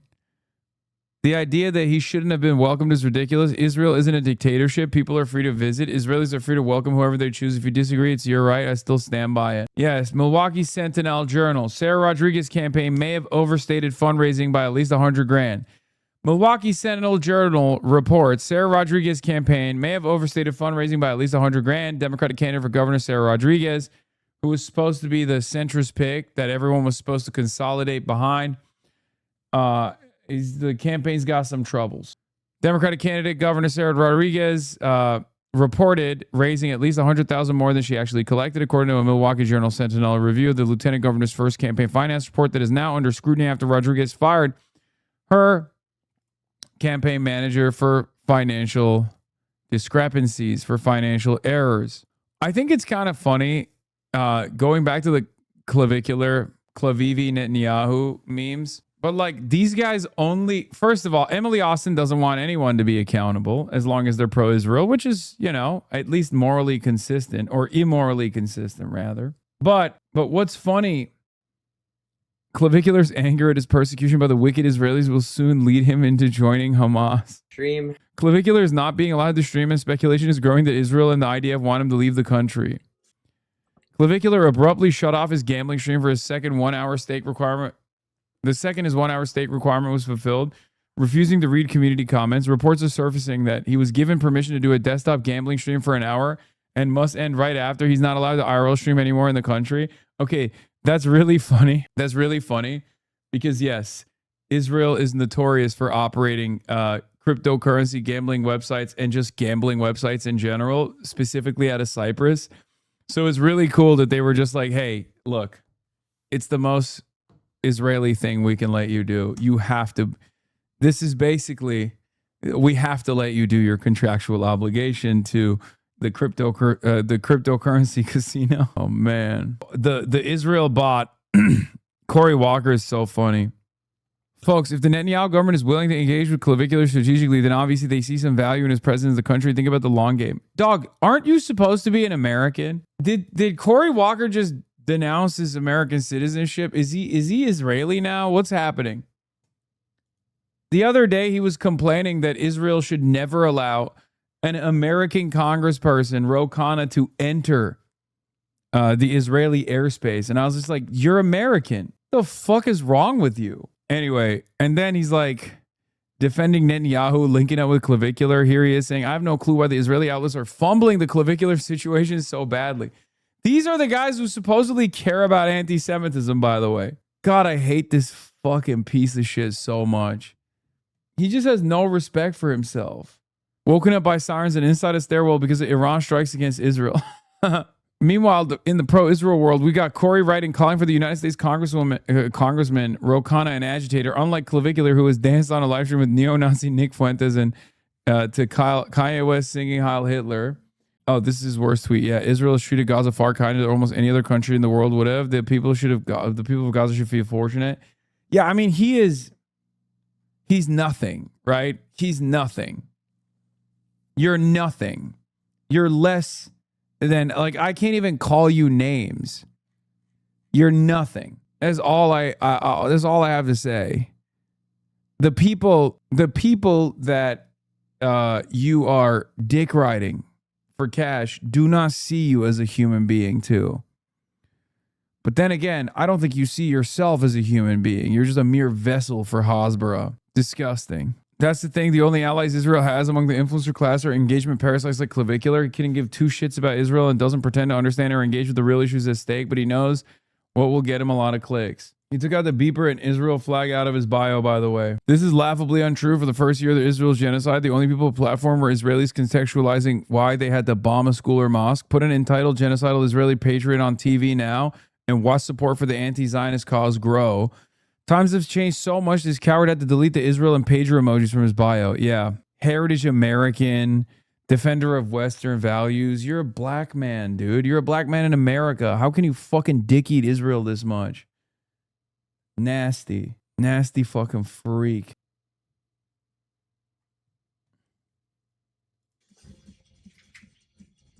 Read calm after gambling on stream? Unlikely. I've got to turn it off in exactly 1 hour. So seems like his life is a fucking sequence of endless nightmares. We still have no evidence he's black or American. Wait, is he not a real person? I thought he like wrote for certain outlets and shit. Can you share the public apology? I've been meaning to find it. Dave Grutman invited him to meet and discuss why it was harmful after the incident. Davis publicized this meeting. Does Clav visiting Israel not speak volumes? Can you share the public apology? I've been trying to find it. Yeah. Controversial streamer Clavicular has not apologized for singing along to Kanye West's Heil Hitler track. He faced severe backlash for his participation in a Miami nightclub event where the song was played alongside Nick Fuentes and Andrew Tate, and he subsequently doubled down on his actions. It's so funny that every time we find out Clavicular's name is Braden, it's like there's someone who's finding out for the first time and they go, Braden, lol. Braden is such a funny name. I agree. It's such a Zoomer name. Only a Phillennial parent could have come up with the name like Braden. Braden Ben Gurion. Abdul's campaign should put this vid in all of his ads. Everyone, it's Congresswoman Haley Stevens, proudly representing Michigan's 11th district on my primary election night. I wanted to thank AIPAC and the pro-Israel community. Our values spoke very loudly this evening. Thank you from the bottom of my heart. There's something so evil about her, dude.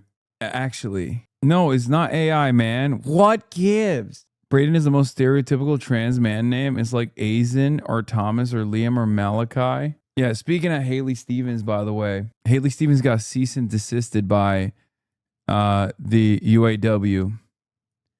the United Arab Workers issues cease and desist against Super PAC.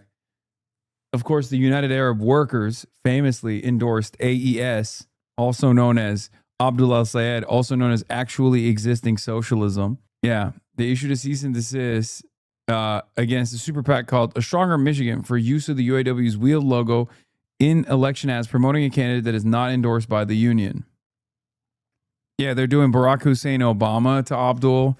Michigan GOP refers to El-Sayed by his full name, Abdurrahman Mohammed El-Sayed, tipping their hand on how they might approach him as the nominee. Today, in response to U.S. Senator Gary Peters endorsing Congresswoman Haley Stevens, the Michigan Republican Party released the following statement. The timing tells you everything.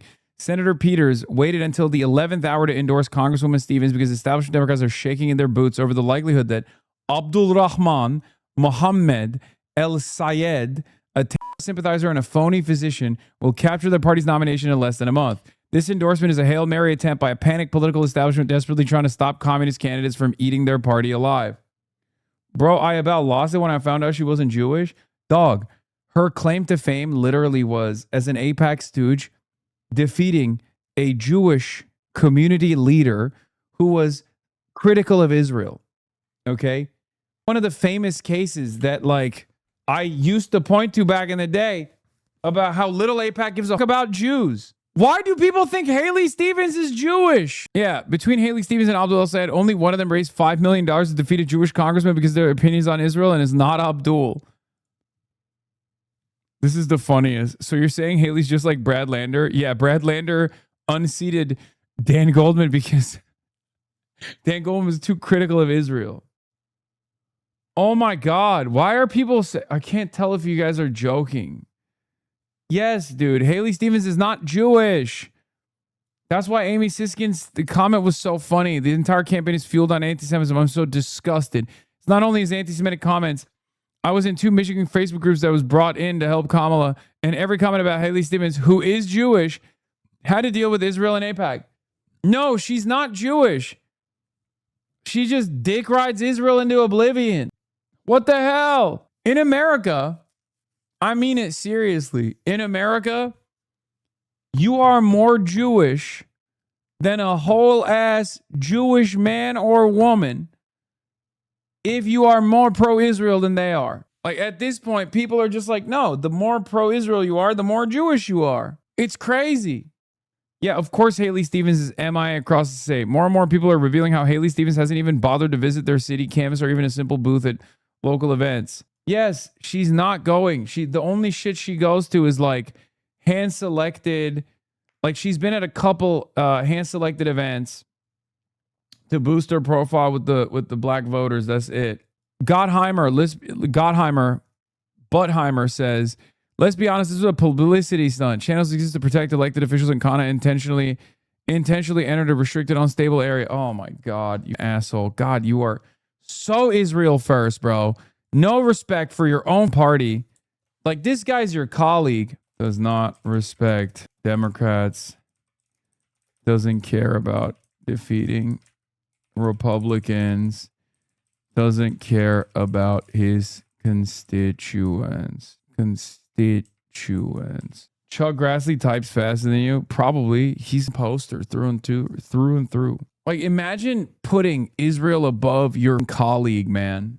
Like you and not even just your colleague on the opposing side. Like this is straight up your colleague in the Democratic Party. Please remove the lint from your shirt, suit jacket. I don't know where it is. Oh, yes. Phone bank for Abdul. Yes.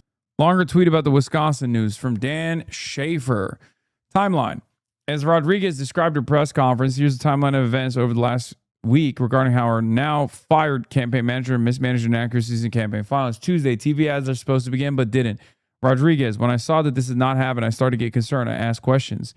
Wednesday, media team flags the invoices had not been paid. I was given an excuse by my campaign manager that did not make sense. Thursday, Rodriguez discovers total cash on hand for the campaign was lower than expected, far lower than expected. Rodriguez, I will generally say there were hundreds of thousands of dollars less than I thought. I am not going to put a precise dollar amount on that today because we are still reconciling our books, and I want the next number out of my mouth to be 100% accurate. Friday, Saturday, campaign assembles team to analyze reports. Sunday, campaign manager is fired. Statement released. Wisconsin Ethics Commission contacted. Next, Rodriguez says TV ads will now air next week.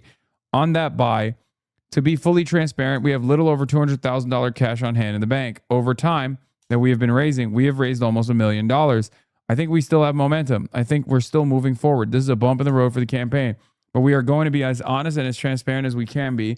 That's why I'm standing here in front of all of you, in front of all these cameras, in front of all these microphones, and telling you that when I see something that's an error, I make sure that it gets fixed. I'm taking full accountability for what happened before and moving forward. Campaign manager tried to do a bank run. Bummer. Why are we talking about this? We're talking about this because Sarah Rodriguez is supposed to be the centrist, center-right Democratic Party establishment-backed candidate that all of the other anti-Francesca Hahn candidates are supposed to consolidate support behind. Mandela Barnes is taking advantage of this controversy. Mandela Barnes is like in the second slot right now. Mandela Barnes himself also used to be far more progressive, and now he is like running a centrist campaign himself. As far as I understand, him staying in the race is not the worst thing. He's also definitely again, from what I understand, he's a little bit of a narcissist. So he personally thinks that, he's got this in the race. I mean, he's got this race in the bag. I feel like that's actually Mandela and not Rodriguez. Yesterday, Hasan Piker attacked Jewish Senator Lindsey Graham for supporting the only Jewish state. Today, he denies the Jewish identity of Congresswoman Haley Stevens. We truly live in an anti-Semitism. It's true. But yeah, from what I understand, it's not clear on whether or not if Barnes were to drop out, that their supporters, son of Hamas is the most Jewish man alive in America. Okay. We're moving on from that story. We're moving on from the Michigan race where Abdul El-Sayed is trying to go after a Jewish woman. This time. Oh, she's still talking about me? In the Senate primary, Michigan Democrats have a choice between a candidate who wants to abolish prisons and campaigns with Hasan Piker and whatever Haley Stevens is doing. On our behalf. I am going to be telling the stories on our behalf. And you better believe I'm going to be doing it with a little bit of joy, a little bit of enthusiasm, a little bit of energy. Oh, Haley's not. No, RNC is just dunking on me. And a little bit of stick it to them. Because that's the Michigan way. Maddie Maroon, Trump's biggest donor. I'm in the Kingdom of Saudi Arabia. Is the Abha airport hit or is it fake news? At HasanAbi, at chat. I don't know, man. Look outside the window. Why the f*** you asking me? That's crazy. That's crazy, dog. How are we supposed to know if you don't know? Yeah, but Scoop. Trump gave Saudi crown princes backing for risky strikes on the Houthis. Ansar Allah already knew this. Anyway, as I was talking about with Francesca Hong. Francesca Hong is wonderful. She's DSA. She's running for governor in Wisconsin. The primaries are taking place on August 11th. I've already interviewed her. I even almost poisoned her with a cheesy treat. Cheese where no cheese should have been placed on top of the beautiful kalbichim. Okay? That's right. It was up. But we made up for it by raising $57,000 for her. Cheesegate, never forget. Carlson becoming a doubter? Wait, what? Adam Carlson has always been a doubter. Dude, Michigan voter on Abdul. There's a bunch of these fucking guys that will just straight up always say, oh, Francesca Hong sucks. And there's never any like real reason for it. They just have that centrist dog in them. Adam Carlson, just like you, Michigan voter, was a Mallory McMorrow supporter. Obviously no longer a Mallory McMorrow supporter, right? Just these guys, they have to wait it out. They have to wait for it to happen. And then, at least unlike the Niratanas of the world, they do end up falling in line with like the socialist one, or the socialist candidate. Yeah, he cried about Daria Liza too. Who cares? Whatever. I'd argue Adam Carlson is worse. He literally posted that you shouldn't come to Michigan and stump with Abdul 2 weeks after the synagogue shooting. I don't think you, Mitch Voter, was that bad. Yeah, that's true. He did do that. Adam Carlson did say that. That was insane. I couldn't believe how racist that shit was. Also, it was, again, very successful for Abdul. So good thing we didn't listen to Adam Carlson. Anyway, but yeah, Umich Voter is on our side. Yes, it's true. Umich Voter is our guy now. But yeah, he hates fucking Francesca Hong. These guys they always have to be like, I'm reasonable. I like some socialists. I'm a reasonable guy. It's like they never understand why.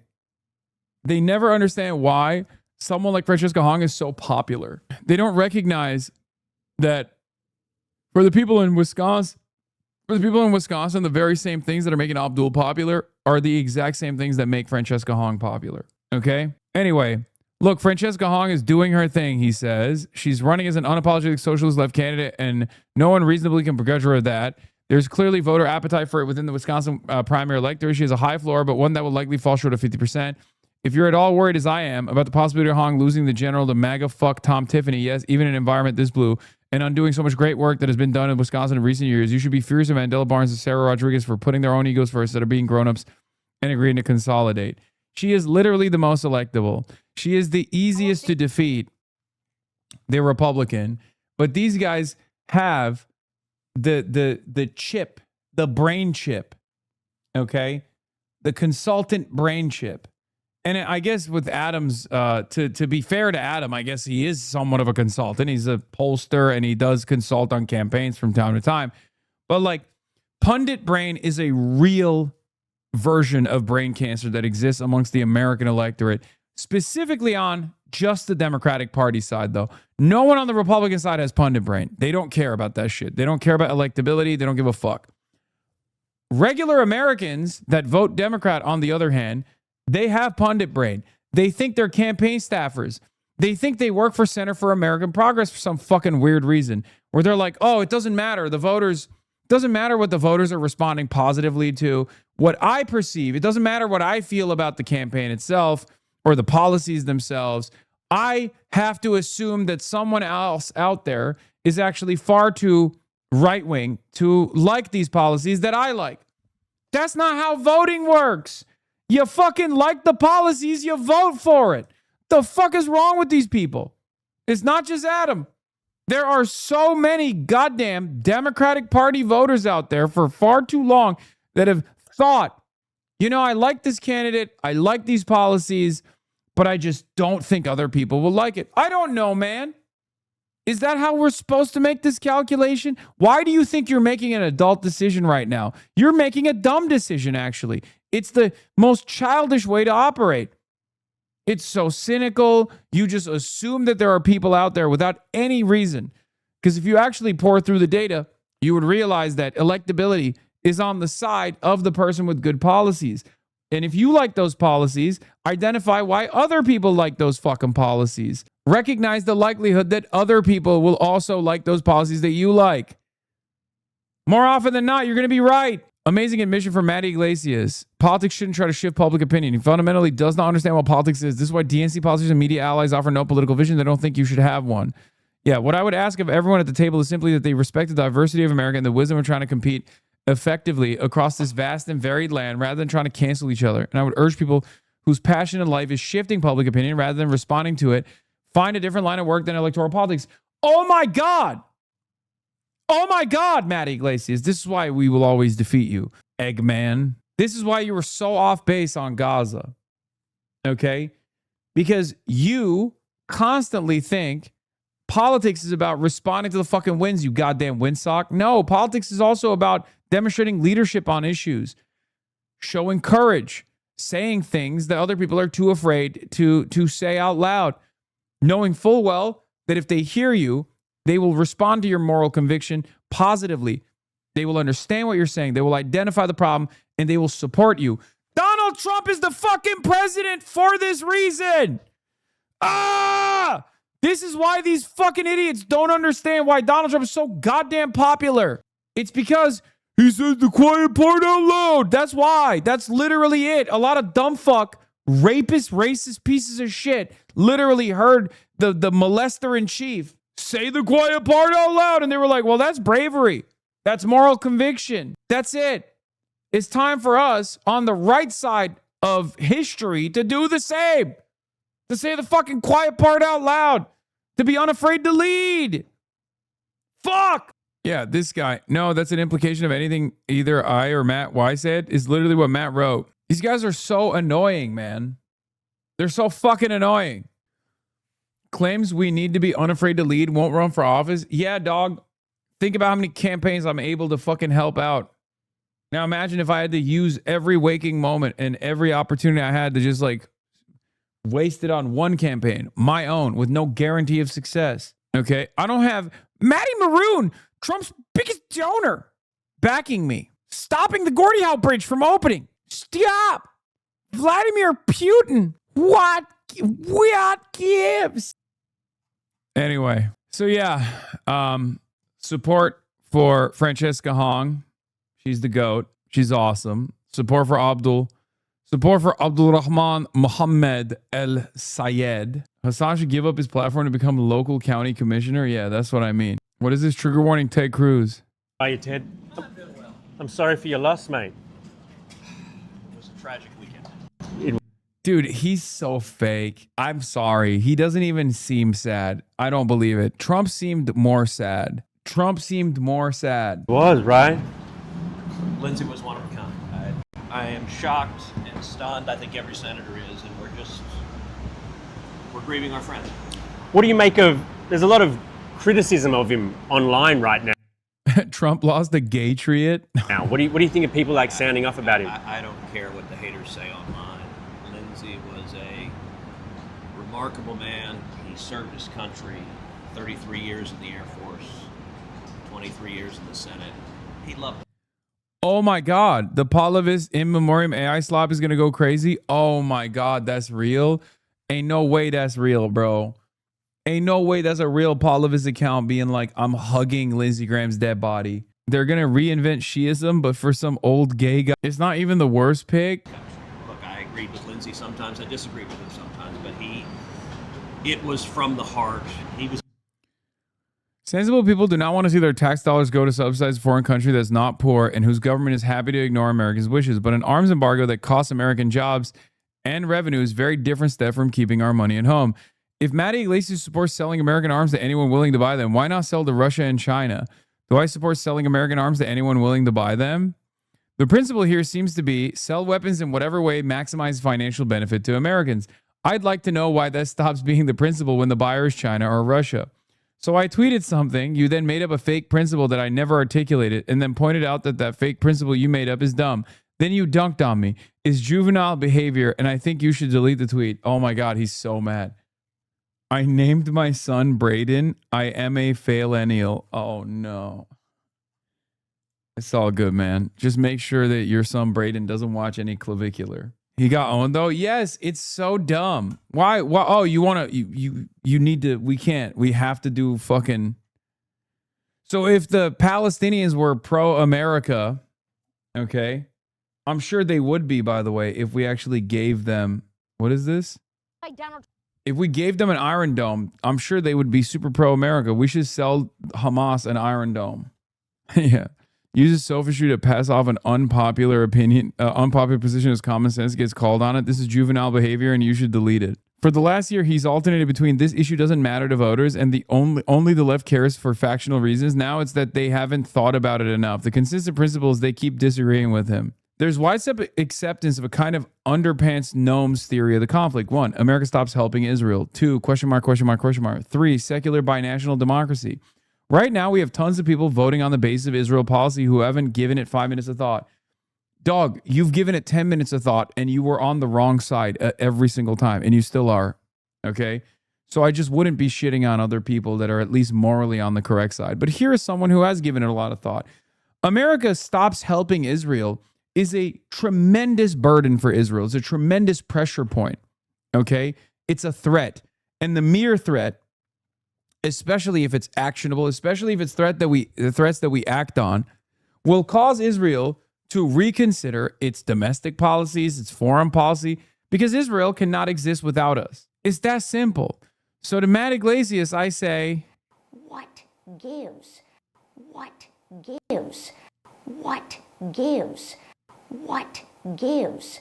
What gives? maybe I've been watching too much Clandis, but isn't it weird that he returned from Ukraine and talked about how he had to do sanctions on Russia and then he died? Like certain drugs and poison can cause cancer, aortic dissection too, just saying.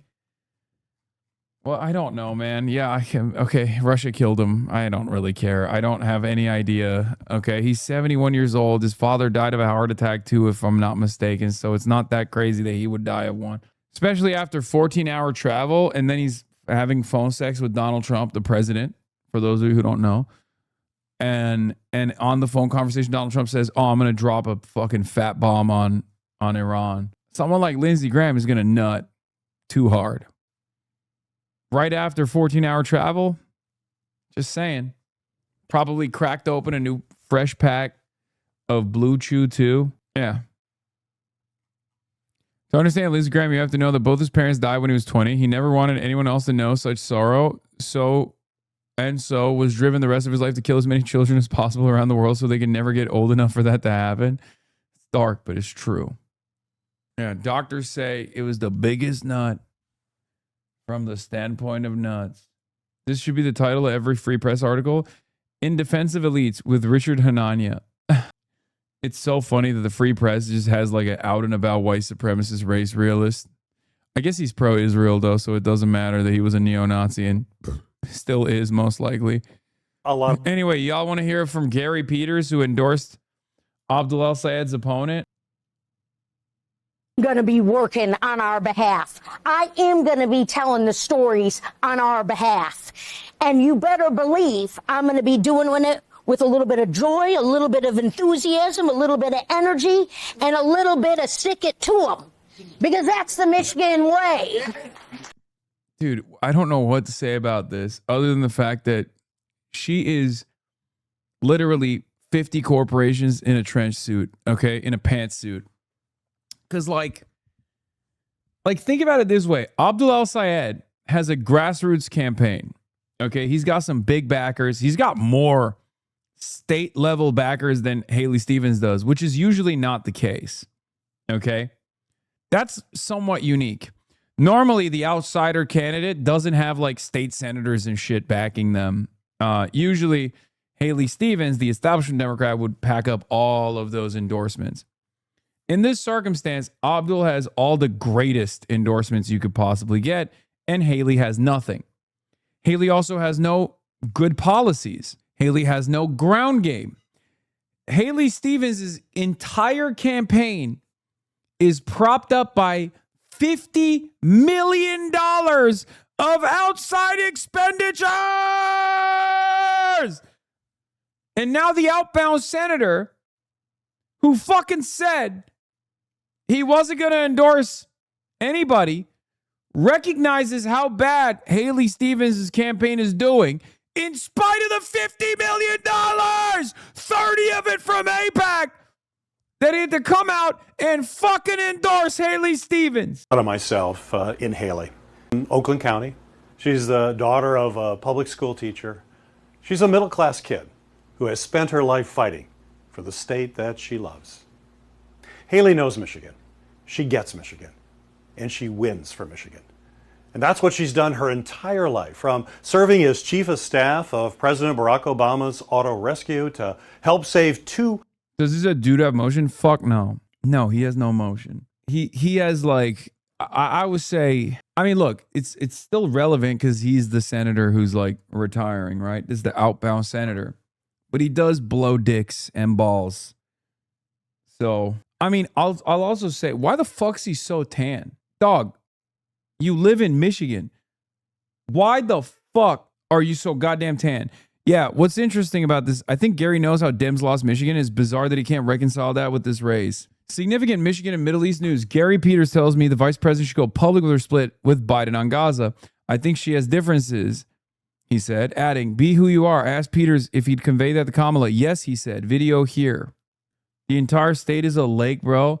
No, dude, I'm sorry. If you're a fucking elected representative, if you're a goddamn senator, dude, if you are a goddamn senator in the state of Michigan, this level of tan means your ass is at the lake and golfing far too much. Hello? The fuck? How can you not tell? You're fucking around too much.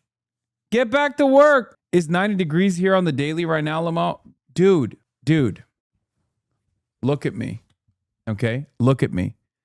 I live in Los Angeles, California. And this year, unlike any other year, I haven't had as much sun time. Normally, by this point of the year, I would be pretty fucking tan. Do you know why?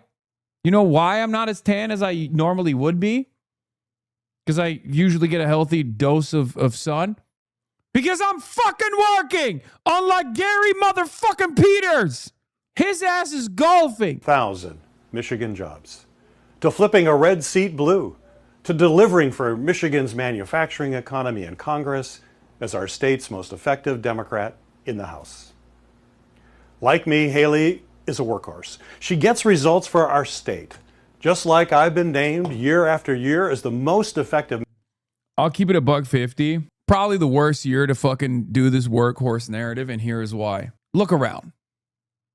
Does it feel like positive change has been delivered for Michiganders, for Californians, for people living in Arkansas? Does it feel like this is a time for a change candidate or someone who says business as politics? I don't think this workhorse shit works because the horse is not working. And the horse's name is Gary, and he's fucking golfing all the time.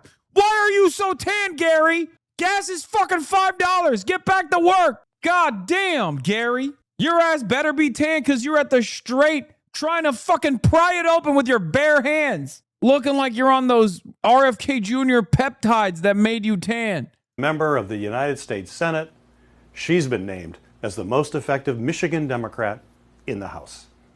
And I'm confident that she will be ready on day one. Oh my God, you can't ask people why they're tan? Wait, what? Why not? Oh, it's a Mean Girls reference? Oh, my bad. To fight for Michigan and pick up where I left off in the Senate and carry the torch for a new generation of leaders in Michigan and in our party. But friends, make no mistake. Michigan is a purple state.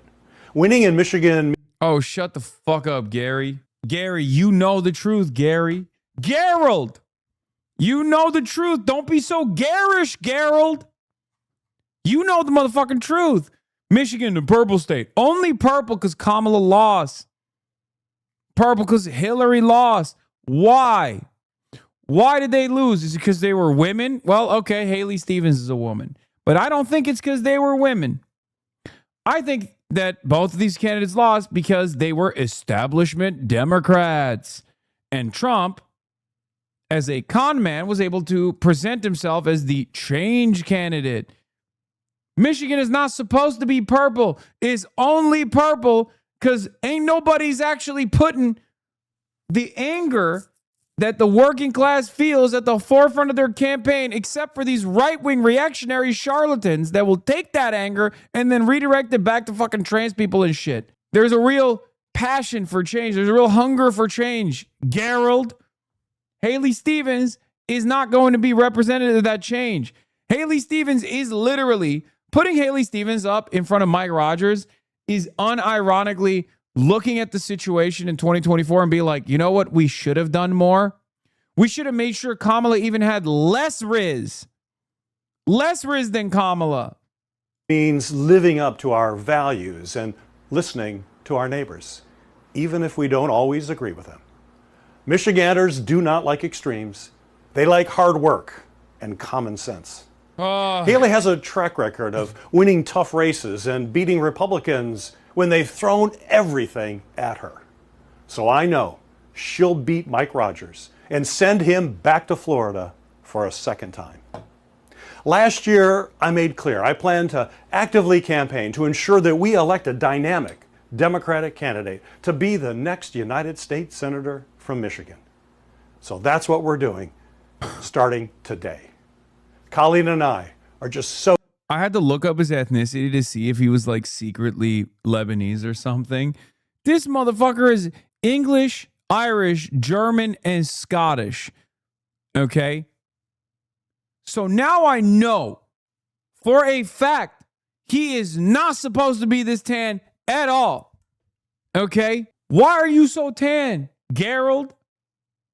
So excited to announce that we are all in for Haley Stevens. Let's go win. To be this tan, you have to literally be on the golf course every day? Yeah, I've 100%. My first look at Michigan 11 months ago was about Stevens' bet that her party credentials and support from leaders would be assets. We'll see. If I was a senator who ran behind Biden in 2020 and retired when Democratic incumbents are as unpopular as the flu, I probably would have just stayed quiet on who I want my successor to be. Yeah. This certainly is going to be an old and establishment versus young Democrats election. Now, the old establishment Democrats against the young and the older people who are looking for a change is the common through line in all of these Democratic primaries, right? Here's the thing. There's one other component here. There's one other component at play here that AIPAC is so cynically weaponizing. And that is the little bit of tension, a little bit of friction that exists between some of the older voters in Detroit and Wayne County versus the Dearborn voters, right? There's a little bit of ethnic, racial strife amongst the Democratic Party's base of support. I'm trying to be as careful in the way that I communicate this issue, but it's one that the establishment Democrats are wielding like a goddamn knife. They're wielding it like a fucking weapon right now. Okay? Straight up. What I mean by that is, and I've talked about this already, a lot of the black voters in the state of Michigan, especially older black voters in the state of Michigan, are, of course, as is usually the case, very woke on Israel, right? They are. They know that Israel's done a genocide. They're not fans of Israel, right? However, they also really like Kamala Harris. And more importantly than that, they hate Donald Trump. So some of the older black voters in the state of Michigan, and this is from my conversations with organizers on the ground, with community leaders on the ground in the state of Michigan, from what I understand, there's this attitude that the Muslim vote, the Arab vote, the Dearborn vote went to Donald Trump. And it did. Let's be real. It fucking snapped into Donald Trump's direction pretty hard. So there's this underlying animosity. Now, of course, 1/3 of the entire state's black population is Muslim, right? So just remember that while we're having an issue. So like, you know, there's also that element here as well. But there is this idea that black folks in Michigan feel like the Dearborn voters betrayed them by voting for Donald Trump or just not voting for Kamala Harris at all and just not voting in general. So Haley Stevens and AIPAC and established Democrats are very aware of this dynamic and they're trying to utilize it to the best of their ability. This is why they started hitting those ads saying Abdul is uncommitted. Abdul actually didn't vote for Kamala Harris. That's a lie. It's a total fucking abject lie. Haley Stevens is lying. Okay? That's also part of the reason why the Abdul campaign came out with that ad with the Wayne County Commissioner who came out and said Abdul was the first Muslim leader in the community that actually endorsed Kamala Harris, which is true. He did do that, right? And what's really funny about this lie, this Haley Stevens lie, if she had a fucking shred of shame, she wouldn't be doing that, but it doesn't even matter, right? Here's the video of her. By the way, shout out to Sam Robinson. He's been cooking. He's been doing a phenomenal job. Local journalist out of Detroit. He's been the one who's asking all these people all around Detroit, all around Michigan about, you know, who they're voting for, or who they have voted for, why they've done so. Some of the interviews that he's conducted have made me rip my fucking hair out, unfortunately, because, you know, there are some voters who are getting one-shotted by these Obama-endorsed Haley Stevens ads. But he's great. So here he is asking Haley Stevens about El Sayed's support for the uncommitted. Is that those activities that happened a couple of years ago, who did that help? When you sat out 24, and look, that vote is an important thing. People are entitled to use it as they see fit. But we also need courageous leaders right now. We need leaders who are willing to take positions and lead transparently, compassionately around those decisions. You know, take them from the bottom up, take them from community. There's a reason why I keep community leaders. Get out of our business, HasanAbi. I'm firmly in black people's business right now, Gizmo. Like firmly. I mean, look, I got both feet. I got both feet in right now. I didn't just like crack open the door and look inside a little bit. I'm inside. Locked in my phone number available to them. It's not so that I can always get pats on the back and accolades, but so that we can be engaged in the rigorous discourse, the deliberation. Anyway, she basically fucking keeps implying that Abdul never endorsed Kamala Harris. You want to know something crazy about this, by the way? Abdul El Sayed endorsed Kamala Harris for president before Haley Stevens did. What are we doing? Nobody gets fucking punished around these parts for lying. So to Haley Stevens championing these lies, I have to say, what gives? And I also have to say this. It's Congresswoman Haley Stevens, proudly representing Michigan's 11th district on my primary election night. I wanted to thank AIPAC and the pro-Israel community. Our values spoke very loudly this evening. Thank you from the bottom of my heart. HasanAbi, it'd be wild if the Iran conflict got diverted into a civil war here in the States instead of the midterms. Wait, what? President Trump is planning to announce that Georgia's two senators, John Ossoff and Raphael Warnock, are illegitimate because of fraud. A well-placed source in Georgia tells us. Announcement could come as soon as tonight. No, this is Washington Reporter, man. They're fucking bullshit. Come to Atlanta now. Pago. Yeah, the discourse has gotten absolutely horrible the last few days with Stevens' team peddling this false narrative that Abdul played a role in Harris's loss in the state. It reeks of desperateness and a refusal to make amends with the Arab community and instead double down on Israel.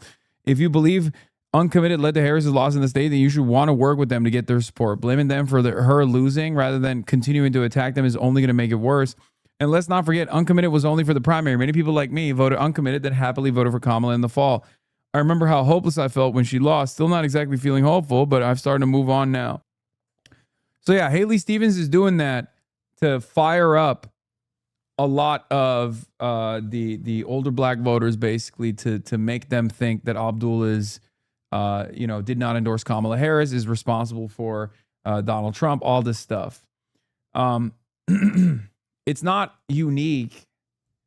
The Republicans do this all the time. The capital owners do this all the time. This is how they divide the fucking working class. Haley, why? Because Obama said so. That's the only reason. And this is the other side of the story. Like, there's a lot of people in Michigan that are like, oh, Obama endorsed Haley Stevens. Obama told me to vote for Haley Stevens, so I'm doing it. That's all you need. That's all I got. What's your name, brother? Hollywood. Hollywood, I'm saying. Yeah. All right. Let's do it. What? Yeah. Stop getting baited by random vids. I'm not getting baited by random vids. It's just, it's just the truth. There are people. It's up to us to correct the record. It's up to us to correct the motherfucking record, folks. That's why you got to smile and dial. Okay? This man is not representative. No. Do you think the attempt to smear Abdul El Sayed with uncommitted will drive a wedge between him and black voters will work, considering that black women were heavily involved in uncommitted in Michigan? Yes. Because that was a long time ago and people only remember it as like a bunch of Arabs doing Muslim shit. Here's the issue, okay? In the general, none of this fucking matters, but we're talking about the primaries. You understand? And primaries are a very specific type of voter. Primaries bring out some of the power base of the party, okay? The type of voters that are slammed to the fucking TV watching MSNBC, they really trust mainstream outlets. They trust the electability argument far more than anybody else, far more than anything else, okay? That's just the reality. So primaries are actually a lot more difficult for us to achieve victories in than even the general is. The only thing giving me confidence is that normie reactions on Facebook are just like not having it, and they're all pro Abdul. Just helping Abdul even more. The dinosaurs can't seem to read the room or listen to the voters. Did she come to you in your dreams? Did you listen to Abdul and get to know him first, or did you just endorse the candidate the DNC told you to? Dr. Abdul El Sayed has my vote. Abdul for Michigan. Here, I'll give you some positive shit too after this. And what makes you say that? what she has represented so far. Yeah. Have you seen her ads on TV? Sure, I have. Yeah. And what do you make of folks nationally? This dude's accent. That's Michigan, right? You're watching MSNBC or CNN and they're talking about Michigan's Senate Democratic primary as like a inflection point within the party. They say, well, if Abdul wins, the party's going to go this way. If Haley wins, the party's going to go Bro also sounds like Haley Stevens a little bit. We do not sound like that. What gives? Reach out to Obama? No, he did. And other people did too. What do you make of that? I'm here with Patrick Van den Plas isn't a voter. He's from Europe, but has lived in Detroit since 2003. He hopes El Sayed wins. Is an undecided voter. Worked for Ford for 41 years. Retired 9 years ago. Haley's got a good track record. Abdul's got some smarts. Yeah. To give you guys some fucking hope. And so you're a part of what they call low propensity voters. Your demographic doesn't usually show up in an August primary. They don't. They really don't. Why are you going to show up? Because I feel like it's important, and something that I've had like a really bad issue with my peers is that they're like, well, I'm not political, so why would I vote? But you have to understand that these decisions, the decisions that you make or your parents or anyone else, it affects you, and especially people like me, low-income students, students of color, and everything like that. So I really think it's super important for us to vote, but also of course I'm gonna vote. Respect. Of course I'm gonna vote. That's so awesome. I saw that video and it made me happy. Dennis Boatwright is the director of the Center for Pan-African Studies in Detroit. He expects El Sayed to win because Democratic voters are tired of status quo politicians. He also had a great take as well. In New York, the current mayor is winning with landslide because people are losing faith in the current status quo black politician, and you slowly see them being displaced. And this is why one of the reasons why even Detroit, a good friend of mine, by the way, Rashida Tlaib, she's win by landslide because the Real rap though should ironically using Kirk memes doesn't endear leftists to black voters. Wait, what? Real rap though? Real rap though? Are you trying to tell me that black voters actually fuck with Charlie Kirk? What are you, insane? Dude, again, we will not be having this conversation, okay? Anytime people try to say black people are monolithic and they're actually conservative, far more conservative than you think, they're wrong. It's just objectively they're wrong. The opposite, man. Wait, what? Black people have never fucked with Charlie Kirk. I say using Kirk memes doesn't endear leftists to black voters. Wait, what? Okay, I'm done. Oh, he means getting Kirk like your lame ass did? Yeah, I don't agree with that either. The Kirk shit is cringe as fuck, to be fair. Hard to watch the 38-year-old man. Nope, Kirk is a meme. Black voters in Democratic primaries, especially in the South, have historically lined up behind one candidate, swinging nomination in the process, but growing divisions regarding class, gender, age, and ideology could make 2028 a little different. Yup. Harris retains goodwill from key portions of the party's base. The donor class may not be ready to turn the page. Team Harris has written off 2024 as an anomaly. Oh, no. But yeah, here's what's up. Here's what's going on, okay? This is true. Black voters, especially in the South, especially in Democratic primaries, not in the general, but certainly in the Democratic Party primaries, usually vote as close to as a block as you can get. If we're talking about South Carolina, particularly, we know, right? That's changing though, and its implications in the general are actually very bad for the Democratic Party's future in general, but it's positive in the primary system to a certain degree because there's a massive generational divide now. More and more younger black voters are either just checking out of the political process in its entirety or they're demanding changes. Okay? Which is a good thing. They want more left populist representation. They want more left populist candidates. Sometimes they want to be the left populist representation, the socialist representation, as we've seen with a lot of these DSA candidates, right? There is oh my God, here we go. Black men are leaning conservative. Please stop. Please. Looking at the metrics, looking at voter patterns, looking at demographic patterns, looking at psychographic profiles, black men are still, by and large, a quadrillion times more fucking capital W woke than every other type of man in this fucking country. Please stop. I hate this argument. It's my least favorite conversation because it is so wrong. It's wrong. It's never been right. And people still yap. Why? Why? Where is this coming from? What the fuck? You guys see a bunch of black avatar Twitter accounts and you think like every black person is a Zionist, ultra-conservative Democratic Party voter. They're not real. Literally, look at a single fucking voter profile for once. Please. Black people consistently vote the most progressive, are the most progressive in general across the board. Okay? Not even a close comparison to white people, which are the least progressive. The most conservative, unified voting bloc have always been white people in this country. Fuck. And not only that, but black men too. Black men in comparison to white men, not even a question. Black men in comparison to Hispanic men, not even a fucking question. Fuck. There's like 8 conservative black guys in the country, and all of them are either in the Republican Party or have like a fucking television contract, and everybody goes, see? Fuck. Every goddamn year there's like last year there was 4 black people that voted for Trump, and now it's 8. So they go, well, see? That's a huge percentage increase. Yeah, it went from 4 to 8, man. Shut the fuck up. Lol, Hakeem Jeffries got a TV show?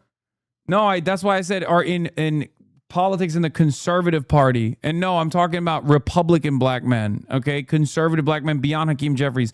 Hakeem Jeffries is a great example of this. Hakeem Jeffries is an incredibly conservative part of the Democratic Party. Hakeem Jeffries is still 100 times more woke than the average fucking Republican. Anyway, the black vote, particularly in the South, has been a great consolidating force in modern Democratic primaries. The firewall that lined up behind Hillary Clinton in 2016, that rescued Joe Biden in South Carolina, that ultimately made Obama. Democrats run orderly primaries when that group decides early and moves together. A black electorate that's split by age, split by gender, and openly shopping for a new face isn't just a headache for Harris. It's a break from decades of how this party has chosen a nominee. That's not really a story about Kamala Harris. It's a story about a party that doesn't know what it wants, and a 2028 presidential cycle is going to be a good deal messier than the polling makes it look. I'm feeling less confident for Abdul than I was, but he definitely has a chance. I don't think you should feel insecure. Remember, there's an AOC and Bernie rally that's going to take place this next week. He's got UAW backing him. UAW is God in that state. Yeah.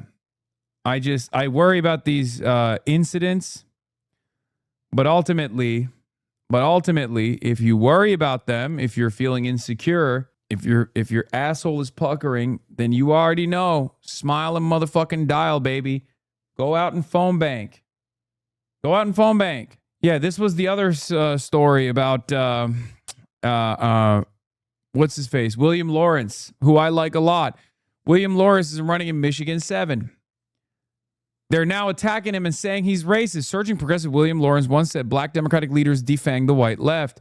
Sunrise Movement co-founder William Lawrence, who was in a conversation with a black activist, has alarmed party strategists with his rise in a Michigan swing district. Wait, what? Read the rest of that Ested thread? Holy fuck. I did. I read all of it. HuffPost attempts to turn critique of Democratic establishment into a racial scandal. HuffPost appears to be attempting to smear William Lawrence, a pro-Palestine progressive challenger running for a Democratic nomination in Michigan's 7th congressional district, with a misleading headline claiming he said black Democratic leaders defang the white left.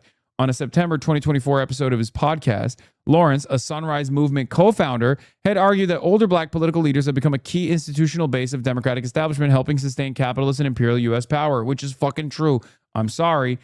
The Congressional Black Caucus is one of the worst aspects of the seniority-driven, entrenched political power in the Democratic Party, and they literally cook younger black candidates from running and achieving power. I mean, we've seen an example of this. Like the CBC did not back Dottie Eliza, for example. Obviously, they're not going to, but they weren't like leaning in that direction at all. Maylot Quiros. I guess the CBC wasn't exactly a fan of Diana DeGette, but that's a separate story. That had nothing to do with Maylot being black, but more so had something to do with Diana DeGette actually running against Jim Clyburn. But that's, again, a separate story. Now, that can change. especially considering that the Congressional Black Caucus has radical roots. Okay, very progressive policies were advanced by the Congressional Black Caucus initially. It's just become a fixture of entrenched power, and also unbelievably captured by not just any kind of corporate interest, but specifically AIPAC as well. That's a disaster. Okay. He was basically talking about CBC leadership, which is entirely dedicated to seniority and institutionalism, but they're spinning it to be about all black politicians and even black people when it's just really a critique of CBC status as a seniority cartel. Yeah. Most caucuses operate in that way. Unfortunately, it's a real problem in the Democratic Party. It's a real problem. The seniority structure is one of the most like non-political sounding political problems in the Democratic Party that everyone identifies and hates. Okay. It's almost as popular. It's almost as popular as what do you call it? As fucking shitting on Israel or shitting on data centers. Okay. Probably more popular than both. People do not like the gerontocracy. They hate it. And it's not just young people who do not like the gerontocracy. It's old people who do not like the gerontocracy either. Maine is one of the oldest voter bases in the country, right?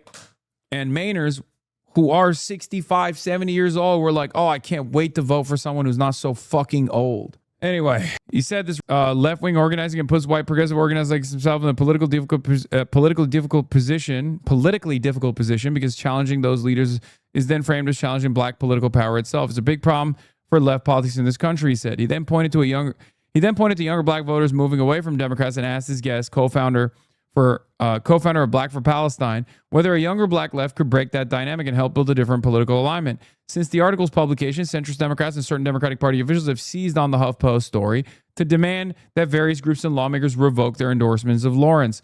Lawrence, who was endorsed by Bernie Sanders and Rashida Tlaib, expressed regret for the clumsy way he expressed his point, while noting that a super PAC run by DC insiders and tied to AIPAC is spreading ridiculous smears about me because I'm the only candidate who will take on the billionaire class and the pro-war lobby.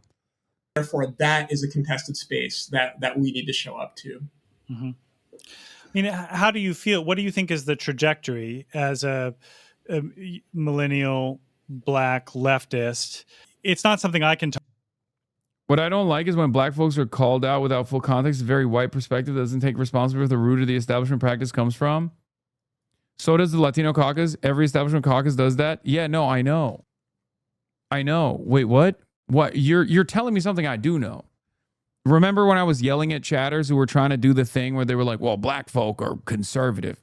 No, the fuck they're not. Oh, black men are conservative. No, the fuck they're not. Especially in comparison to other voting blocks and their voting patterns. They're not. It's just bullshit. Right? I get that. I say it all the time. It's one of the most frustrating things to talk about. And I did also mention that every caucus does this, right? I said seniority is a formative part. Like the seniority politics is a formative part of every caucus system and certainly just a part of the Democratic Party in general. And it's a huge problem across the board, not just for the Congressional Black Caucus. It's bad. It's bad. It's about maintaining entrenched power. And it's very frustrating. Talk too much about because I'm white and it's not my struggle. That being said, like the extent to which the older generation of black political leadership are such of a pillar, frankly, for establishment, capitalist, imperialist, American power, through their role, as this kind of traditionalist, establishmentist pillar of the Democratic Party, it's a big problem. It's a big problem for left politics in this country. It's just so funny because he's having an interview with a young black organizer, and the whole thing is called Black Internationalism. So it's like very clear that he's not like, oh yeah, fuck black people. I hate when they hold political power or anything like that. Like it's the exact opposite. And he even starts off by doing the whole like, look, it's not my place as a white person. So I want to hear your perspective as a black person on this issue, like as a young black activist. You know what I mean? And then, of course, let's be real, PAC immediately was demanding people revoke their endorsements of him. The CBC is slightly unique in that It only really promotes its elder leaders in the high-ranking positions and uses itself as a bloc to do so. The other caucuses coalesce around their members, but is less dependent on how long they've been in Congress. And and it gets us every single time, and it really defangs the white left, puts us in impossible positions. Really, it's very effective politically, and so I don't know. I'm curious, but we're also seeing now that unfortunately, don't want anyone to vote for Trump, but like young black people are falling away from the Democratic Party, and the support is not showing up in the same way. We'll see what happens in November. I'm curious where you think this is headed, and what the younger black left needs to do in order to change this dynamic. Yeah, totally. I mean, and just to start again with a kind of like, internationalist answer of a kind is this is a question that is faced in different places around the world where like He shouldn't have said white left, but every other thing he said was on point. No, I think he was trying to say like, yeah, he shouldn't have said that. But I think what he was trying to say is like, as a white person, if you're progressive, it's like, when you actually do face any opposition from black political leadership, Congressional Black Caucus, like it's virtually impossible for you not to come across as racist. I mean, even in this conversation, it's like literally happening. A version of that is happening, right? That's it. Especially because it's like, there are very real, like anti-blackness is a little different than other forms of racism because it's so deeply embedded into American existence. It's so foundational. It's so fundamental to American existence that you live and you breathe it. Okay. It's so foundational that black people exhibit sometimes anti-blackness, right? Because it's every aspect of our education. It's in every aspect of our social governance. It's in all of our institutions. It's unfortunately like a very American thing. So for that reason, there is valid critique that you could find. There is even valid criticism in the way he's talking. Like technically, it's not wrong if you were to be like, well, what are you saying?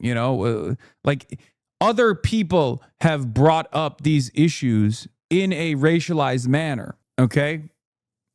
Which is part of the problem. I'll give you one example of anti-blackness that has always frustrated me. Okay. It kind of goes back to the same story I talk about all the time with like, oh, black people are conservative, whatever. There has always been articles that liberal writers often write about the conservatism that is growing amongst black men. Okay. And those articles have always rubbed me the wrong way because it almost feels like you are basically giving liberals the permission to relitigate the angry, savage black man trope, but wokely, liberal style. Okay? Like that's what it is. In some ways, it's like giving liberals the space and the permission to also say that black men are, violent and angry and aggressive. That's a trope. It's not true, especially in comparison. If we're doing like racial breakdowns, it's fucking an objectively untrue trope. And it's one that I talk about all the time. It's very frustrating. But at the same time, people have written about misogynoir and things of that nature. So it can be both right and wrong at the same time. So even if someone is making a clear critique and not coming from a racist perspective, I even understand why sometimes people can read that as race. Anti-blackness, anti-black racism is foundational. I mean, dude, Barack Obama low-key did that. Yeah, Piker Broadcasting Services, as a black man, just wanted to thank you for the honest coverage here. Really sucks seeing Obama perpetuate this false trope saying we weren't voting for Kamala enough. Yeah, I couldn't believe it. When he came out and he said that, I could not believe it. And people were getting mad at me when they were like, oh, it's not your place to fucking call out Barack Obama. So it was like a weird situation. Hasan is more conservative than young Van Jones too. That is actually true. That is literally, young Van Jones would have called me a fucking America imperialist dog. And he would have been right from his perspective. He was a fucking Maoist third worldist, man. He was literally a Maoist. That's true. Never forget, Maoist Van Jones. He's real. Black voters are not more culturally conservative than white people at all, but among white people, being culturally conservative is a wedge that makes you vote Republican, while among black people, it takes back seat, and black cultural conservatives still tend to vote Democrat. Yes. Anyway, Denzel McCampbell, this is the last thing I wanted to point to. Detroit City Council member, District 7. So Denzel said, he noticed this as well, and he wanted to address it. He said, it's disappointing that the black community is still being used as pawns in the races in Michigan. I know this is nothing new, but still, from deceptive campaign tactics used by those who support Stevens for Senate to try to portray that President Obama supports her, he has not endorsed her, to non-black people telling us how we should feel about an interview that William Lawrence did with a black organizer and a leader. More on my thoughts on that later, but to be clear, I listened to the actual conversation, and is one that we've been having constantly about establishment. But what I want to point out is that there are moneyed and corporate interests that are going all in on trying to pit black folks against our best interests. It's yet another reason to get money out of politics and for a robust investment into civic education. Do your research, go beyond the glossy mailers, flashy ads, and Twitter discourse. This guy has me as a child as his fucking PFP, dude. Bro, I swear to God, there's something wrong with right-wing libtards on this fucking platform. Okay? Dog, what are you doing? Deranged, man. That's me as a minor. Normie Dem. Gay, not queer. Depending on Google AI for false information is probably another reason to support Abdul, because he has a plan to regulate it. You see Azealia Banks is coming for you? Hasan Piker is a wag F word. He's gassed and excited like he's spilling some special tea about Republicans as if being gay on the low invalidates Republican support for Israel. Whole time Muslims be the biggest F words. That's literally what he thinks this gives. Trying to sex shame a dead Zionist is beyond thirsty. Fuck out of here. Dude, it's so awesome that Azealia Banks is real. It's so fucking awesome to me. Because, like, this is, and he's a F word for reading that out loud, pussy. Incredible stuff. Judea and Samaria Banks. We kind of moved on, but I wanted to add, I did some quick math, and the average Democratic ranking member on committees is a whole 11 years older than the average member of Congress. She got spat on and yelled at when she was there. I cannot say the words I feel about her as a black person to another black person out loud. It is crazy. Who's this Banks person? Seems like someone the DNC establishment would love to run. Azealia Banks. Also said Ben Gvir has been juicing because he looks good recently. He's sexy to me. I don't care. Not more handsome than Amichai. Although I think Ben Gvir is probably sexier because he's so shrewd. Girl, take your meds. Yeah, she's crazy. I mean, she's genuinely mentally ill, but we knew that already. Anyway, let's wrap this point. Let's wrap this story up with this last statement. In New York, the current mayor is winning with landslides because people are losing faith in the current status quo black politician, and you slowly see them being why one of the reasons why even Detroit, a good friend of mine, by the way, Rashida Tlaib, she's win by landslide because the typical Hakeem Jeffries type, old guard, Clinton, even Obama, by the way, and I like Obama, they're being replaced by people that the younger people feel that they are responsive to their needs and ideas. So I can see even in this election is the Democratic Party have to give us more than Trump is the boogeyman, he's the bad guy, which he is. But what I'm saying is you have to have more answers and more solutions than just blaming everything on Trump. And this is why we see a lot of younger people like yourself that's getting disenchanted with them and replacing them people like Mondani, who are taking critical position even towards Israel and for the Palestinians, but yet he's still winning against all of those lobbyists who are paying to try to get him out of here. So and this is why, by the way, you even have Cori Bush starting to come back and run again, because they see an opening that people tired of the status quo politicians, people like yourself. What do you make of Obama being invoked in this Michigan Democratic primary race. He's in the ads with Haley Stevens. Of course, he hasn't weighed into this race specifically, but Haley is using him saying good things about her in television ads. And when I talk to people that have voted for Haley Stevens, they tell me that that's why.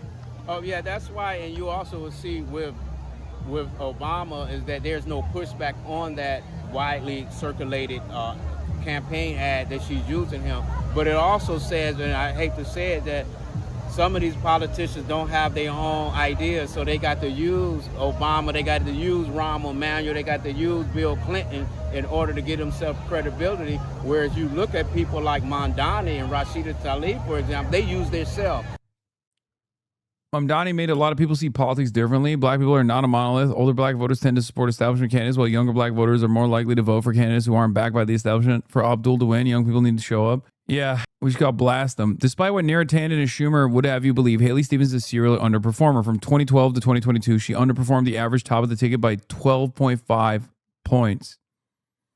Not just a one-off, but a consistent underperformance. Nominating her would put the seat in jeopardy. This is a Bundacrat, by the way. What the fuck? He's got the Israeli flag in the bio and everything. This is exactly the type of guy who's supposed to be like, I love Haley Stevens. I'm actually kind of shocked.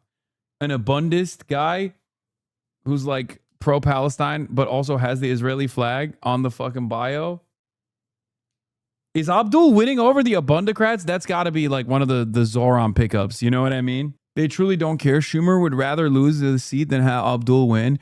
Yes, 100%. What we're seeing here is abso-fucking-lutely the Democratic Party torching its own fucking chances of having the best possible candidate, which is Abdul El-Sayed, but like not even close. Okay.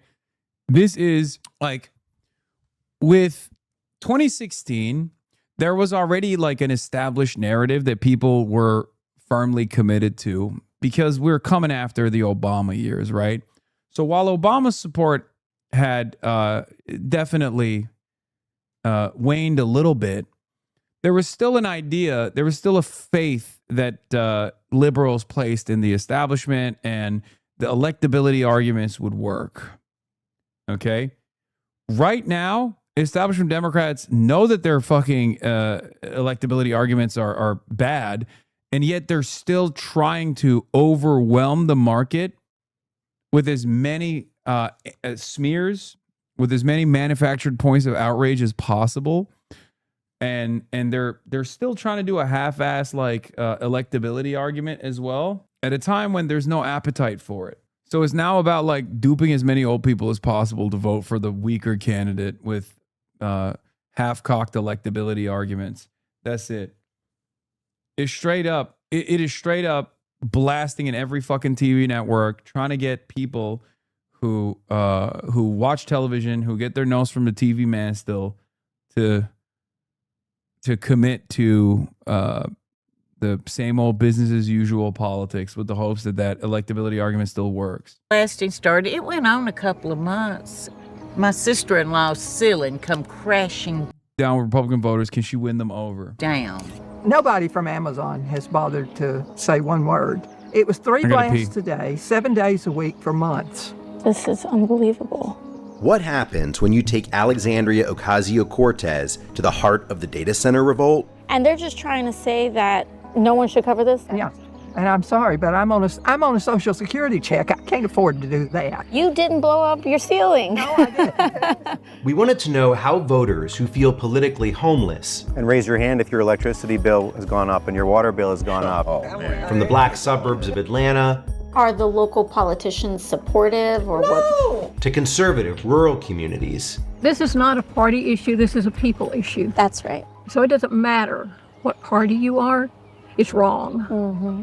how are voters going to respond to a Democratic socialist from New York? People want to call me woke, whatever. This is about power. With the Trump administration pushing for more data centers, The AI race is a big deal. The construction of colossal data centers. We have to get this stuff built. where does that leave regular people like Beverly Morris? Well, I feel trapped because I have no way out. How is the backlash against a data center boom the key to unlocking America's politics? We've never been more polarized. I just think we got to show up in these places and see these things for ourselves. Well, do you want to show us there's been some damage to your house? Of course, yeah, sure, come on. Yeah. Pamela Felder purchased her dream home 3 years ago. So the first initial thing I saw was the crack in my porch. Wow. All the way across. All was well until explosive blasts started to shake her home earlier this year. It sounded like someone picked up my house and went boom. A week after that, that's when I started seeing cracks all throughout my house. And I found out they're putting a data center in my backyard. The 2 million square foot hyperscale data center is being built less than a mile from Pamela's home. You can still see where the paint. Thoughts? Perhaps AOC has some latent ability that I'm not seeing. Perhaps the country's becoming more amenable to her communication style. Perhaps is the right is so unpopular she can win regardless. I don't know, but I'm skeptical of anyone who tries to paint this. Any of this is proven to tie DSA to her. What is this? Bro, here's what it is, okay? AOC is despised by... AOC is the most like normies love her and think she is amazing. And everyone on the internet hates her candidate of all time. Okay? That's it. That's it. That's literally it. Normies love AOC. Liberals love AOC. They do. And it's so funny that people on here, people on this platform are just like, bro, she sucks. All this stuff. Okay. Like it's not even a thing. Like it's just a almost completely online manifestation. And it's not bots. Like there's real enmity towards AOC. It's also because like she has there are issues with some of the decisions that she makes. Okay. Like I wish she was more bold. Like that's the best thing that I can say. You're so wrong. I'm not saying they're anything alike in actuality, but she has the same aspiring, fun wine aunt vibes as Kamala. You're kind of wrong. No, you're going to bring up all of the negatively polarized people that have watched a shit ton of like conservative attack ads against her. She consistently outperforms most people. Unfortunately, her strongest congressional track record is low-key on foreign policy. Ironically enough, if you actually look at her if you actually look at her legislative record, but then her weakest part in terms of her communication is foreign policy, which is why, although if you look at her legislative track record, you're like, she's got great track record. Okay. One of the best in Congress. But if you just know her from the quote unquote controversies that she's a part of on the internet, then, you know, she's terrible. What people think. But yeah, normies do actually love AOC broadly. She has she quietly has amassed a war chest.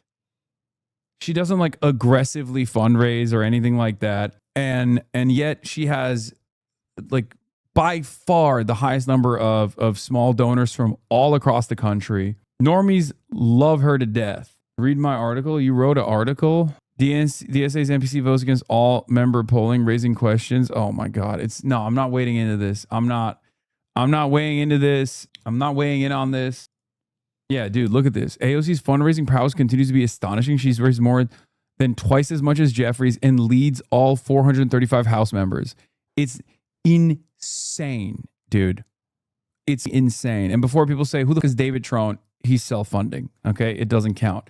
AOC's fundraising prowess is actually unmatched because it's all small donors too. It's not like they're major corporate PACs or anything like that. It's just small donors. Everyone else on this list has fundraised not off of small donors, but off of big donors, major donors. Part of the reason why she is also undefeated in her district is because she has phenomenal constituent services that a lot of people overlook, weirdly enough. That's why she's basically a powerhouse in her district, and AIPAC gave up on trying to unseat her, okay? But these are important considerations to make when thinking about AOC for 2028. It's ripped all the way up my stairs. I noticed the ceiling that looked cracked across there My dad worked in construction, so Oh, he did? so if I look like I'm really sticking my nose No, in here, I don't care. because I I'm want you taking to. a real look. And your neighbors are experiencing the same thing. Mm-hmm. We're all sending letters out to the blasting company. And what are they saying when they deny it? They said my house was settling. Oh, so everyone here's Everyone's house is settling at the same time. At the same time.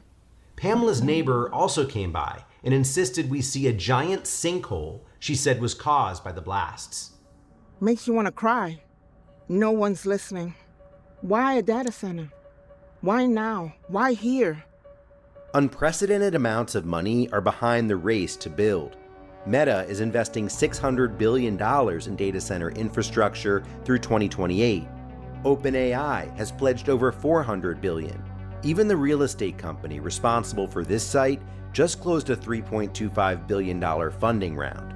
If these tech folks love these data centers so much, put it in your backyard. That's right. That's right. Or put it in your backyard. Put it away from people's homes. This is why we're saying we need to slow the roll on this, because they're moving fast. We're just saying pause it so that we can move forward in a more just way. That's right. In a fair way. Yeah, for everybody. For everybody. Yeah. You're welcome. Thank you for your... But far from the black suburbs of Atlanta is much Trumpier country, and the idea of AOC isn't as enthusiastically received. There's some really extreme liberal views out there. Before they met her, I asked folks what they knew about AOC's politics.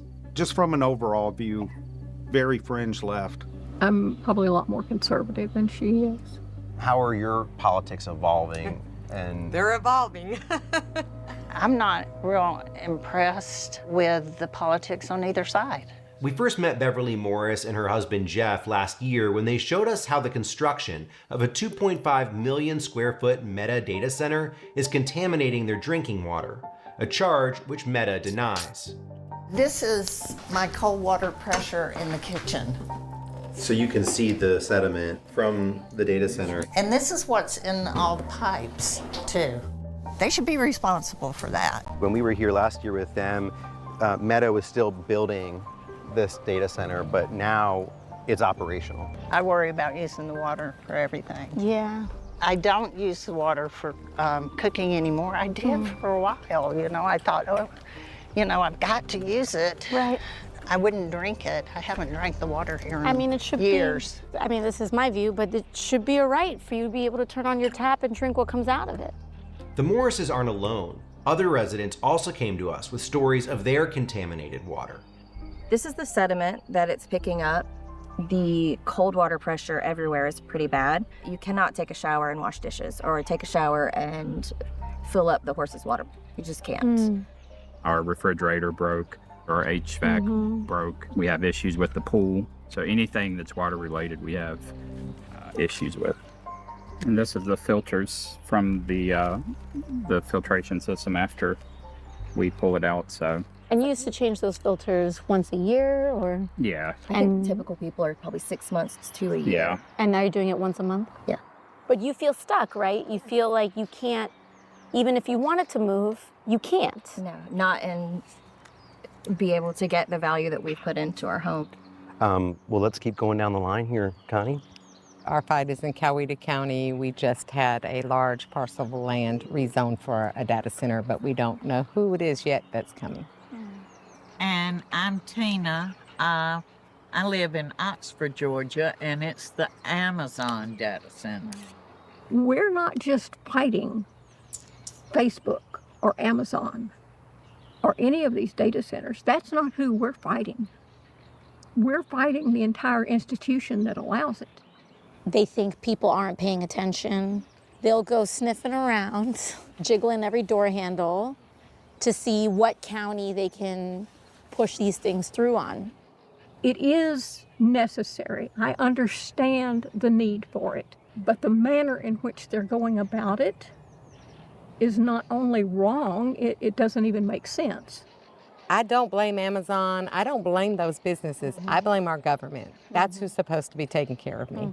My commissioner should have been looking after our community. Our governor should be looking after our state, like it goes up. A business is a business, and it's about making business, and they don't care what they're doing to people. Right. They don't, and that's a shame. But Bro, you go to these towns and you tell them we're gonna end these data centers. You'd be like, I'm a communist, and I'm saying we're gonna end these data centers. No more big businesses poisoning your water supply. They're gonna be like, I'm a commie too. I'm telling you, man. They're greedy and they don't care. That's the way it is. Yeah. We appreciate you taking the time to come here about it, because until someone at a national level gets really serious about it, nothing's going to happen. We should be starting congressional investigations on the effect on these and figuring out with precision how we protect our water supplies, how we protect your power bills and water bills, and keep people from getting sick. 50 miles away from the Morrises, a group of residents successfully pushed for a moratorium on a 95-acre data center project. Now, wait a minute, where do I know you from? I'm a congresswoman from New York. Oh, come. Yeah, you my girl, you know. That's We organized because we know what we want in our community. And they did not anticipate that when they had the Board of Commissioner meeting, that hundreds of us were going to show up. They couldn't deny us. They had to stop and say, wait a minute. Across the country, more than 50 local data center moratoriums have already been enacted, with dozens more proposed or under consideration across the U.S. But this patchwork approach has left a lot of community. We're in a neighborhood that's in unincorporated Clayton County, but just over the fence line is the city limits of Forest Park, and that is where the facility is being built. Wow, okay, all right. So the county has a moratorium, yes, but the city does not? Correct. Wow. And so the city, even though the city's inside the county, Correct. It's not covered. Hoo-wee. Yes. All right, talk about a loophole. Yes. For now, the local fight continues. The community has said, we want walkability in our neighborhoods, we want clean air, we want clean water, but we have to keep fighting. It's like a continual fight. It's like we're surrounded by piranhas, you know, that just keep trying to pick at us, but we just keep fighting.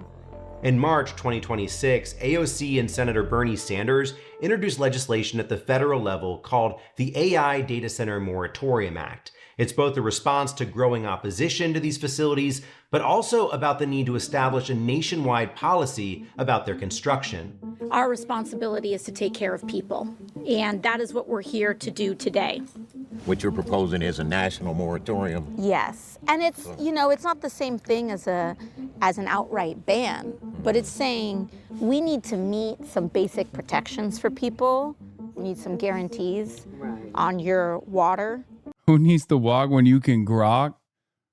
I'm gonna grok it. I'm gonna chat GPT it. I'm gonna tell you no data centers in my backyard, but I'm a numbers guy and I want the data center to be in your backyard.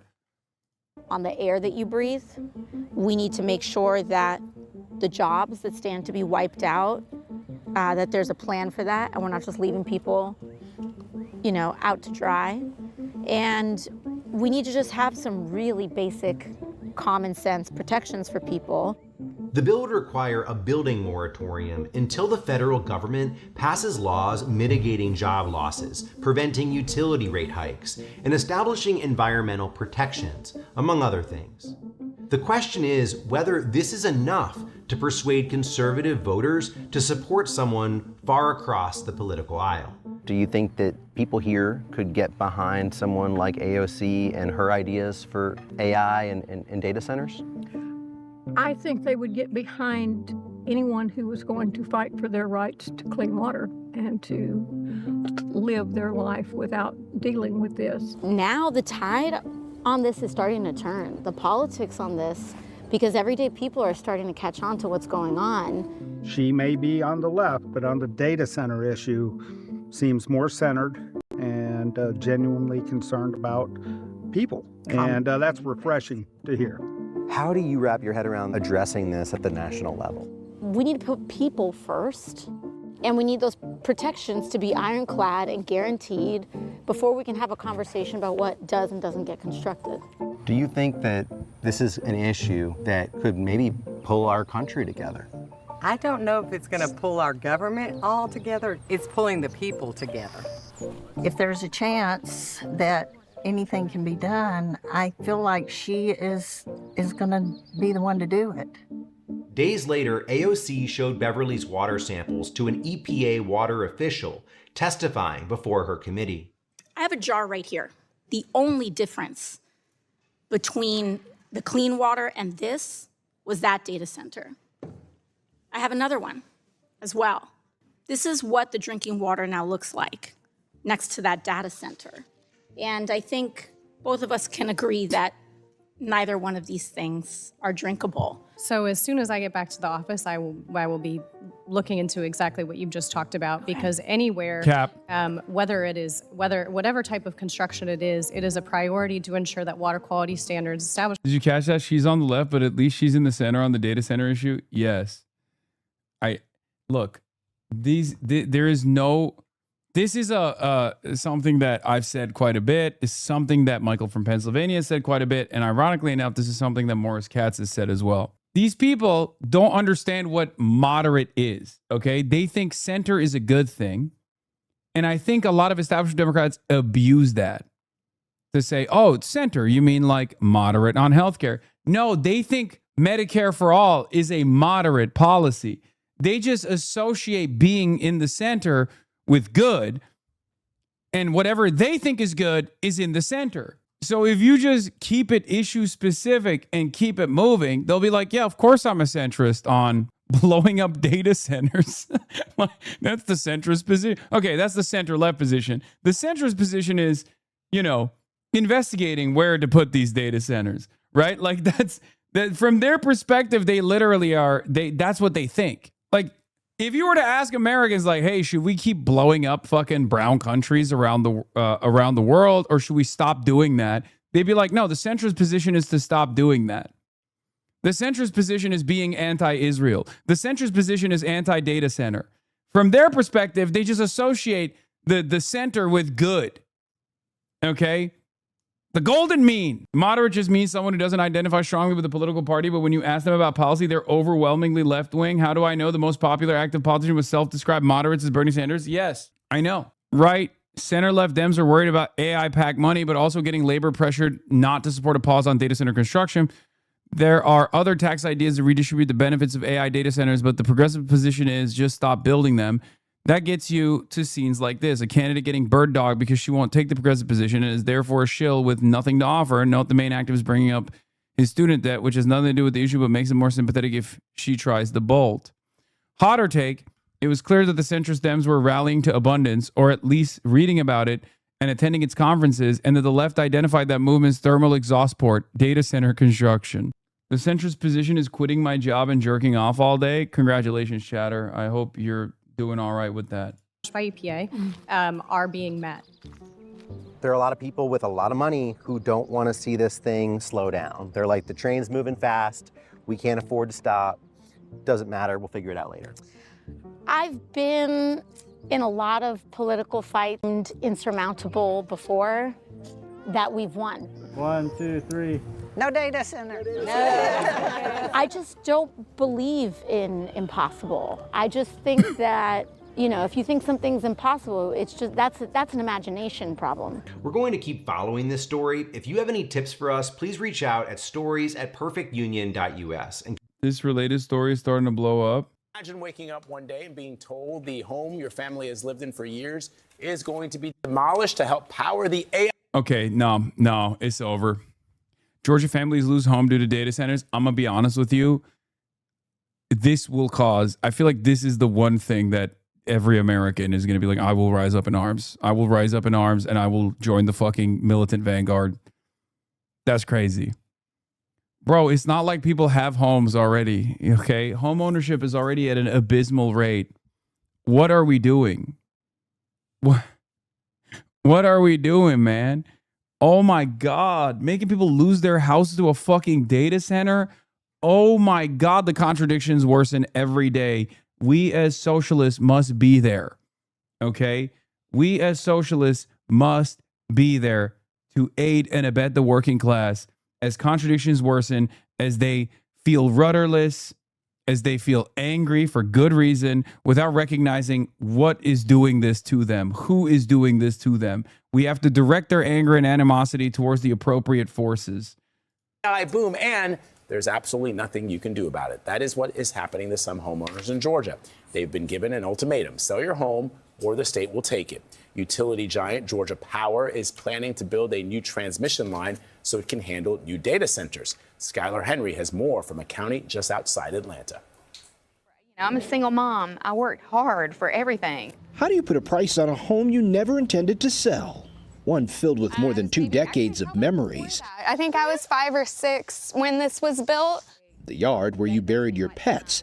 The greenhouse that fed your family. When you talk about what being on this property means to you, yeah, right? It's y'all's. It's ours. It's our family. Hasan, these people think, good, I don't have a house now, you don't either. No, I'm talking about the people who are losing their houses, man. We belong here. But Ansley Brown's childhood home likely won't be here much longer. That's because the state's largest utility, Georgia Power, says it needs the area to make way for a 35-mile-long transmission line. Georgia Power has been here for as long as Ansley's mother has owned this property. It's just beyond the tree line. Now, with the expansion... This is my county, and is United the Hogs centrist and left here against it? People are all talking about this. Yeah, this is one thing that animates Americans unlike anything else, man. Eminent domain is, oof. Of this Goddamn latest un-American. project, they're looking to take the 2.5 acres the house sits on. Georgia Power says increasing demand has outpaced the capacity of its existing grid, and building a new transmission line requires acquiring more than 300 parcels of land, including residential properties. What did your mom tell you she wanted for this property to be? Generational wealth, true generational wealth was the idea, and now it's being stripped from us. Georgia Power estimates 70 to 80% of the power on this new line is There's 50,000 people told, fuck you, your power is gone in Tahoe as well. And there's already alarm bells that rang that tens of millions of Americans through the Midwest and South will see rolling blackouts as early as next year due to data centers. Yeah, that's the other thing. Like, there is, like, these behemoths are power sucks. They're basically power sinks. They are exhausting the already dog shit infrastructure that exists, which is only going to lead to skyrocketing electricity costs, which it already has led to that, and then rolling blackouts with regular frequency because the power grid is already shit. For what? To displace the existing labor force. It is so fucked up. Expected to help serve data centers.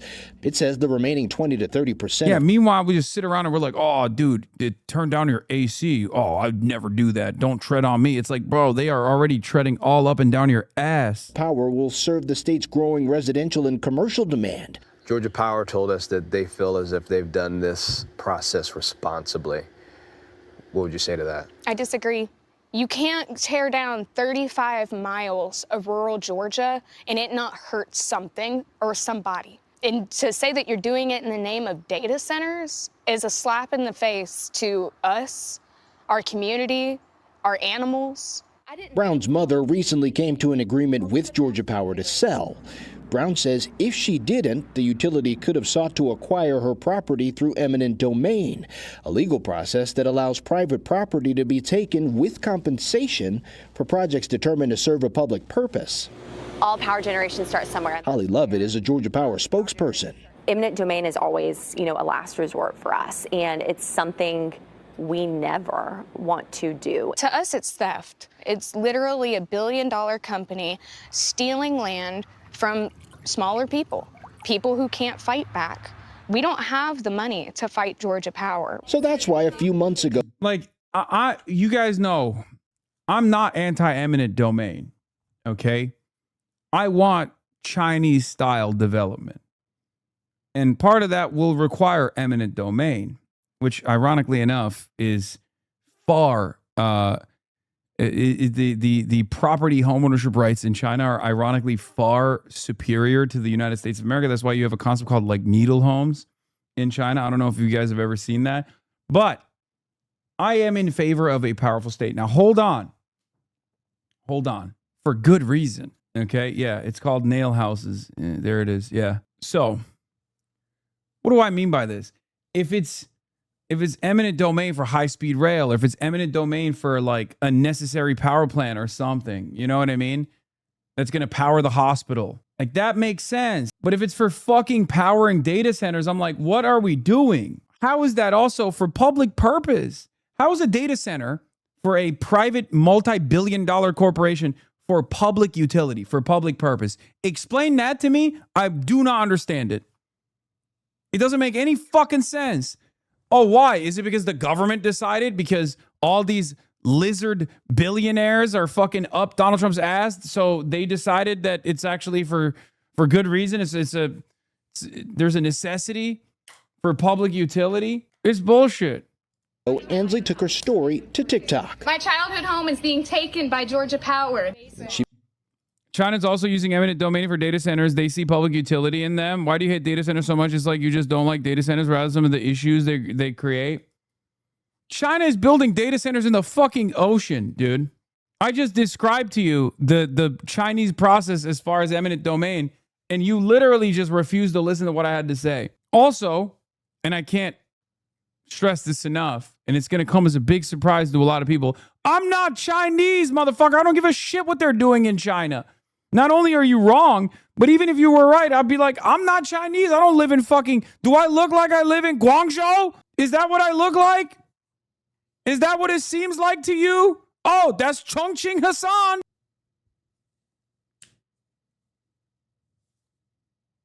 The fuck? Just because I got the Chinese panda on me at all times. Yeah, China's built over 500 completely new cities since the CPC took power. They know how to build stuff. I know.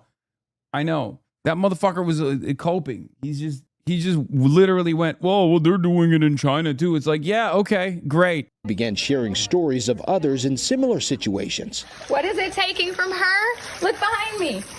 It's taking this entire backyard. What do you say to someone who will push back on any sort of offer that's out there and say, well, a price tag can't replace memories?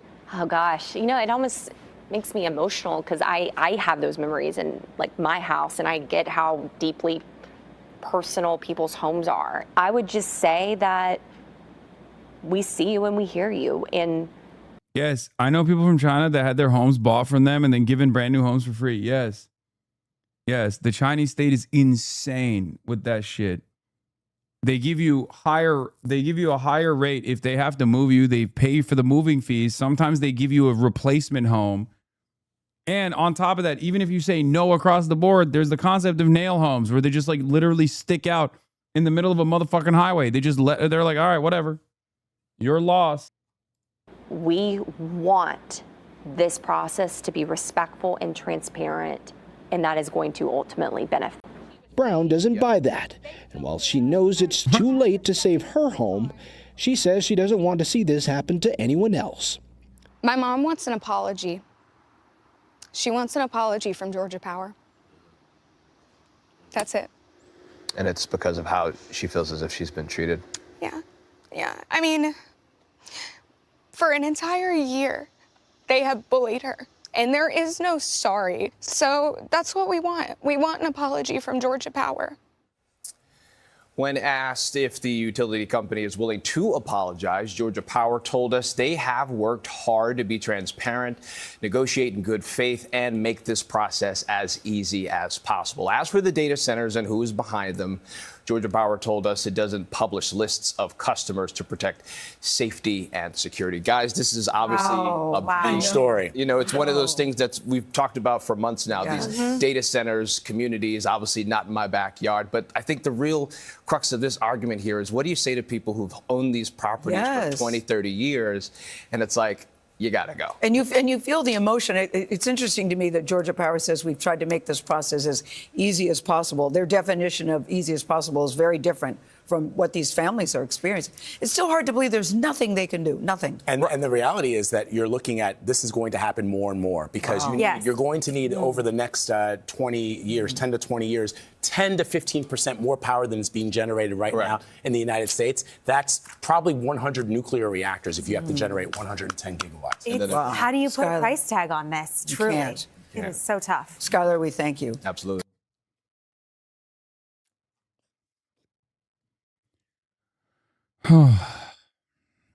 Insane. China has the infrastructure to power these data centers. The U.S. doesn't. As simple as that. Yeah, there's that too. Trump is Brian Tyler Cohen China posting. Trump is allowed China to lap us on energy. Also, we can take in donations from dying fossil fuel companies. Trump first, America last. Holy shit. Oh my God.